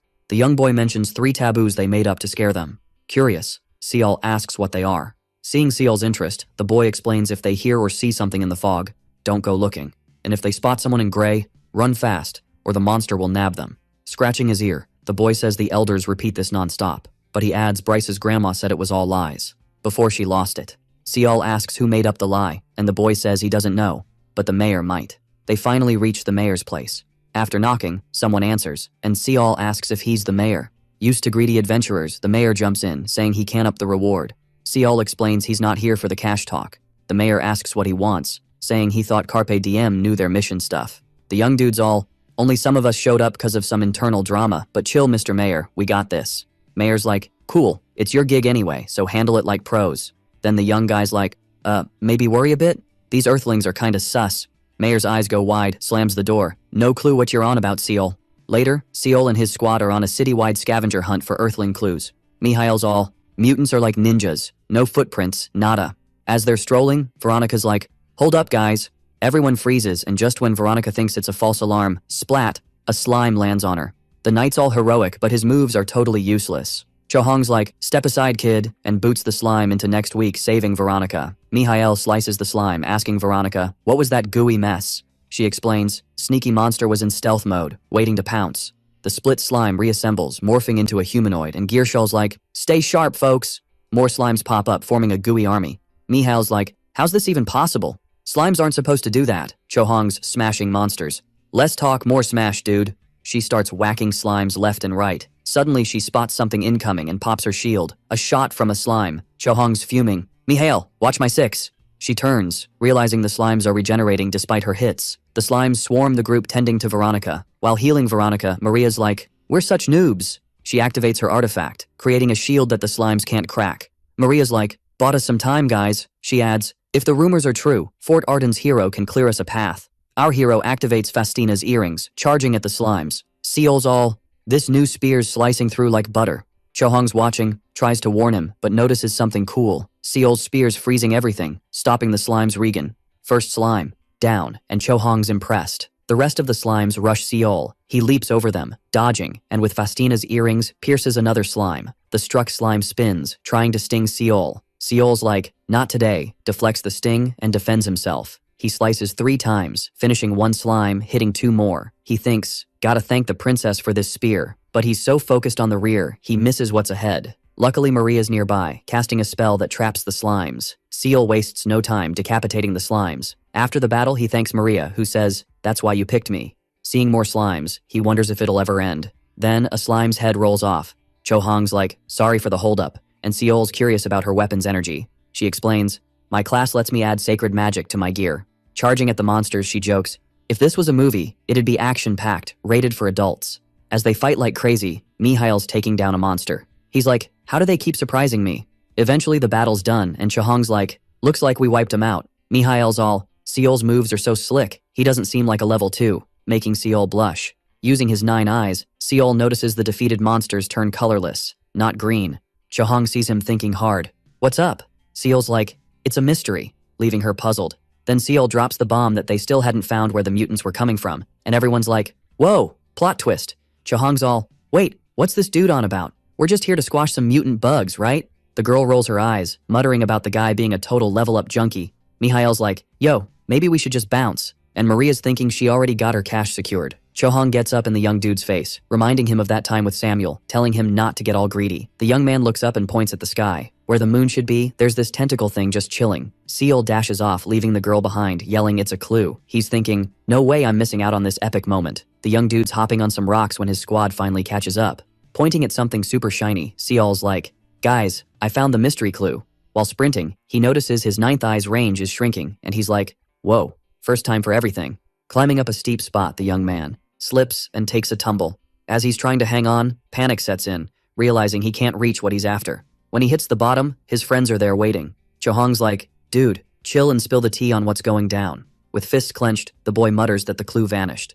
Standing up, he throws a punch, busting a hole in the wall. Seeing that, Mihail and Veronica are like, whoa, this mountain's a total fake. So he's like, let's start digging, squad. After some digging, they stumble upon a secret door. Chohong's all, is this the village's stash spot? Maria's like, nah, villagers wouldn't bury it, duh. Mihail's like, no way, this place is ancient. Using his 9 eyes, our hero sees the place is glowing yellow, meaning, watch out, peeps. Inside, there's a shadowy figure with long hair watching them. Chohong's like, maybe it's a study room where you're stuck until you hit the books hard. The guard's like, yeah, maybe that's why folks got trapped and studied till they dropped. He's thinking those folks probably made the mutants. Mihail, Chohong, Veronica, and Gearshall exchange looks, piecing it together. Maria's just thinking, these guys are such noobs. Realizing the room's just that, Seol's wondering what the 9 eyes were showing him. Seol hears Veronica say she found something, and Mihail's like, careful, it might be a trap. The girl pulls a candle holder, revealing it's a lever to a secret chamber. All confident, she's like, who do you think you're dealing with? Mihail's impressed, saying, this is getting wild. Using the 9 eyes, Seol sees everything's green, and he's like, let's roll in. Near the end of the corridor, Mihail's like, is this it? Nothing special here. Veronica points to a magic circle on the floor in the corner. The young man realizes the mutants were summoned here and left through the cave. Gearshal's like, who could pull this off? Chohong's like, not the point, we gotta smash it. As the girl's about to wreck the magic circle, Seol taps her shoulder saying, hold up. Looking at Veronica, he asks if there's another sign, and she's like, by the wind, that's the exit. Should we check it? Seol senses someone's tailing them. It's the mayor, saying they're taking forever and luckily didn't get wiped out. Seeing the guy knows something, the young man asks about those creatures. The man says there's a rumor about a magic whiz living in the mountains. Seol's like, the mutants seem summoned by the magic circle. And the mayor's like, just smash the circle, problem solved. Mihail and his crew are like, isn't it sus the old guy shows up as we find the exit? Geiershal's like, leaving now would be lame. We'll check it out. You guys go ahead. The village chief, looking not so thrilled, says it's a bad idea since they don't know where the exit leads. The guard's stubborn, saying he'll check it out anyway, and the mayor's like, just go with them, don't freak out the villagers. Which makes the young dude even more sus. When the trio was heading to the spot they found, Seol and the village boss were yelling, hold up. Even the kid was like, don't go. So they turned to Seol, all, what's up? Right then, the path was yellow, but our hero was like, why's the boss all colorless? The girl tells the kid, chill, it's just a quick peek. As they followed the path, Mihail asked Seol, why the drama? And boom, the path turned orange. Our hero freaks out, thinking they gotta bounce pronto. Looking at the old dude, he wonders why he's still colorless. Seeing red could pop up any second, the kid's like, get ready to rumble. Mihail's all, Seol's finally stepping up as a leader. The kid tells the leader he's gonna check the dungeon, and the leader's like, Earthlings tried that before. Our hero thinks, if it's not a run for your life warning, it might work. Then, the village elder's holding a stone with some weird vibes.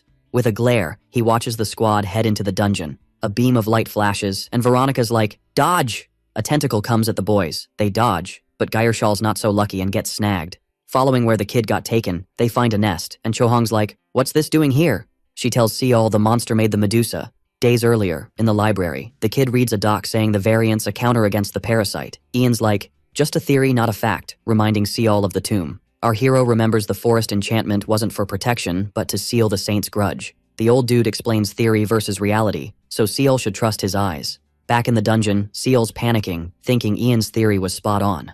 The monster attacks again, but Maria's shield blocks it.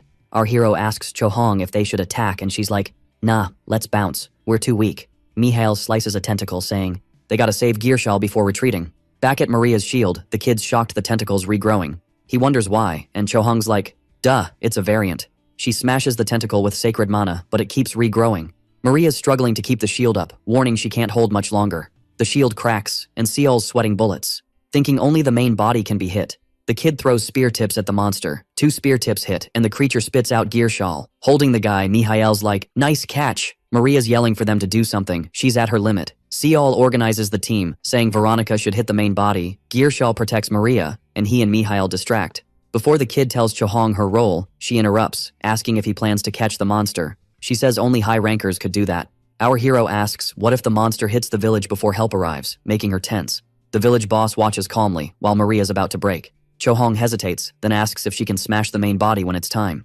Seol asks if she can reach it, and she's like, not easy, but I'll try.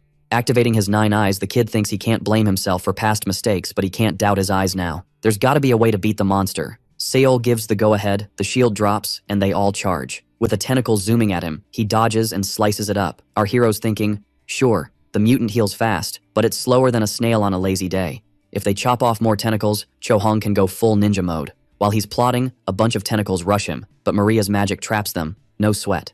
Seol jumps in, slicing them all with his spear like a boss. Suddenly, green goo, probably toxic, starts oozing from the cut tentacles onto him. Maria's got his back again, reminding him she's running low on spells, so chill out. The crew's wiped from the fight, and Chohong's like, these tentacles are blocking everything. The mutant starts shrinking. Everyone's like, huh?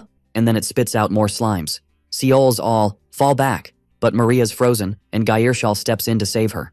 Veronica gets smacked by a tentacle, distracting Mihail, who also gets hit. Maria's healing them, and Gearshal's like, shield me too, leaving her puzzled. He explains it's easier to shield them all together, so she rolls with it. Maria's like, hurry up, and Seol's trying to tell him to just guard Maria. Suddenly, Gearshal bolts the other way, leaving Maria all, where's he off to? Tentacles closing in, Maria pops the shield just in time. Seol's trying to reach her, but slimes are blocking his way. Turning to Geirshal, Seol's like, hurry up, but realizes the dude's bailing. He's thinking, how's he running when we're getting pounded here? Chohong's like, Seol, I'll make an opening, you finish it. She surprises him, activating a form, and Maria's like, that's a 4th-ranking spell. Maria's shocked the girl learned something so epic. With her club, the girl leaps at the mutant. It tries to smack her with tentacles, but they get roasted by her powers. Seal's ready to finish the monster, but Maria's like, not yet, her powers last 30 more seconds. Still, Seal's eager to help, and Maria's like, then stay and guard me. He's confused, thinking if he guards her, who's helping Chohong? Maria whips out a ritual table, telling Seol to zip it and cover her. Seol follows orders, shielding her from incoming monsters. Meanwhile, Chohong's smashing tentacles with her club like a pro. She hits the monster's body and it starts pounding the ground with tentacles. Seeing her coming, the mutant spews poison again, but Chohong's unfazed, landing a hit so hard the monster groans. Seol thinks one more hit will do it. As her power fades, Chohong starts to fall, and the monster smacks her away. Seol's worried, seeing her struggle to stand. A tentacle's heading her way, but Seol cuts it just in time. Seol, fired up, declares it's his turn to attack. He struggles to fend off the monster's attacks. He doubts he can land the final blow.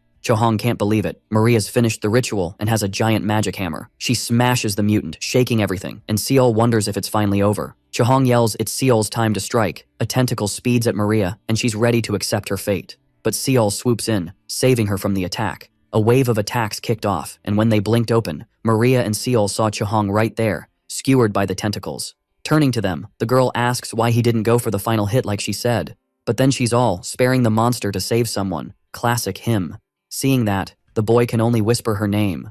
Maria's like, what about the nest that's still kicking? The mutant's tentacles stretch out, snagging Gearshal, who tried to bail. He's yelling for help, but then, chomp, monster snack time, and all you hear is crunching. Then, the monster spits out the dude's gear. Maria's jaw drops, wondering if the monster just had a traitor buffet. The girl's thinking she should have ditched Mihail and his crew.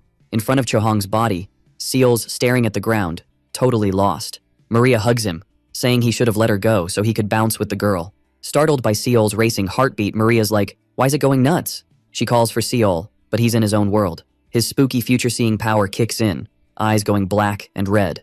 Maria's thinking, whoa, that's some serious murder vibes. A tentacle zooms at him, and the girl tries to warn him, but he just snags it like it's nothing. The mutant tries to poison him, but he's unfazed, standing tall after the dust settles. Seol rips the tentacle in half, monster goo flying everywhere. His face is all rage, veins popping. Another tentacle sneaks up, and Maria tries to warn him, but Seol gets smacked and goes flying. Rolling back, he's up again. Spotting his spear, he grabs it, eyes blazing red, and it's wrapped in purple flames. Maria's shocked, saying only top-tier warriors can do that.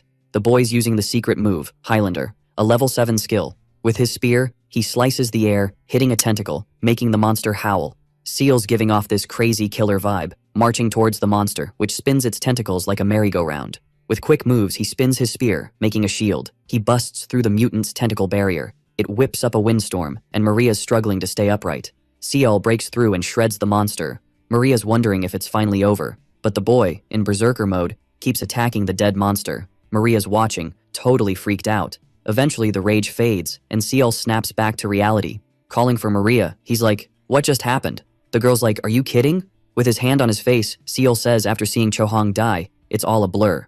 Maria's like, what kind of main character manhwa story is this? He's like, no clue. Even though he's not sure, he thinks if he'd used it faster, Chohong might have lived. Hearing this, the girl's like, why decide who lives or dies? She starts using her mega healing spell on Chohong. The ground shakes from the magic. Meanwhile, Seol's like, maybe she can still be saved. He lies down, gazing at the night sky, and Maria teases him, asking if he'll cry like manhwa characters to get up. Seol's like, nah, no tears left. She's not the female MC Maria, fists clenched and exhausted, jokes she might have to smack him more to vent. She collapses onto Seol's lap, and he cracks a small smile. Then, he hears footsteps coming his way. It's none other than the village mayor. The guy strolls past Seol, saying he knew this day would come. Our hero's like, spill the tea, while noticing the guy's still colorless. The village chief's like, it's gonna be a long night, asking if they should head back to the village since everyone's beat. Seol's down with that, saying it's better to head back first. Back in the village, the mayor's wondering where to kick off the story. Seol's all, hey, maybe start by telling us who you are. And the old dude's suddenly tongue-tied. Then the young guy's like, oh, and maybe drop the average level of all the subjugation teams too. Seol's thinking it's super weird how the mutants just poofed after biting the dust. Plus, it was no accident that the mutants leveled up every time they showed up.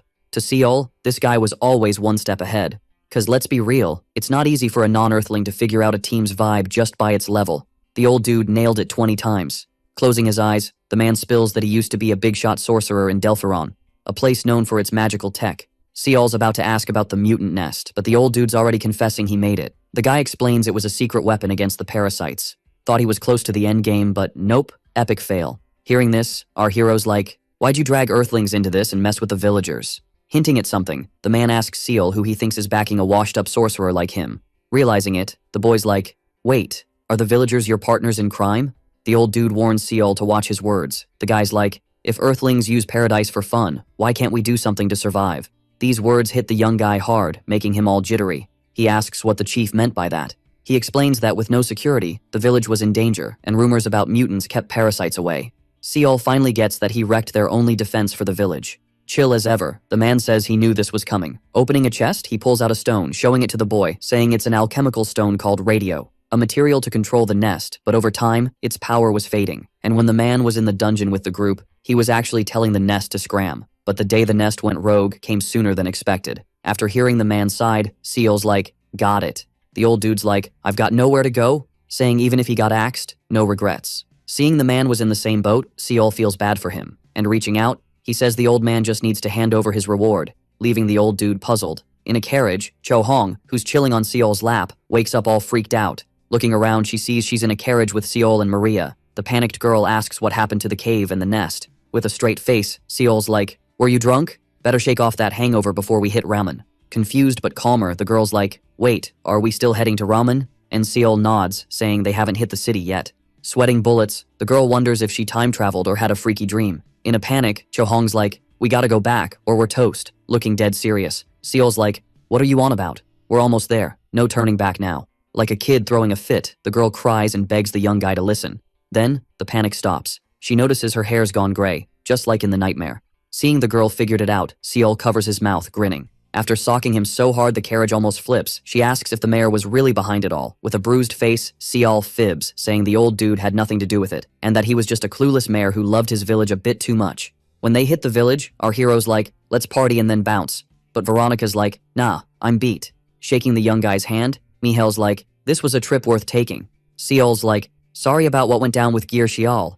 And Mihail's like, nah, it was a good chance to ditch him. Watching them leave, Seol's like, guess it's just us partying. Maria's like, what party? I'm out, need some Z's. In the end, it's just Seol and Cho Hong left. Looking at the girl, he asks if she's down to grab a bite. Questioning why the dude was chatting about food when it wasn't even chow time, she says she's gonna hit up the temple first. Seol's all, you leveling up? And the girl, super proud, goes, yep, I'm about to be a big deal. The boy's mind is blown, thinking since she was a cathedral knight, she's now a Templar. Cho Hong bounces out, all smiles, saying Hugo's gonna be green with envy when he hears she ranked up first.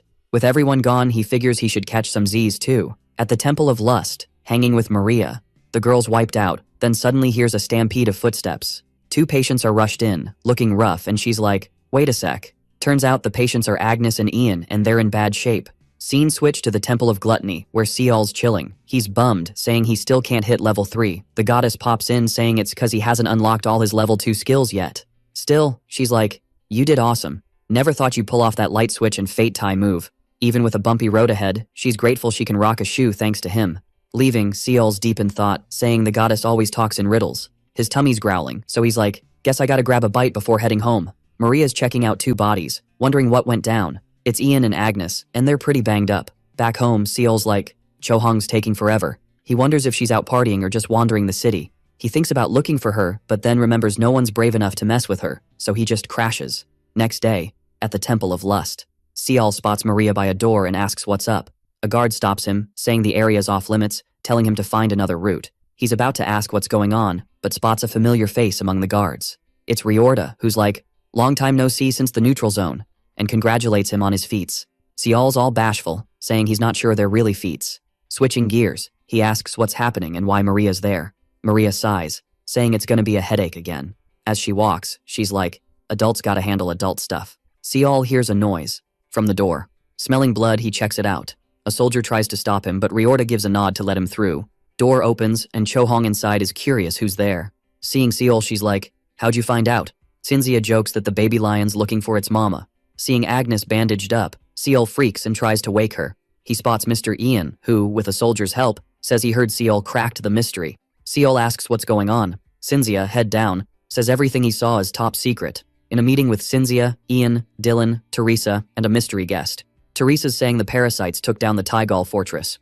The red-haired armored woman says it was the Federation's only strategic spot. Dylan mentions the fortress got beefed up with help from cave fairies. Teresa says the guards are barely holding off the enemy, but then ogres showed up. Dylan's puzzled, asking if that race wasn't extinct. Old Ian explains the parasites made these ogres, but the queen's real goal is mass-producing orcs. The red-haired knight asks why, since ogres are way stronger. Ian says orcs are cheaper, so they can be mass-produced. Dylan wonders if this means the parasites can create new species. The dude's explaining it was kinda like that, but they use hostages as hosts, not nests or medusas. They were running a lab with hostages who could be, impregnated. The woman's all, what do you mean by hostages who can be impregnated? Cynthia, super chill as always, says the guy's obviously talking about women. The girl's totally grossed out, and Dylan's like, why bother if they've got the fortress? Why not just keep attacking?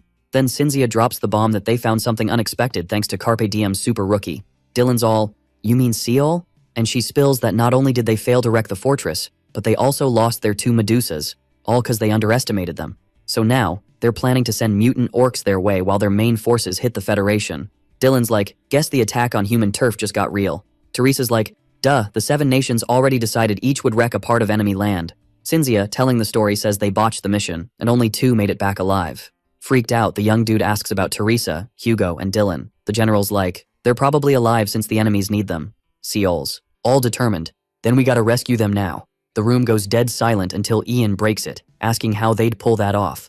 The young dude's stunned, speechless. The old guy's like, even with Hallmark's best team, they failed, and now the enemies are on high alert. But if they really go for it, the place becomes a full-on battlefield. He'd love to help because of the captured folks, but they're not the only ones there. Can't let civilians get caught up in their mess. Seal, quiet till now, asks if they're just gonna sit and watch. Super mad, he's like, is it normal for Earthlings to ditch allies when things get tough? Or is it just business for Ian? Then, bam, Cho-Hong slaps him. She leans on him, venting that she'd risk her life to save them, no matter how many times. Seol, poker-faced, says those are just excuses and bails. Cho-Hong tries to follow, but Chinzia stops her, saying the dude needs time, calling him an idiot. Outside, Seol's wondering why he can't save anyone. Realizing he said never, he wonders if it happened before. Inside, Cynthia says they should give all the data to the Federation since who knows what'll happen. She asks old Ian to draw a map. Ian's like, sure, and says rumors about the Delphinian Duchy aren't exaggerated. Seol, eavesdropping by the door, remembers hearing that name before. The mayor of Raman's writing in a book when there's a knock. He's like, who's visiting at this hour? Opens the door, sees Seol, looking wiped out. After chatting, the man admits he worked in the lab. He says thinking Delphinian would have a tiny lab because it's a principality is silly. Seol asks if there's any weakness even after beefed up security. With a serious face, he asks about a secret passage in the factory, surprising the man. The mayor's like, why do you think that? And Seol says the old man couldn't have left with the nest through the front door. Smiling, the man's like, I dig smart young folks like you. He opens a small chest, shows the same stone from before, saying it was boulder-sized when he took it.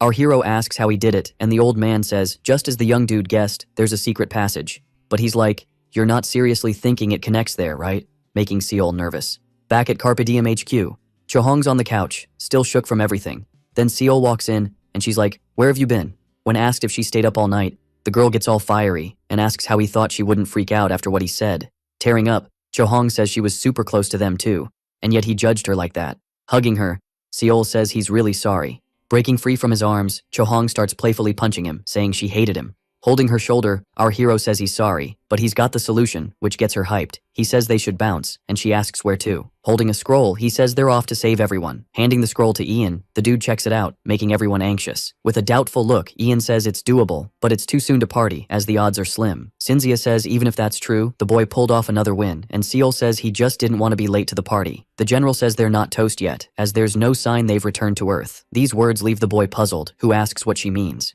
She explains if someone bites it in paradise, they pop back to Earth, and Ian adds they lose their memories as a penalty. Seol asks if that's all, and Cynthia says if someone can't handle the memory gap, they might go bonkers, or worse. Hearing this, the boy says he's got no time to chill there. The woman then tells him to chill, as the plan's rolling. In the Arden Valley, 2 people are strolling in the rain. As they near a house, one asks if this is the spot. Already at HQ using the boy's intel, the rescue plan kicks off. The rescue squad's packed with people close to the hostages. Miraculously, Cho-Hong and Ian are back in action. Even Seol, who's just level 2, is in on the plan.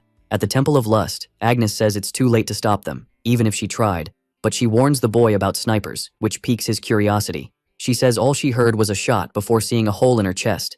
Seeing she can't do much, she asks Seol to promise to show off his monospear skills. Our hero agrees to this. On his way out, Seol bumps into Maria, waiting outside. Seeing him, she runs and hugs him. begging him not to go, as he might really die this time. The boy says he's done running, so he's gotta save them. Before he finishes, she pricks his finger and presses it on a paper. Taking the paper from Maria, he sees it says, if he dies, all his stuff goes to her. Snatching the document back, Maria says if he doesn't like it, he just shouldn't die. Looking at the sky, he thinks he's got one more reason to come back alive. And finally, the night of the plan kicks off. In the camp, a man walks up to Seol. He introduces himself as Ayase Katsuki and says they should at least try the plan, even if it's just a glimmer of hope. Our hero says they're in this together and asks if he mentioned she was his younger sister and says he's got one too. The man says whether the plan works or not, he'll pay the debt, so it's better for the boy to survive. Our hero thinks the man seems kinda cold, but he's a good dude. At that moment, the call goes out for the rescue squad to gather. Ian asks if everyone's ready, as now's the time to speak up if they want. Chohong tells the man to quit jinxing things, which gets a genuine laugh from the old man. With everyone in the magic circle, Ian fires up the magic, teleporting them to the spot. He reminds them the circle lasts 30 minutes and recharges in 72 hours, so if things go south, he'll bounce solo without a second thought. Entering through the secret passage, the man tells them to stay sharp. As they move through a corridor and into a room, they're shocked by the place's size, worrying about the time they'll spend there. Seol says for now, they need to focus on the spots with the lowest odds. Remembering they've got a map of the area. Seeing everyone was in the building, Katsuki's all right, let's roll with the plan. He puts his ear to a room, and boom, realizes there's a whole squad of enemies. With Seol holding the radio stone, we rewind a bit to the mayor of Ramen explaining how all the parasites' minds are like totally linked up, so they could be one big brain and still do their own thing at the same time. Seol's what if I mess with the commands from the big boss parasites to the little ones? Using the radio stone, Seol eavesdrops on the parasites who are beefing with each other. Katsuki gives the signal, listens again, and is like, whoa, everyone's just chilling in their spots. He opens the door and is like, let's bounce in. Seeing all those orcs frozen, they're shook that a simple stone could control them all. When asked if the orcs might just start moving, our hero's like, just don't poke the mutants. After passing the orcs, the priestess is like, took you long enough to get here. At the corridor's end, Katsuki's let's split up. Me, Chohong, and Rhine left. Seol and Yasi right. He says, find the hostages or not, be back in 5. While searching the prison, Yasi's like, why is it so empty? Our hero explains the parasites wouldn't leave them alone, plus, hostages were for making orcs. Grossed out, the dude starts to figure something out, but chickens out. Near the corridor's end, Yasi's like, nothing here, let's bounce. Seol's like, hold up, wondering what the orcs were eyeballing. Looking up, he spots Hugo hanging from a hook. Inside a container, an orc's like, did I just sense something? A hostage is begging him to just end it already. With his hand on the princess's head, he says the queen's nice, but he's not. Leaving the room, he tells her to wait for later, calling her the pink princess. Seeing Hugo's still breathing, Yasa's like, how's he still kicking? Seol, using the radio stone's power, orders the orcs to lower Hugo safely. Turning a crank, the orcs free Hugo. Hugo wakes up, gasping for air. Holding him, Seol's like, I'm here to save you. The priestess uses mega healing magic on him. Seeing Hugo hung on a hook, Katsuki's like, maybe to weaken him. Our hero's like, what does that mean? The dude asks if Seol knew how the queen used parasitic hosts in the first invasion. They controlled corpses, but for mass production, they didn't usually kill hostages. Our hero's like, so that's why they keep them easy to infect. And Katsuki's like, seems so. When asked why the girls were freaked out, the dude says they saw something nasty. He explains Ian's theory about hostages being food was spot on. Hearing this, Seol's worried about Dylan and the princess. Katsuki tells Chohong to take Hugo back, asking if she knows how crucial the first return is. The dude explains she should protect Ian, set up communication, and prep traps for their return. Nodding, she gets it and heads back with Hugo. Seol tells her to stay safe, and she says, you too. Following the map, they hit a room full of orcs and not so nice stuff. Checking the room, Katsuki's like, nothing's moving. Yasser thinks he spots his brother and bolts, ignoring the leader's warnings. Turns out, Yasser's brother's half replaced with animal parts. In tears, Yasser's like, after all we've been through, it's starting again. Meanwhile, the group's almost puking from the stench. Looking around, Seol's in shock at the sight. Running, he can't believe what's in front of him. Pushing an orc aside, the young dude's in denial, seeing Dylan's body. He thinks about saving his friend, but Katsuki stops him, saying it's too late. The priestess warns not to touch the body, saying it could cause problems, and Seol asks if she just wanted to leave him there. Right then, the priestess kicks off a ritual. Seeing this, Seol tries to point out that Dylan's missing arms, but she keeps going anyway. Our hero yells for her to wait, but Katsuki stops him, saying there's no saving the dude now. However, they could at least wake him up, hoping he knows where the other 3 are. Dylan opens his eyes and asks if he's dreaming. Seeing his buddy awake, Seol moves closer. Dylan asks about Hugo, and Seol says they saved him, which makes Dylan super relieved. Noticing Priestess Rhine in the group, Dylan comments that the squad seems to be made up of people connected to the hostages. Getting the sitch, he admits he doesn't know where the others are, but they should be nearby, and the cleric thanks him. Katsuki approaches Dylan, saying it's been a while since they last met. Seeing Katsuki as the leader, Dylan feels relieved, thinking they won't have trouble getting back. Katsuki says Dylan's giving him too much credit, and Dylan, grinning, tells him to hurry and find his sister. The leader thanks him for understanding, pulling out his dagger. Confused, Seol asks what he's doing. At that moment, he's held by his two other teammates. Katsuki tells Seol he knows they need to let Dylan rest forever. Seol denies knowing. Holding his dagger, Katsuki says they should let the man rest while they can. Seol tries to argue back but is cut off by Yasser, who says he gets how Seol feels, but they need to save the others. Dylan calls Seol, saying he's super happy now and never lost hope he'd come to save him. Even though his wish came true, Seol apologizes for being late. Dylan says, on the contrary, he's grateful Seol came at all, asking him to say goodbye to the others. Katsuki thanks Dylan for what happened 3 years ago, and Dylan says that settles his debt. Meanwhile, Seol struggles, begging him not to do it. With a blank look, Dylan mentions he's never heard of Seol's method. In his final moments, he remembers asking Seol to teach him his coffee-making method when he got back from the expedition. With his friend's head gone, Seol breaks down in tears. Katsuki tries to calm him, explaining the man wasn't really alive. The priestess says all that's left is to let him rest. On the ground, Seol thinks if he'd been faster this wouldn't have happened. They call Seol, saying they're running out of time. Our hero stands up and says he's going. Fueled by rage, he insists they need to save everyone. Apologizing, Yasser says he's heading back, feeling unsure. Looking at the priestess, Katsuki asks her plan. She says, although she doesn't want to, she has to go, as they need to save 3 people. At least 3 need to go. Katsuki says even if they see worse, they should stay focused. Seol and Rhino nod in agreement. Heading down the stairs, Seol thinks that since they couldn't save Dylan, at least they let him rest. Reaching a camp-like area, our hero wonders what's going on there. Walking through the camp, Katsuki jokes it's probably where the magic happens. They say it's the size of a village. Rhino asks what to do, and the man says they've probably separated the Earth folks. Seol thinks it's too dark for his 9 eyes to help. Spotting a different place, the group decides to check it out and then head to the experiment hall. Entering the room, Seol's spear activates mind-cleansing magic. He wonders if it's the aroma. The priestess asks if Katsuki thinks what she's thinking, and he agrees, saying it's an aphrodisiac. Seeing bodies around, he comments those people were likely drugged, unable to resist without the aphrodisiac. When asked what to do, the man says it's too late, as everyone there is already infected, and their only fate is eternal rest. Katsuki wonders why all this, and Seol questions if he thinks Earth folks are partly to blame. For real? They just ignored reality and kept on with their epic adventures. The dude's all sure he could think that way, but it was really about dragging people into war. Seol's like, paradise gave him new hopes and goals, so he feels he owes that world big time. The guy's like, not many folks had the luxury of thinking that way, since most people had pretty rough lives on Earth. Our hero's like, even among those folks, some volunteered for risky missions, like the boy's sister. Katsuki's like, his sis just wanted to boost her fame points, even though he told her not to. He's like, in this case, his sis was paying the price for being so stubborn. They walk into a room and bam, there are cauldrons everywhere. He whips out his dagger, touches the liquid in one, and realizes it's more aphrodisiac. Seol's like, why's there a rope here? He lifts the rope with a lever and boom, pulls a woman from the liquid. Rhino's like, oh snap, it's Lawrence. Seol rushes to the girl, but Katsuki's like, hold up, stay back. He cuts the rope, frees the girl, and she wakes up, writhing in pain. The cleric uses magic to heal her massive wounds, stopping her pain.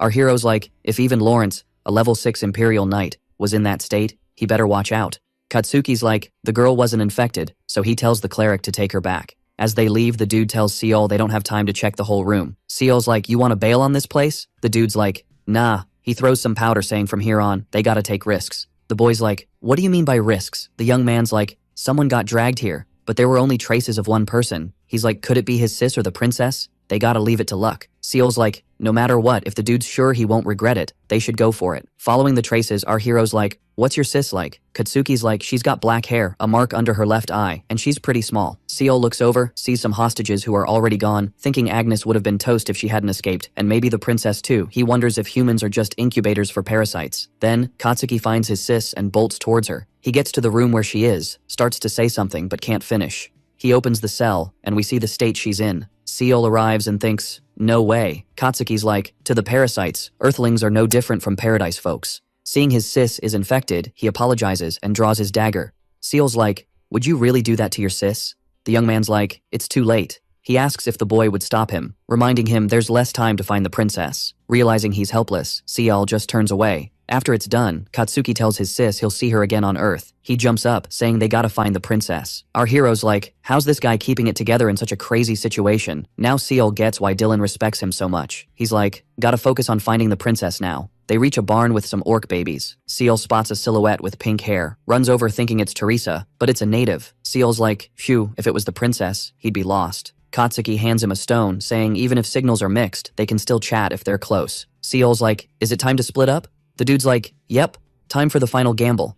Our hero's like, how much time we got? The young man's like, with withdrawal, 6 minutes and 40 seconds. Using the communicator, he's like, I'll definitely find her. Through the lab rooms, Seol's wondering where the princess is hiding. He's convinced that even if she's from paradise, being a princess gives her some extra value, so there's still a tiny chance she's alive. With his 9 eyes activated, he spots a container glowing red, like it's got a neon sign saying, look here. Seol's confused about why he needs to keep his distance, so he uses the radio stone to tell the orcs to open the door quietly, like ninjas. After the orc does his thing, Seol tells him to nod if there's a human inside, and guess what? The orc nods. Seeing a woman there, Seol asks if anyone else is around, and the orc just stands there, basically saying, nope, just her. As he walks towards the container, he's wondering why everything's got this red vibe, like a weird horror movie set. Inside, he finds Teresa, all beat up with her wrists and feet tied, looking like she's had a rough day. When Seol touches her face, she wakes up, thinking it's the orc guard, and asks to be left to rest forever, like she's in a bad drama. Using his communicator stone, Seol tells Katsuki he's found the princess, like he's just completed a side quest. Hearing this, the princess, with eyes that have lost their sparkle, gets all confused, and Seol tells her they're heading back. Tears streaming, Teresa asks if it's a dream, and Seol's like, nah, it's real. I'm here to save you. And she's like, can I cry even more? Just then, footsteps echo, and it's the smart orc asking what all the noise is about, like a grumpy neighbor. Seeing a lower orc tagging along, he's like, who sent you here? Like he's the boss of the orc squad. Seol, hiding, uses the stone again, telling the orc to go back outside and shut the door, like he's ordering takeout. Realizing the orc broke free from mind control, Seol wonders if he's leveled up or something. The mutant, sensing something's off, accuses Teresa of tricking the other orc to escape, like she's some mastermind. Teresa's like, no way, dude, you know that's impossible. But the orc grabs her neck, not buying it. Seol's ready to jump in and save her if things get messy, like a hero in a movie. Fuming, the orc tells her not to lie and orders her to swear by her royal vow, saying it's the only way to prove her worth to the queen. Even though she's shaking, she asks for time to think, and the orc punches her in the stomach, like a total jerk. Seeing this, Seol wants to step in, but Teresa signals him to hold back, like she's got a plan. The guard accuses her of stalling, like she's done before, and warns her not to push it. She's like, since you're a lower being, I need more time to think, throwing some shade. The orc's like, fine, you've got 10 minutes, or else we'll have some fun, like he's giving her a deadline. Once the mutant leaves, Seol sneaks out from under the table and frees Teresa from her chains, like a stealthy ninja. Wrapping her in his cloak, he asks her to take care of his spear, like it's a precious treasure. He carries her, which confuses her, but she rolls with it, calling him her prince, like it's a fairy tale. Noticing she's free, the guard freaks out and orders a search for the prisoner, like a game of hide and seek. As they dash through the lab corridors, Seol bumps into some guards, like a surprise party he didn't want. Seeing him worried, Teresa asks what's up, and Seol explains the orcs broke free from his mind control, like a plot twist. With orcs closing in, the princess grabs Seol's spear, telling him to run, like she's in charge now. Activating his Festina earrings, Seol sprints down the corridor while Teresa, in his arms, knocks orcs down, like a boss.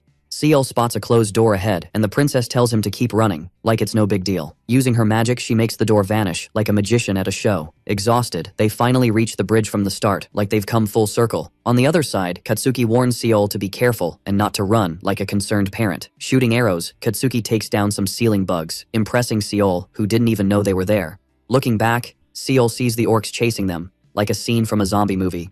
Seol announces he's gonna run, and Teresa's like, nah, jump instead, like it's an action movie. Following her lead, he leaps, and the bridge collapses, sending orcs into the abyss like a dramatic finale. Teresa and Seol make it across, and Katsuki, racing against time, urges them to hurry, with only 11 seconds left. With the clock ticking, Seol activates his Festina earrings and heads for the teleport, like he's in a race against time. When they finally roll up, only 5 seconds are left on the clock.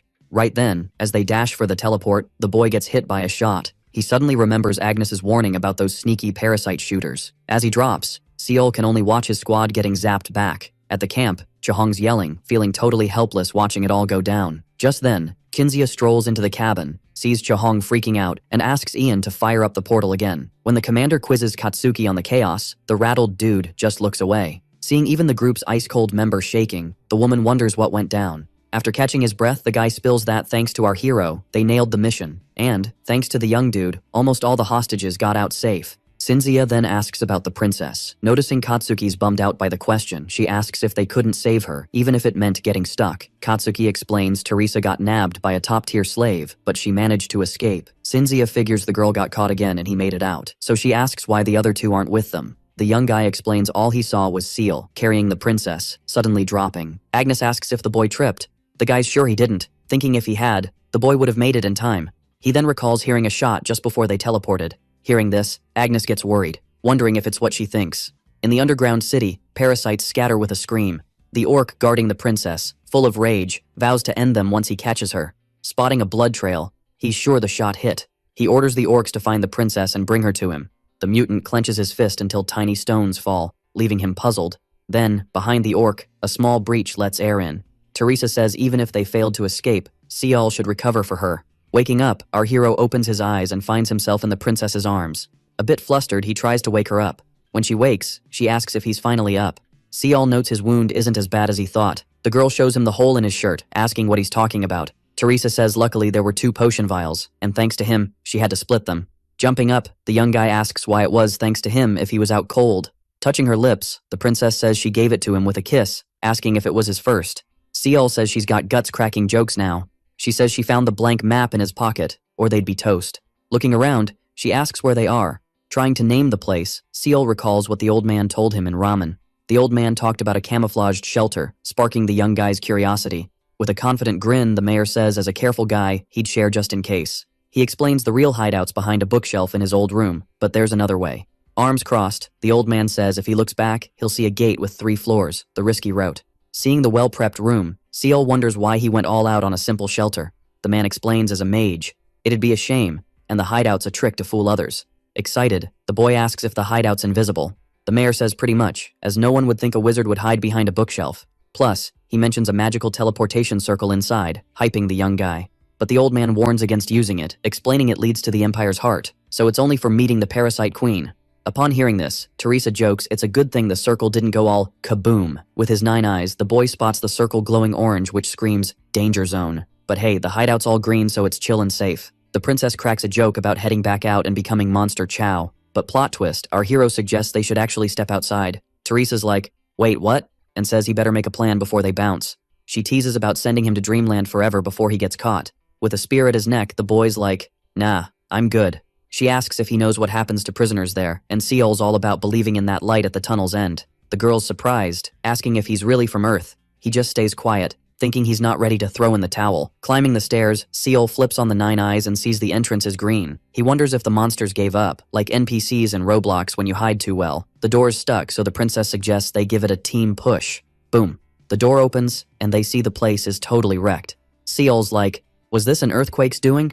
Teresa picks up a rock, saying it was a thunderbolt, not an earthquake. This makes the boy curious about who's got that kind of power. When asked how she knows, Teresa explains the stone's called Thunder for its sound and explosive power. It's a secret weapon, and she's shocked they used it. After leaving, Seal apologizes to Teresa, and she's like, why? He says it's all his fault things ended up this way. The girl insists she should be thanking him for saving her life, asking if he really means it. The boy, looking bummed, says he's serious, leaving Teresa puzzled. He explains he was warned about shooters but didn't listen, which is why they're in this mess. Teresa asks why he thinks that, wondering if he regrets their situation. He says it's not her fault, and the place was doomed anyway. Standing up, she says it doesn't matter now, calling him her prince, and says they need to survive.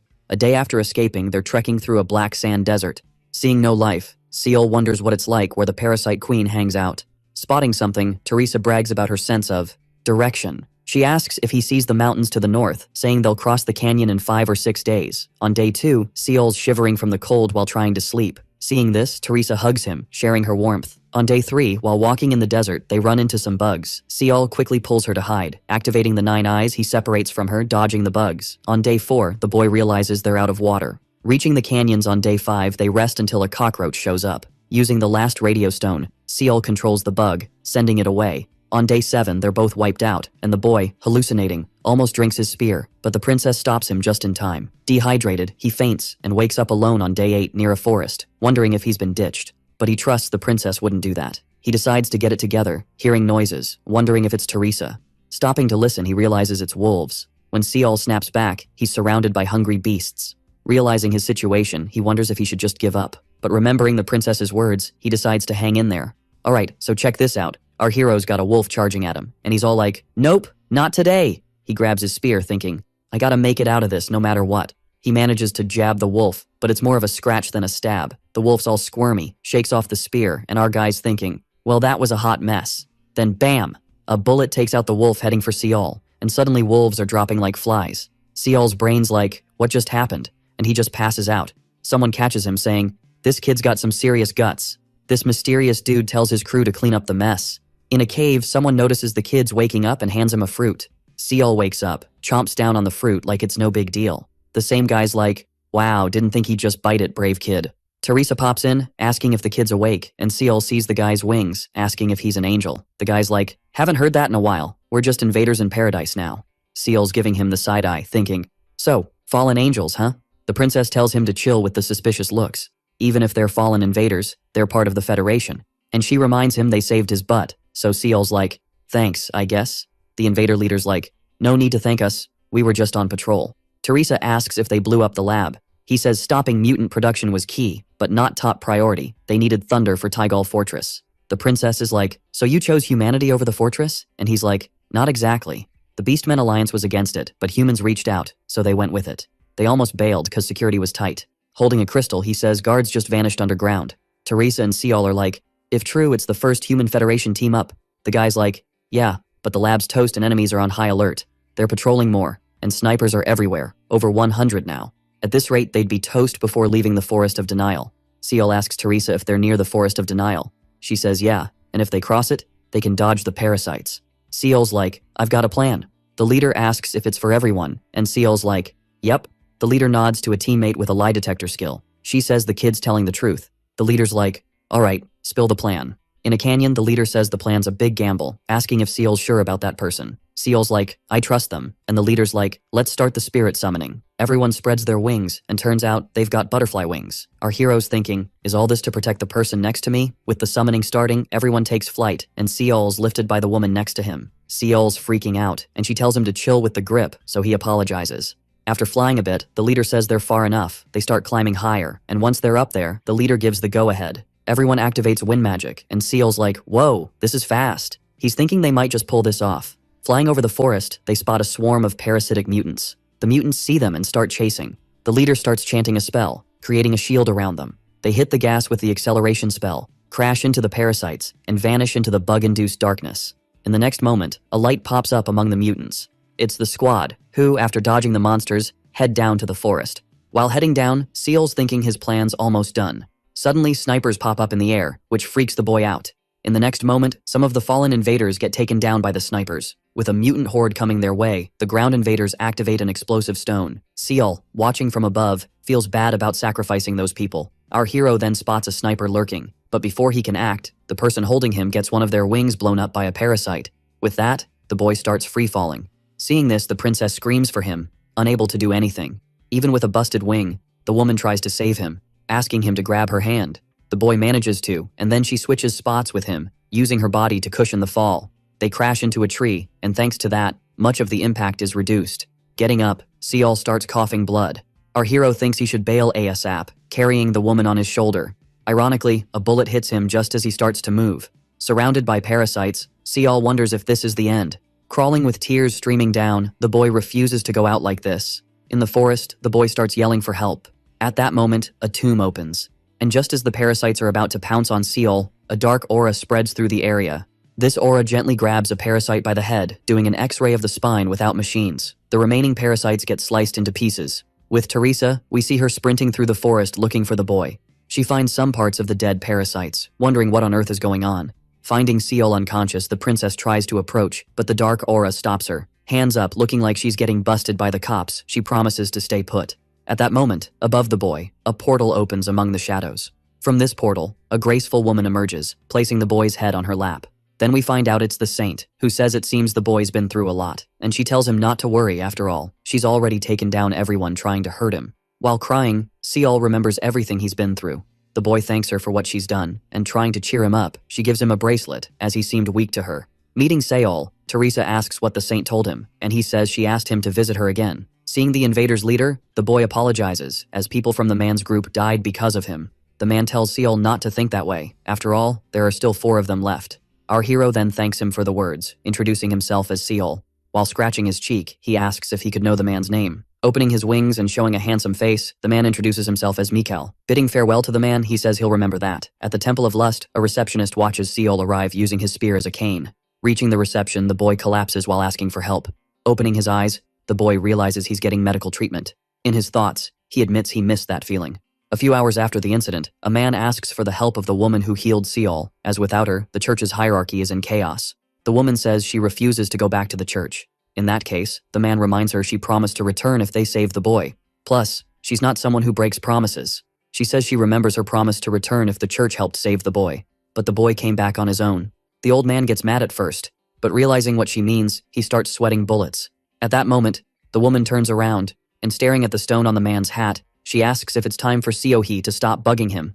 The stone then shatters, making all the red glow disappear. After that, the woman starts glaring at the man with anger. The door suddenly swings open. It's Seol, who, looking like a sleepwalker, is searching for someone, catching the priest's attention. Passing by the dude, he wraps his arm around the lady's waist, and she's all, "Didn't I tell you to hit the hay already?" The priest, catching this scene, is like, "Whoa, major blasphemy alert." With the kid perched on her lap, the lady's like, "Oops, my bad. Let this slide too many times." She's all, "Sorry, dude," and drags the kid back to his room. Meanwhile, Katsuki's squad is on a mission, heading back to the lab to save Seol and Teresa. In her head, Chohong's like, "Hang tight, kiddo. Rescue squad's on the way." Suddenly, the magic orb starts buzzing like a phone on vibrate. Ian picks up, sounding super ticked, and says the kid's back. In the Temple of Lust, Seol wakes up feeling something familiar, like deja vu. Then, bam, Chohong kicks the door open, yelling for the kid. He's all, "What the heck is happening?" Chohong, a bit red-faced, is like, "Why you staring? Forget my face or something?" The kid surprises her, asking, who are you again?" She's like, "Did you bonk your head or something?" And he's like, "Yep, memory's gone." This leaves her totally shook. She's all, "Seriously, nothing." And he's like, "Sorry, brain's a mess." With a blank stare, she's like, "I'm the dummy here, sorry." Then Seol's like, "Just kidding." She's fuming, punches the wall, and it crumbles. The kid's scared stiff, and she's like, "How dare you prank me?" Seol hugs her, saying, "Sorry, took it too far." She's like, "You don't get how I felt, and you joke about it?" Seol's all, "Forgive me?" And as she tears up, someone comments on the ruckus. It's Agnes, with Maria, who's like, "Why the hug fest?" Seol's surprised they showed up. Chohong's like, "What's your deal here?" Maria, mixing up thoughts and words, says, "Seol loves to open his wallet." Chohong breaks the fourth wall. "Girl, your speech bubbles are all mixed up." Agnes rolls her eyes, saying she's here for her disciple, offering fruits. Maria remembers her stash, calls Seol over, and reveals a basket of beers. Chohong's like, "Are you nuts? He can't drink now." Maria's like, "True, but hands off. These aren't for you." A beer brawl breaks out. Then Hugo shows up, bear-hugging Seol breathless, amazed he escaped. Someone's like, "Guess the kid's alive after all." It's Ian, with the princess and Katsuki. Seol's all, "Wow, thanks for visiting, guys." Laughing like a goof, Chohong's like, "Sure you're okay up there?" Making him chuckle. Yuhui, strolling through the temple, spots the priest still hanging around. She's like, "Still here? Anything else to chat about?" The priest's curious, asking about the stone discovery. She's like, "You dig old stuff, but your jewel's new." The priest's surprised it's just that. Yuhui's serious, apologizing for smashing the jewel. He's like, "Shin Young will just give me another spy gem." She's silent, knowing what he means. As he leaves, he mentions perks of joining Shin Young. Turning away, Yuhui's like, "Whatever, but hands off Seol." In Seoul, at Shin Young's HQ, Hannah, after hanging up, was like, "There's only one reason that creep would call." She figured it was cool the dude made it back alive, but he stirred up a whole lot of drama. Not only was he catching the eye of the daughter of lust, but now even Shin Young was all jittery. So Hannah's like, "Guess I gotta stick to my plan." In some office, a woman was smashing an orb. Turns out, it was the same lady who'd been spying on Yuhui. She remembered when the girl told her to quit bugging her. Smashing the orb, she cut her hand, saying things were about to get spicy. Back with Seol, he's staring down a portal. Looking back, he's like, "Do I really gotta go back?" Flashback to the hospital. Chohong's asking why he looked so bummed. She said he should be stoked, cause he nailed his mission and saved 3 people. With a sad face, he wonders if Dylan's gonna be okay. Hugo's like, "It won't be easy, but Dylan's a tough cookie." Seol nods, agreeing with Hugo. Trying to cheer him up, Chohong asks what he's gonna do, saying she and Hugo are heading back to Earth. Seol asks if Carpe Diem's breaking up for good, and she's like, "Nah, just a vacay." Hugo says Miss Foxy wanted Seol to head back to Earth ASAP. Seol's like, "You mean Hannah?" And Hugo's surprised he had a deal with her. Our hero spills that he turned down the contract, saying it was more of a personal deal. This shocks them, and Hugo's like, no way you turned down Shin Young. But he says it shows how epic Seol is, getting mixed up with 4 of the 6 Paradise Crazies. Seol's like, wait, what are the 6 Crazies of Paradise? Hugo explains there's 6 wild ones in Paradise, including Hannah, Maria, and Agnes. Chohong adds that the 4th crazy is Miss Cinzia. Laughing, she says he's surrounded by crazies. Hugo warns about people who talk about themselves. Chohong asks if Seol's going back to Earth. This makes him think, and he says the princess might invite him to the kingdom soon. She says he could just go and come back. Realizing he's making excuses, she asks if he doesn't want to go back. Busted, Seol admits he really doesn't want to return to Earth. Back to Seol facing the portal, he looks back. Taking a step forward, he thinks he needs to handle some stuff to keep living in paradise. In his room, he wonders how much time's passed in paradise. Grabbing his phone, he sees a bunch of missed calls. Then, his phone rings, and it's Kim Hana. He's like, how'd she know I'm back on Earth? Answering, Hannah's yelling, calling him a son of a gun. Later, at the cafe, he's facing her. She says she's been thinking, and maybe it seems like she's making him follow her path. So she suggests ending the contract. Seol cuts in, saying he never thought that about her. She asks why he acted that way, and he starts mumbling. Hannah says he doesn't seem obsessed with money or honor, so why risk his life? He says he did what had to be done, and he'd do it again if she needed saving. She says he doesn't get it, and asks what good saving her would do. He talks about the golden rule. Hannah's confused, saying she doesn't get it. Our hero asks if she remembers when they met, and she told him to share his secret for the invite. Hannah's about to spill some tea, but Seol jumps in, saying it's all part of the secret plan. She's not totally buying it, but she's cool with it for now. Hannah's got something important to share. Since they're linked by the contract, his actions, good or bad, affect her too, and she's not down for drama she can't control. Seol promises he won't pull that stunt again. She's like, dude, you've already broken your promise twice, and she's not a fan of gamblers. So she's like, don't let her down again. Because just like he thinks she's special, Hannah doesn't want to be a sly fox to him. Treat people like gold, and you get gold back. But treat them like trash, and well, you get the idea. The golden rule's a double-edged sword. Seol's all ears, promising to remember her words, then asks what's up with Hannah. She's like, what do you mean? He's like, you mentioned something before, and wonders if he knows what she's been through. She's like, had to meet the first lady. Seol's clueless, so Hannah explains it's Yoon Seora's sis. She's mad, wondering why the lady's meddling with her contract, calling her a total witch. People are staring in the cafe, so Seol's like, chill out. She cools down and asks if today's the day, leaving Seol puzzled because he's got no clue. Later, Seol's outside his fam's house, taking a deep breath, remembering her words. Someone called him an ungrateful jerk for forgetting his parents' anniversary. His fam's strolling through the hood. His mom's bummed the girl couldn't make it. The girl's like, sorry, something came up, but it's all good now. At home, his mom's surprised to see Seol waiting outside. She's like, why didn't you call? Busy much? He's like, yeah. And she's like, should have called to eat with them. His dad just walks by. Seol calls out, but his dad's like, I don't have a son like you. His mom's like, what's your deal? You're hurting him. Dad's like, you're the problem. How many times has he tricked us? It's obvious why he's here. Mom's trying to calm him, saying Seol's paid his dues. Dad's like, a gift doesn't make you my son again. Seol tries to apologize, but Dad's like, zip it. Told you not to come back. Even with Mom asking him to stop, Dad keeps going, while Seol just listens. Dad grabs the basket from Mom and tosses it, telling Seol to scram. Dad storms inside, Mom following, trying to chill him out.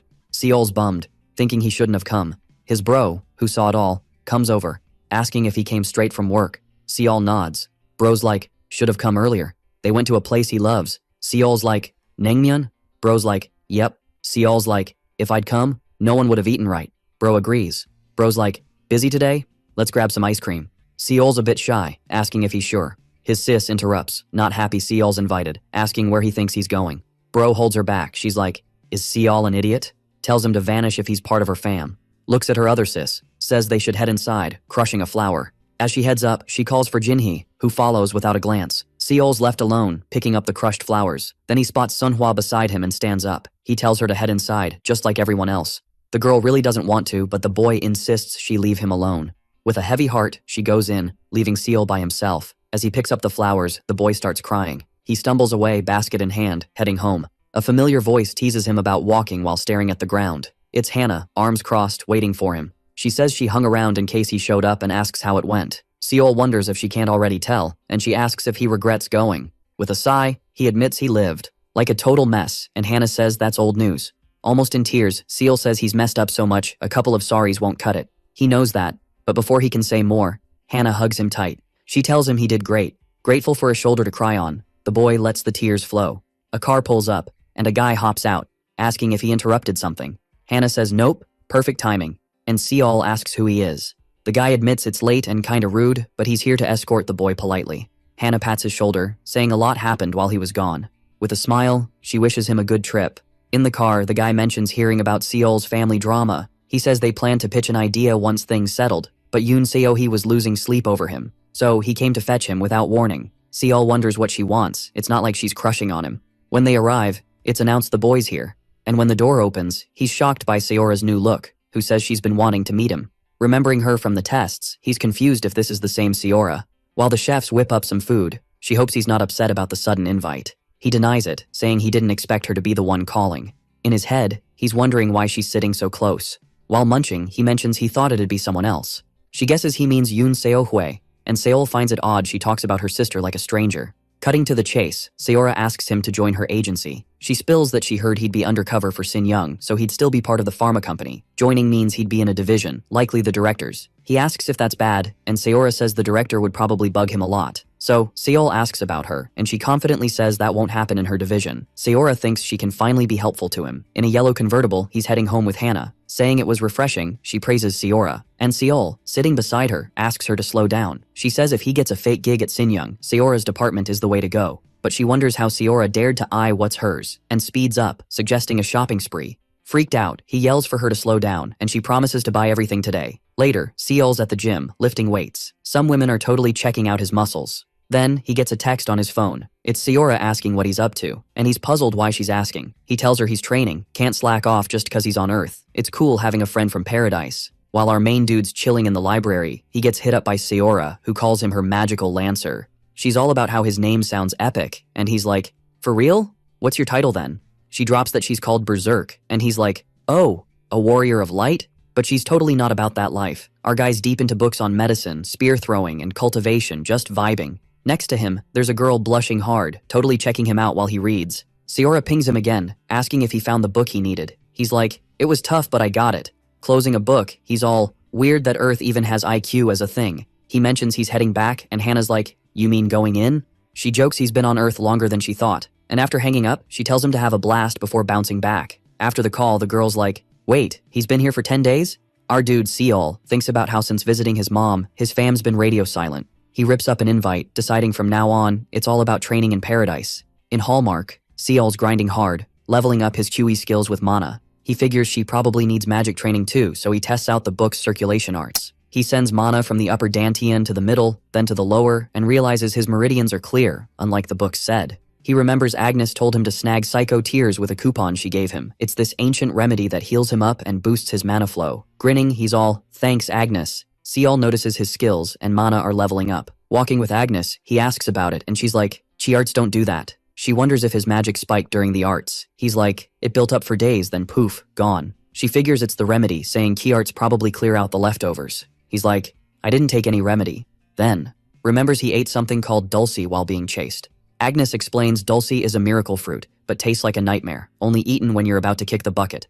Anyway, she says Seol can level up the circulation art at level 4. It's like when magic leveled up to Ki arts. She says Ki arts can lead to divine arts with cultivation. She mentions learning solo is best, but he'll need contribution points to advance soon. Seol's like, "Didn't you say not to use them?" She explains cultivation doubles the challenge. Since the system's meant to be blessed, knowing how to use it is a skill, and he asks if he should master the basics. Happy he gets it, she nods with a smile. Back home, they spot a letter and wonder what's up. In Hallmark Palace, our guy's in front of the throne. He's thinking, is that dude the king, Prehi Hussy? The king asks if he's the earthling named Seol. Kneeling, Seol greets him, but the king's like, "No need for that." The king mentions he heard Earth's kings serve as the heavens. Standing, Seol says it's an honor to be there, and the king's glad he gets it. He tells Seol to treat him like the village chief, even if it's awkward. Prehi thanks him for his efforts, saying he heard Seol's been a big help to their world. Our guy's like, "Nah, you're giving me too much credit." Standing up, the king's all right, let's hustle." Holding the princess's hand, he jokes about not letting the guests starve, while Teresa giggles at the nervous dude. At this epic feast with food that could make anyone drool, they chow down in peace. Teresa, after wiping her mouth, gives the maid the signal for dessert time. Seeing the boy hesitate, the king's like, "Not a fan of the grub?" Seol's all, "Nah, it's awesome." Prehi's like, "Well, let's chill the vibe with a story Earthlings dig." He asks if Seol knows about the royal family versus Earthlings beef, and Seol's like, "Yeah, heard about it." Skipping the drama, the king says, Sin Young helped kickstart peace talks. The king's like, instead of the rebel leader, some randos showed up. Still, the guy's all, I'm the king of Hallmark, who are you? But the dudes start roasting him and his daughter, calling them the pot-bellied king and piggy princess. The young man's shocked. Wait, for real? Teresa's like, yup, still fresh in my mind. She says the guys kept asking if they were trolling their names. The king's like, to earthlings, this world was just a game. Calling them crazy, Seal asks if the king did anything. Prehe's like, even annoyed, I laughed it off, and we found a traitor. Our hero's curious how he figured that out. The princess explains they knew private religion stuff, so the traitor was close. Seal's puzzled about the private religion bit. The king thought the boy would laugh like other earthlings, but Seal's like, nope, not funny. Prehe's like, just trying to lighten things up. But hey, here's your reward. He orders the maid to bring the prize, and she brings a cloth-covered thing. The king's like, we're fair with punishments and rewards. Hoping the young man digs it, the cloth's pulled off, revealing gold bars. Our hero's like, is this what I think it is? The king's like, yep, easy earth cash. The king asks if he likes it, and the young man's torn on what to say. Remembering the saint in chief, the boy's like, got something to tell you. The king's like, spill it. And Seol says the kingdom's fair with rewards. He spills the mission tea and the king listens. The young man's like, couldn't have done it solo. With a chin stroke, the king's like, got it? Asking to use the reward for the villagers? Our hero's like, heard there's limited space, but still asking. The king's like, if that's it, I can try, but don't get it twisted. The king asks if he needed to go that far, leaving the young man deep in thought. Prehe's like, even if you kept the gold, no one's judging, but what's your deal? Seal's like, just following orders, leaving the king puzzled. The young man explains it's a golden command, about giving back to those who helped him. Otherwise, he fears losing that care, and he's scared of that. Hearing this, the king's like, humans really have their limits. These words hit the young man, making him reflect. The king's all, yo, Seal, you sure you're not gonna change your mind?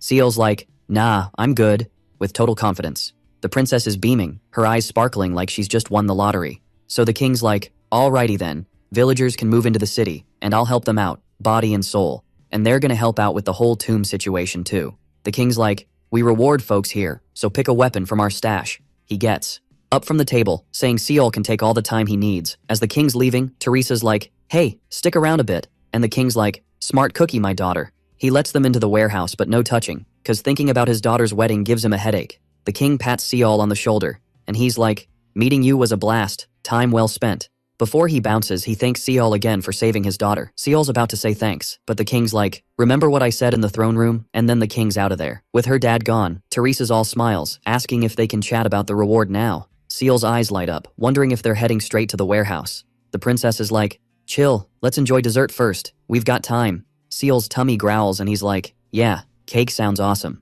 Teresa's grinning, saying it's a special dessert made by her and her folks. Seol's surprised and she's like, get ready for some epic food. Next day at home, Seol's licking his lips, thinking that dessert was fire. He remembers seeing it and the girl asking if he expected something else. Checking out his reward stash, Seol's stoked he ended up there. Thinking about a club, he figures the weapon would be a cool gift for Chahong, and the crucifix, he thinks, might come in handy if he needs Maria's help. The last item, the princess told him to keep it on the down low when leaving. It's a magic pouch, and Seol remembers the bracelet he got from the saint. Pulling the necklace from the pouch, he's ready to test it out. Using the bracelet, he sees it has 3 commands, one for a shield. With his spear, Seol's like, now I can pop a shield whenever. He swings his spear around, suddenly sensing something's up. Activating the shield, he defends himself, thinking it's big enough to cover him. Taking a deep breath, he's like, these gifts are epic, and he knows he needs to get stronger to pay it back. Like Prehe said, Hallmark's kingdom doesn't mess around. Seol gets word from a messenger that the king hit up the village chief. For the tomb, the princess got a top priest to start building a temple. While practicing spear throws, Seol feels a weight lifted, but he's got other worries. Worn out, Seol's like, what's my deal? Even after days, I'm not getting it. Flopping on the ground, he's like, I'm out of ideas. He wonders if he should meet her, but he thinks he can't always rely on her. In the city, it's chaos, people yelling about an assassin. Meanwhile, Agnes is just chilling. Turns out, Agnes's name freaks people out in Hallmark, making it the crime city. Cause her actions are wild. We see Agnes, in a bloody scene, gifting a tree. No shocker they fear a woman whose motto is, allied blood gets washed with enemy blood. The woman strolled through the city, all chill, until she bumped into a dude and her eyes went wide like, whoa. Seeing Agnes's surprise, the guy was all, hey, who are you? She was like, oops, sorry for the jump scare. And after explaining, he was like, wow, it's been ages since I last saw you. The woman was like, you seem kinda awkward talking to me. And the guy laughed, saying she said the same thing last time. Agnes was like, this is both a bummer and a throwback, and mentioned it felt like yesterday when she was crying in his classes. The guy was like, I don't remember you crying. The Agnes I knew was a boss even without help. After a pause, Agnes was like, sorry for being nosy, but were you by any chance Then, the guy cut her off, saying no, and mentioned he was there to see Dylan, who made him promise to pop by sometimes. With a sad face, the woman was like, got it. So, the guy asked what she was doing there, and she said she was meeting someone. He was like, can't think of anyone but Chahong, Hugo, and Dylan. And she was like, nope, it's someone else. Scene switched to Seol, still practicing his spear throws. Even tired, he hadn't hit the target once. Then someone showed up, leaning on a cane. It was the same guy, who took off his hat, looking at the house all nostalgic. Seeing the boy, he wondered if that was the newbie and if he was just messing around. The guy bumped into something, and saw it was a notebook. Checking it out, he was like, this kid's a goof for doing that. He called out to the boy, who stopped his training right away. Waving his cane, the old guy was like, Seol, lift your right arm more. When the boy was about to ask who he was, the guy cut him off, telling him to use his elbow as a base and turn his hand. Giving up on asking who the old dude was, the boy just did what he was told and asked if he was doing it right. Closing the notebook, the guy just told him to keep at it, heading towards the house. Seol was like, who even is this dude? After a bit, the old guy came back with a hammer, running towards the boy. The boy was kind of freaked out, not sure what was happening. Handing the hammer to the boy, the guy was like, Seol, you're not using your strength right. Fixing the newbie's stance, he said Seol should put power in his right foot, from toes to opposite arm. And then, rotate his hip so the move transfers to his right arm, which the boy got. Then, the guy was like, throw the hammer. He did as the old guy taught, and when the guy let go of his wrist, the hammer smashed into the wall hard. The guy was like, why are you learning long throws if your target's so close? Seol, on the other hand, was like, how does he make it look so easy? Activating the 9 eyes, the boy wondered if this was destiny. Looking at the guy, he noticed he was glowing yellow. Scene switched to Chahong, who was in a temple. The saint there called her a level 5 Templar. He was like, I expect high-tier stuff from you, and the hyped girl was all for it. Getting home, she kicked the door open. Calling for Seol, she was like, got a gift for you? Then she heard a loud noise from outside. The boy, still training with the old guy, asked if everything was cool, and the guy was like, yeah, keep throwing, just as Chahong showed up. She arrived just in time for Seol to hit the shield the guy was holding. The girl was like, is that dude an enemy? Lowering the shield, the guy was like, is that Chahong? Realizing who it was, she screamed in surprise. Inside, the young man asked if the guy wanted some tea and he was like, nah.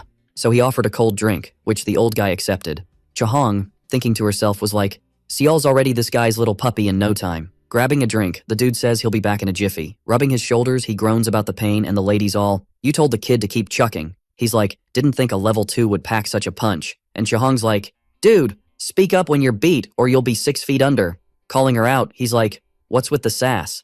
And Chahong's like, just worried, okay? Chill. He's like, that's not how you show concern. Sounds like you're wishing me dead. The girl's all pouty, saying, well, that didn't work, just wasted my cash. Hearing this, the old dude pauses, recalling times when Potts bonked his head and he tripped for no reason. Whacking her with his cane, he's like, so this was all you're doing? Chahong's like, we had reasons, you were a jerk. And the old man's like, only 'cause you guys were slackers. He's like, unlike Dylan, you need 100 explanations to get it. Hearing Dylan's name, Chahong's face dims, and she looks away. Noticing, he's like, heard what went down? You guys rocked it. Chahong's like, should've come back sooner. Dylan missed you. He chuckles, recalling the kid, saying they nailed it against the parasites and saved Dylan. The girl's like, actually the mastermind was that dude, leaving the old man puzzled. She explains it was the kid he was just training, asking why he changed his mind after retiring. He's like, the kid begged me to train him, so I thought, why not? Switching topics, he's like, problem is, Dylan's gone, and Carpe Diem's on the brink. The girl's like, for real? I'm high tier now. And the old man jokes, world's ending, huh? After thinking, he's like, no choice. You should lead. Better you than Hugo. Chahong gets it, but feels annoyed for some reason. She's like, you're retired. Don't sweat it. We got this. He's surprised, saying she's finally acting like a veteran. Repeating her words, she's like, just meet your peeps and bounce. He's like, all right, when's Hugo showing up? And she's like, handle things right, okay? Asking if he knew how much folks asked if he'd really retired. Grinning, he's like, yep, I did. 5 days later, Hugo's back from Earth. In those days, their office saw more visitors than ever. People like Ian, Katsuki, Shinzia, and even the king came to see the man. During that time, they learned loads about Jiang Maldong. Turns out, he's from Area 1 and started Carpe Diem. Hugo's all hyped, saying his worries are gone. Seeing this, Seol's like, is he really that big a deal? And Hugo's like, totally. The kid's like, so, is he high tier? And his buddy's like, his worth's beyond Paradise's standards. Seol's like, what's that mean? Leaving Hugo baffled. Thinking he's like, there were 4 classes, but not all for combat. Seol's like, heard some folks are producers. And the man's like, exactly, everyone's got skills, but not all fit for battle. Thinking of an example, he mentions Miss Foxy, and Seol's like, you mean Hannah? And he's like, yep, He explains she started as an archer but hit high tier another way. Seol's like, she was an archer? And Hugo's like, hard to picture, right? In this case, the methods were contracts and Hugo's like, anyway, she's a top negotiator. Alright, buckle up, cause this story's about to get a glow up. Here we go. So, this old dude? Total legend trainer status. Hugo's all, even Lust's daughter was famous, but she couldn't touch this guy. Seol, after just a few days of training, levels up his skills like a pro and even gets a class skill. He's feeling all epic, and his buddy's like, dude, should have asked Jang to train you.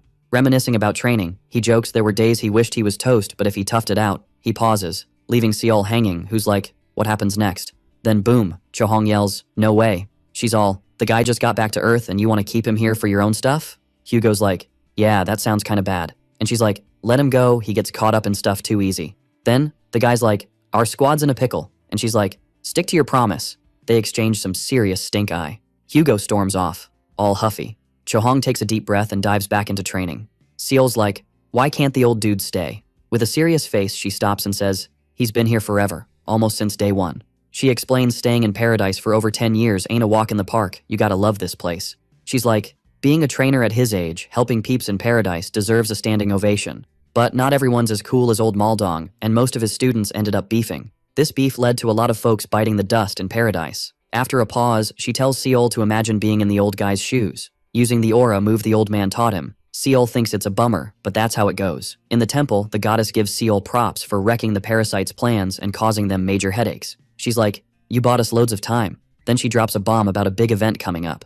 Seol, trying not to be rude, asks if she could be a bit clearer, cause she's talking in riddles. The goddess is like, didn't I already spill the tea? And says revealing too much would mess with the universe's rules. Seol's like, so, if you help one side, the other gets a boost too? She nods. She says there are paths ahead and he should chill and focus on leveling up. Seol's like, got it. And in the name of gluttony, she dubs him level 3 Mana Lancer. Seol's jaw drops and the goddess is like, what's the deal? He's like, Mana Lancer? Really? He's thinking, what's up with her naming skills?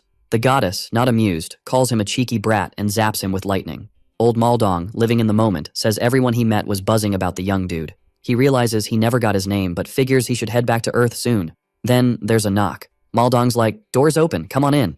It's the village chief asking if Seol's around. Hearing the name, Maldong's like, oh, that's the kid's name. He says Seol bounced a while ago, but the chief can chill. Maldong pours him some tea. The chief's like, this tea's fire, and Maldong's like, brought it from Earth, it's molasses tea, want some? He's like, you called the kid by name, so you're from paradise, right? Why you looking for him? The chief's like, yeah, it's weird for a paradise dude to hunt down an earthling. Just as he's about to spill the beans, Maldong's like, doesn't matter where you're from, leaving the chief shook. Maldong's all, yo, you here for the kid or what? And says it's totally normal. The dude's like, you got it, man. Turns out he's a buddy of Seol's, and he's like, I'm the big cheese of this tiny village, Raman. Right then, Seol rolls up and is like, what's this dude doing here? The guy's like, just here to say thanks from my village, and mentions it's been ages since he saw Seol. Grabbing Seol's hand, he jokes, you didn't turn into a total goofball, did ya?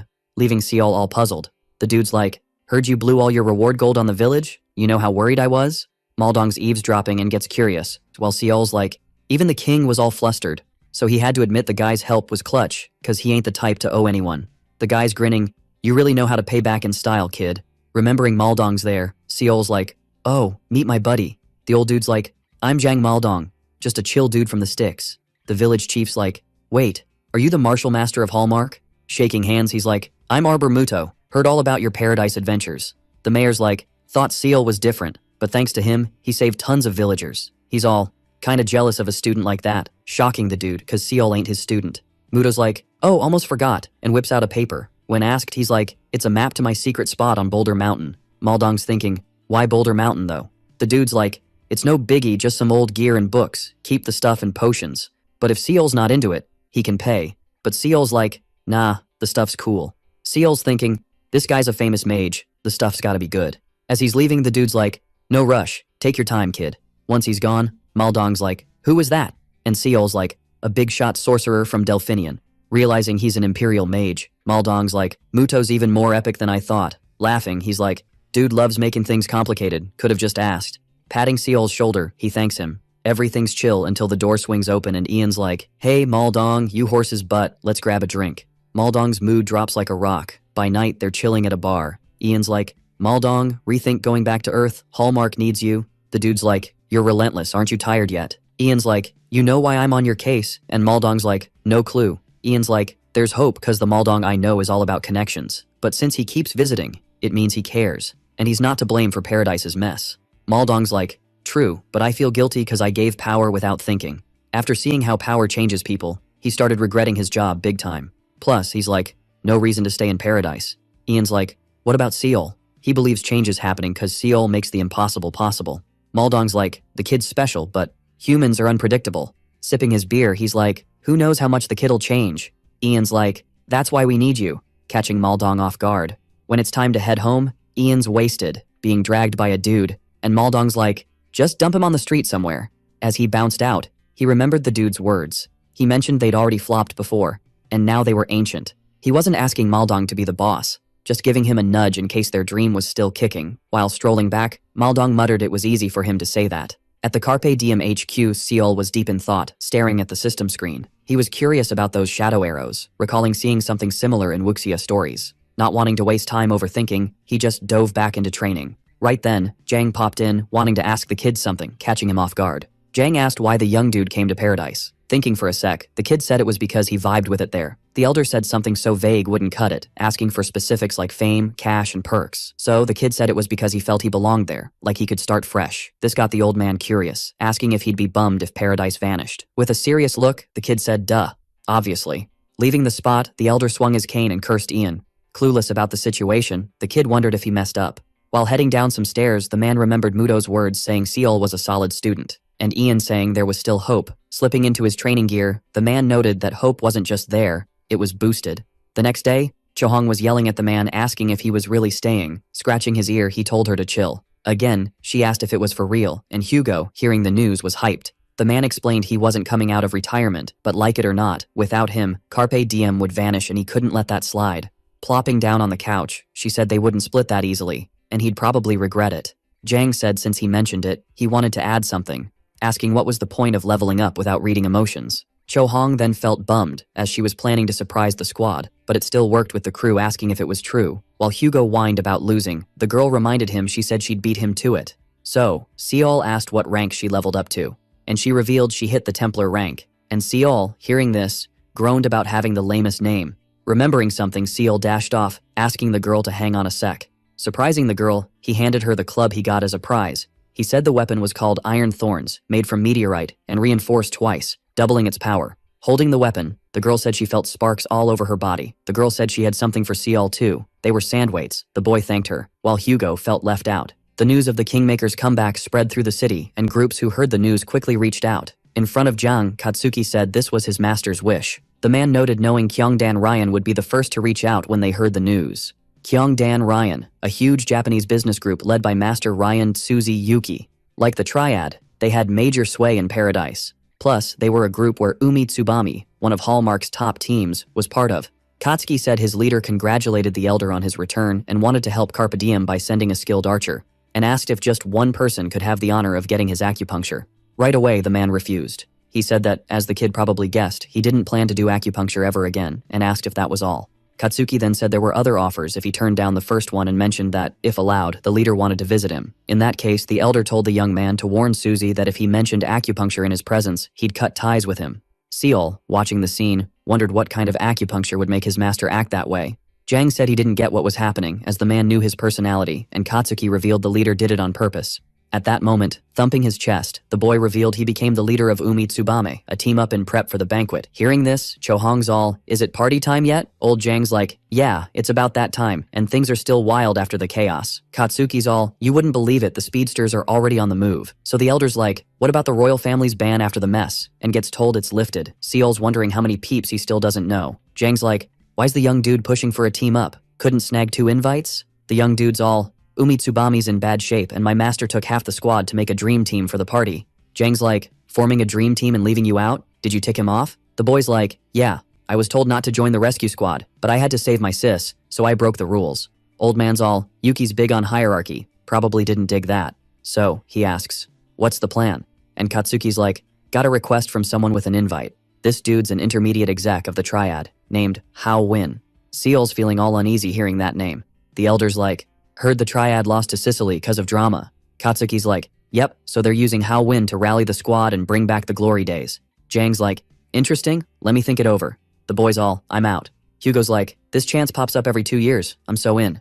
With a smirk, he's like, nah, we ain't going anywhere. We need a solid archer. While Hugo and Chohong are bickering, Jang's like, Seol, what's your take? The boys all, not really sure. Old man's like, just spill your thoughts. The boy's like, well, given the squad's sitch, we should go. When asked why, he's like, our squad's value tanked. Jang's confused, so Seol's like, we lost Dylan, our MVP. Old man's like, shouldn't we recruit newbies there? But the boy's like, depends on the newbies. The issue's that Carpe Diem's not famous enough for a top-tier archer like Dylan. So the elder's like, you saying Carpe Diem's not cool enough? Seol's like, not exactly, but the banquet's a big deal. Perfect chance. Hearing this, Jang's thinking, Dylan had a knack for spotting talent. He calls Chohong, who's wrestling Hugo, and tells her to check out Umi Tsubame. Leaning on Seol, he declares Carpe Diem's hitting the banquet. Even with 6 weeks to go, Zhang Maldong's already prepping. During prep, he's like, Seol, think the banquet's a cakewalk? He mentions even Dylan and Katsuki only went twice and didn't hit stage 3, and the only way to go is with an archer, plus the boy's gotta train his throwing. Then, the boy, who's been quiet, drops a bomb. Not doing that, shocking everyone. Seol's like, Elder said to stay behind, chuck spears and bail if it gets hairy. Jang's like, what's wrong with that? Remembering all the times he had to bolt, the boy's like, not training to run away. Old Jang tries to scold him but can't, and Seol's like, consider making him a fighter. Calling the boy cocky, the man's like, you don't even have the skills, yet you're greedy. Even hesitating, he's like, if words don't work, feel it with your body. So he orders Hugo to pack, and the boy's like, why? The man's like, we're hitting the Great Mountain, pack up and move fast. Hearing this, Hugo and Chohong are shook, knowing what's coming. Jang's like, you wanted this, so no tears, or you're out. And even if the boy aced his training but didn't meet his standards, no banquet for him. Pointing his cane at the boy, he asks if he got the memo. Drawing air from the depths of his lungs, Seol loudly confirms he got it. In a carriage, Seol's chilling with his squad, heading to the epic mountain. Seol was grinning, and old Jang was peeping this. Katsuki seemed chill, unlike Hugo, who was stressing with his hand on his head. They roll up to the spot, and as they hop off the carriage, Katsuki asks Seol why Agnes tagged along, and the boy spills that after the rescue plan flopped, she realized her skills needed work. The archer's curious about how she knew they were training, and Seol spills he told her, cause she helped him out. This gets Katsuki thinking, why train him if he's not even from Sicily? Our main dude explains she trained him in the neutral zone. Katsuki thought mixing with Sicily while in with the triads was sketchy. Looking back, old Jang asked why the squad was dragging. Hugo was bawling watching the cart roll away. After trekking forever, they finally hit a cave. Jang comments that Muto had epic hideouts. Right then, Katsuki spots something and tells them to hold up. Crouching, he says there were cave ettins nearby, and the elder asked how many there were. From the footprints, the young man says it was a squad of 8, but no movement vibes. Grabbing an arrow, he loads his bow, but Jang stops him, telling him to chill. Looking at Seol, the elder asks what the 4 elements of ki were, and calmly the boy responds, quantity, speed, and power of flow, control, and conceptual power. Picking up a rock, Jang chucks it into the cave. Seeing that, Katsuki asks what he was up to. Ignoring him, he grabs Seol's spear and says to get ready. Noises start echoing from the cave, and the elder says Seol should strike when the monsters show up. Doing as told, he focuses his mana, creating a spear. At that moment, the monster silhouettes start showing. Noticing this, Hugo warns they're coming. Just as Yang taught him, Seol hurls the mana spear. Agnes, watching, is shook by the boy's perfect form. One of the charging Etons gets skewered by the boy's spear. The monster's sudden fall leaves the others dazed. The next second, another gets hit by a mana spear. Everyone's shook by Seol's skills. The boy then nails 2 more monsters, taking them down fast. At this point, old Jang tells him to stop and says he should handle the rest solo, but no earrings. The elder hands the spear back, and Seol charges at the Etons. With circular moves, he pushes the monster squad back, holding one by the head. Watching, Jang asks what Katsuki thinks of the boy. The young man says Seol's good. His skills got mad penetration power, and with explosion damage, it's even better. Jang agrees, saying the boy's skill would slay at the banquet. Watching Seol fight, the old man asks what the young man thinks of the boy's hand-to-hand combat. Katsuki compares the boy's combat level with others, but Jang interrupts, saying to compare it with himself. The young man asks if he's sure. The elder confirms, saying the boy's probably amazing in his eyes. In that case, the archer says the boy's terrible as a warrior, but he can throw mana spears, and if the team backs him up, he'd do well till stage 2. At that moment, the elder reveals the boy said he didn't want that, leaving the young man puzzled. Yang then explains the boy wants to be a warrior, not just a spear thrower. The elder says that even though Seol's got good vision and thinks right, his stubbornness means there's something special about him. Charging at the Etons, the boy makes circular moves with his spear, taking down the monsters. Exhausted, Seol thinks his throws weren't bad, and his hand-to-hand combat was solid. Jang was all, Guess the kids gotta figure this out solo, huh? After they KO'd all the monsters, they hit up this cave. Inside, there was a room with a shelf packed with potions. Katsuki grabbed a red potion and was like, bet this one's a boom boom juice. And Hugo, holding a rose, joked, is this a love potion or what? Old Jang was like, hands off, peeps, this stuff's Seol's. And Seol was cool with it. Then Seol got why the elder was all no touching. As the sun dipped, everyone was training, but Seol's noise was like a concert in their heads. Hugo just shook his head like, nope. Jang finally gave the green light for the kid to chill. Seol flopped on the ground, all wiped out, wondering if he passed the first test. He asked the elder if training was done. The old dude was like, what are you on about? Get up. After a bit, Jang was like, we're here. Pointing at a mountain, he said, up and down 50 times, you can ditch the weights and use mana. But, duh, no earrings. And the old guy was like, show me your stubbornness, kid. Then he was like, go. And Seol dashed for the mountain. While climbing, Seol was like, this ain't your average jog. Looking back, he was like, who knows what's lurking in those woods? So he cranked up his speed. Totally beat, he finally nailed his first climb. On round 2, Seol was soaked in sweat, and Jang was like, 45 more to go, 45 more to go, dude. He asked why Seol wasn't sprinting and said, at this pace, you'll be running till sunrise. Seol tried to argue, but Jang cut him off, saying, if you don't dig my style, bounce. Hearing that, Seol, already drained, started running again, and Jang just sighed. While scaling the mountain, Seol was all about proving himself. After finally finishing the laps, he face-planted from exhaustion at the cave's entrance. Next morning, he got a wake-up call with a splash of water to the face. Jang was like, thought you kicked the bucket? How long you gonna snooze? Sun's up. Our hero, all dazed, got up, still clueless. The elder handed him his spear and some weights, saying, do the 3 spear moves 10,000 times. And after that, run another 100 laps. Just hearing it made Seol want to hurl. On day 4, Seol was training in the rain. While he was going ham with the spear, Jang watched from the cave. Agnes rolled up, asking why Jang was being so hardcore since he usually wasn't. The elder was like, the kid's getting it. Everything's out of whack, body, mind, the whole shebang. Agnes asked if Seol's mind, soul, and body were all mixed up. Jang was like, yep, all 3 are a mess. And even though he's got skills, his mind's scrambled. Even though his skills seemed top tier, he didn't know how to use them, same with his body. So, before fixing the mix-up, they had to sort out the 3 elements. Agnes just stayed quiet.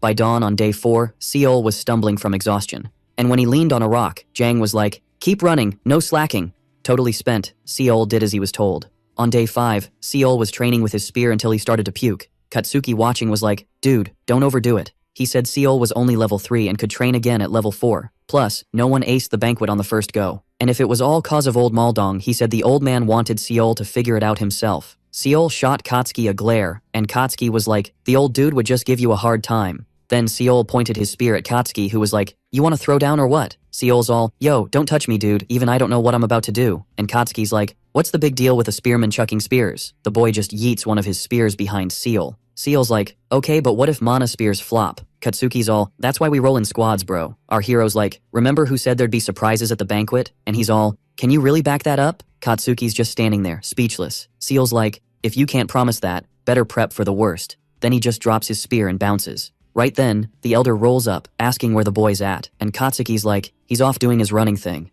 As they stroll, the young dude's like, Seol's emotions are wild, he might not make it through the day. But Jang's like, not so sure about that. In his head, the old guy's thinking the boy might not last 2 days.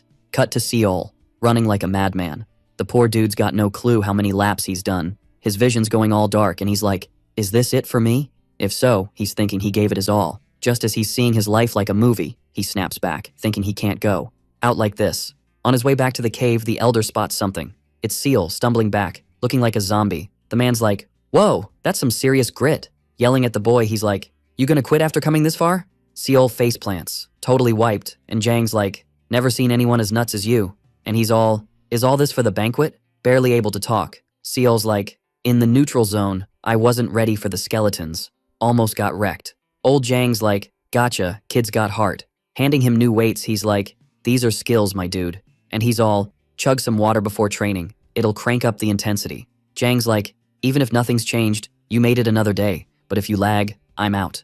Then he heads back to the cave. Suddenly, system notifications pop up for Seol. They say he's got a courage upgrade. Patience turned into self-control, and his vitality's up. Fast forward a month, there's a carriage cruising by. Inside's Cho Hong, thinking she's stoked to skip training since she's the squad leader. Spotting Hugo on his daily stroll, she yells to get his attention. Hopping off the carriage, she's like, "Let's get hyped. Our messiah's here to rescue us from this cursed place." Hugo's like, "You should have been here sooner." And she's all, "This place is danger central." Hugo's like, "So the savior's saving herself first?" And she's like, "Guess training wasn't so bad." On the way to the cave, Chohong's thinking the old man's up to his weird training again. Seeing her, Zhang's like, "You look good." And Chohong's like, "How can you say that without looking?" He's like, "I can hear your voice." She's like, "If you're thinking of training me, just stop." Before she can go on, he waves at something. It's Seol, going ham with his spear. She's like, "Whoa, he's at that level already?" With logs flying at him, the young dude's dodging them with his eyes shut. She's like, "How many times has he done that?" Zhang's like, "Over 100. Seol keeps dodging until one sneaks up from behind and bonks him. After he falls, old Zhang's like, "That's 312. Congrats on breaking 300. The boy's like, "Only did it 'cause of you, elder." Chohong's like, "That's insane for a first training." Then Zhang's like, "What brings you here?" She's like, "Lots of stuff, plus a big incident." She starts stuttering, and when the master asks what happened, she bolts, saying she'll spill on the way. Watching the girl leave, the elder was all, "She looks desperate. Probably scared I'll train her." By the carriage, Seol was deep in thought, remembering how he planned to keep racing towards doom until they got back. Then, boom! He remembered Zhang, who said he broke some barrier and needed to see where he stood with the others. When asked what that meant, the dude said if the boy had guts, he could take on the third stage of the banquet. In the carriage, the elder was like, "What's all this drama about?" Chohong said the ramen folks had moved to the city. Zhang chimed in, saying it should have happened sooner, but since no one complained, he figured the royal agents wouldn't stay quiet. Then the girl dropped the bomb that the Temple of Lust said it was the king's order, which made the old man go, "Whoa, that's weird." Plus, she added, the temple didn't just do that, they claimed to help the migrants too. Even the daughter of Lust showed up in Hallmark, which shocked the elder, and Hugo asked if Chohong had seen her. Zhang said, about the woman, it was possible she was there to help with the migration. Then she asked if they knew about the building going up in front of the Carpe Diem base. Hugo was like, "Yeah, I saw it." And the girl revealed the building's owner was the daughter of Lust, shocking everyone. The elder was like, "For real?" And Chohong confirmed, saying she saw her in the garden that morning. Knowing this, the man was like, "That's super strange." And the girl said now they had bragging rights, being neighbors with the daughter of Lust. Switching gears, the old man asked if Katsuki said anything, since he bailed mid-training after getting a message. The woman fixed her hair and said finding a priest was tough. Even with her best efforts, it seems someone was messing with her search. Zhang said not even the Kaidenrin managed it, so he suggested they head back and think it over when they got there. At the Carpe Diem base, Seol took a bath and crashed on his bed. The boy said only a week left until the entrance showed up, and he needed to hit the library to learn more about the event. Then he remembered something, jumped up, and called Kim Hannah. When she answered, she teased him about getting an attitude and reaching out. Our hero, all nervous, chuckled, and Hannah said it wasn't funny. She yelled at Seol, saying his delay made it seem like he forgot or wasn't gonna join. In the city library, Seol dove into the banquet files. Turns out, it all kicked off when some mystery ship was found. The banquet entrance had some wild traits. First, it came in all shapes and sizes, and once 10 people entered, the portal shut. Once an entrance formed, it reappeared in the same spot after 2 years, and whoever entered went to some unknown place. The goal of the first and second stages was to reach the destination safely, like a brainy battle disguised as a team mission. In stage 2, the average reward, displaced desire, could be snagged, and participants would dive into their final goals. The entry method and qualifications for stage 3 were all over the place, with almost no info about it. This was 'cause of the oath not to spill the beans that stage 3 survivors took. So, nothing was known about stage 3, except it happened on a ship, and the combined desire was the ultimate prize. Seeing the rewards could grant wishes, Seol wasn't shocked teams were going nuts for that banquet. Spotting a detail in stage 3 records, the young man was shook. The records said everyone who entered stage 3 rested forever. Remembering Yang, the boy wondered if this was the disaster the man mentioned. As he lay down, the young man pondered how many secrets the banquet still held. Seol was woken up by someone saying he won something. Chohong said, apparently, Kim Hannah was loaded. Pointing to the armor, Hugo noted it cost hundreds of silver coins, and Chohong wondered if the woman saw him differently. Remembering the lady hyping him up for hitting level 3, he thought Hannah didn't really have to do that for him. While they were chatting, someone barged into the room. It was Zhang, dropping the news that Katsuki had made contact. Chohong asked if the dude had managed to find a priest, and the elder said someone like Katsuki had mad connections in tons of cities, so if he couldn't find one, Yuki was probably messing things up. But he said to chill for now, cause the dude claimed he had one last trick up his sleeve. Catching Seol's attention, Hugo asked if the boy could try to get Maria to join the squad. Hearing this, the young man asked if he was really sure about that. Zhang, though, said it was a solid idea, since the girl was nice and super talented. So, Seol said he'd give it a shot, even though he wasn't sure she'd be down. Realizing what the elder said about the girl, Seol asked who he called nice. In the Temple of Lust, Maria sneezed and wondered why it suddenly felt like Antarctica. After a bit, Seol wandered the city streets. The young man remembered Maria, who, as soon as she saw him, told him to scram. But 80 silver coins later, she was all in. Seol joked that, in the end, he didn't even need to flash the king's artifact. Right then, the boy spotted Katsuki, chilling in front of a shop. He went up to the guy, and at the same time, they both revealed they found a priest, leaving them totally confused. 2 days before the banquet, the squads met at the Carpe Diem base. A dude in Hawaiian gear introduced himself as Jun Sakamoto and greeted them, saying it was awesome to meet them. Shaking Seol's hand, the guy was all pumped and asked if he was the one who turned down Shin Young. Our hero confirmed, and Jun said he loved bulgogi and kimchi, and besides that, he knew all the sports stars. Seol said he was into sashimi, and the guy, hearing this, said they'd totally vibe. Looking at the crew behind the boy, Jun greeted everyone like old pals. Seeing this, Seol thought, apparently, the guy already knew everyone. Then Chohong called for Jun, asking who the hooded person was. The young man admitted he had no clue who it was, so Chohong asked if they hadn't invited her. Katsuki, who'd been quiet till then, said it was personal, but he vouched for the woman's skills. Annoyed, the girl said it's basic manners to show your face when joining a team, skills or not. Getting closer to the woman, Chohong said she should ditch the dark cultist vibe and lose the hood. Katsuki said that woman wasn't someone the girl could treat like that. Chohong asked if he was asking her to trust someone who wouldn't even show their face, then someone told them to chill. It was Jang who said if it were an expedition, he'd ignore it, but they were talking about the banquet. He said the girl was right to be cautious, asking the young man to spill the tea. Even hesitant, Katsuki revealed the woman was introduced to him through Seo Yuhui, and he vouched for her by name. But he mentioned there was a personal issue making things tricky, hoping they'd get it. Hearing the name Seo Yuhui, Seo wondered if it was the same person who helped him escape the lab. Jang said if Seo introduced the priestess, he got it, but he asked if he could at least know her level. The woman looked at Katsuki for approval and saw he was nodding, asking her to do so. So, she gestured with her hand to show she was at level 5. Chohong, seeing this, got even more ticked off and flipping her middle finger, said that was her, while Katsuki shook his head in disapproval. The girl was then pulled away by Jang, and Seol approached the woman, introducing himself as Seol. Seeing the woman not respond, he wondered if she got what he was saying. With intros done, the elder said they should get on with the meeting. And so, the banquet prep was all set. The day before heading out, following Maldong's advice, the squad had a chill workout session with lots of rest. With Jang saying goodbye to the team, the day of the banquet had arrived. Our video ends here. If you liked it, leave your like. See you next time. Bye-bye.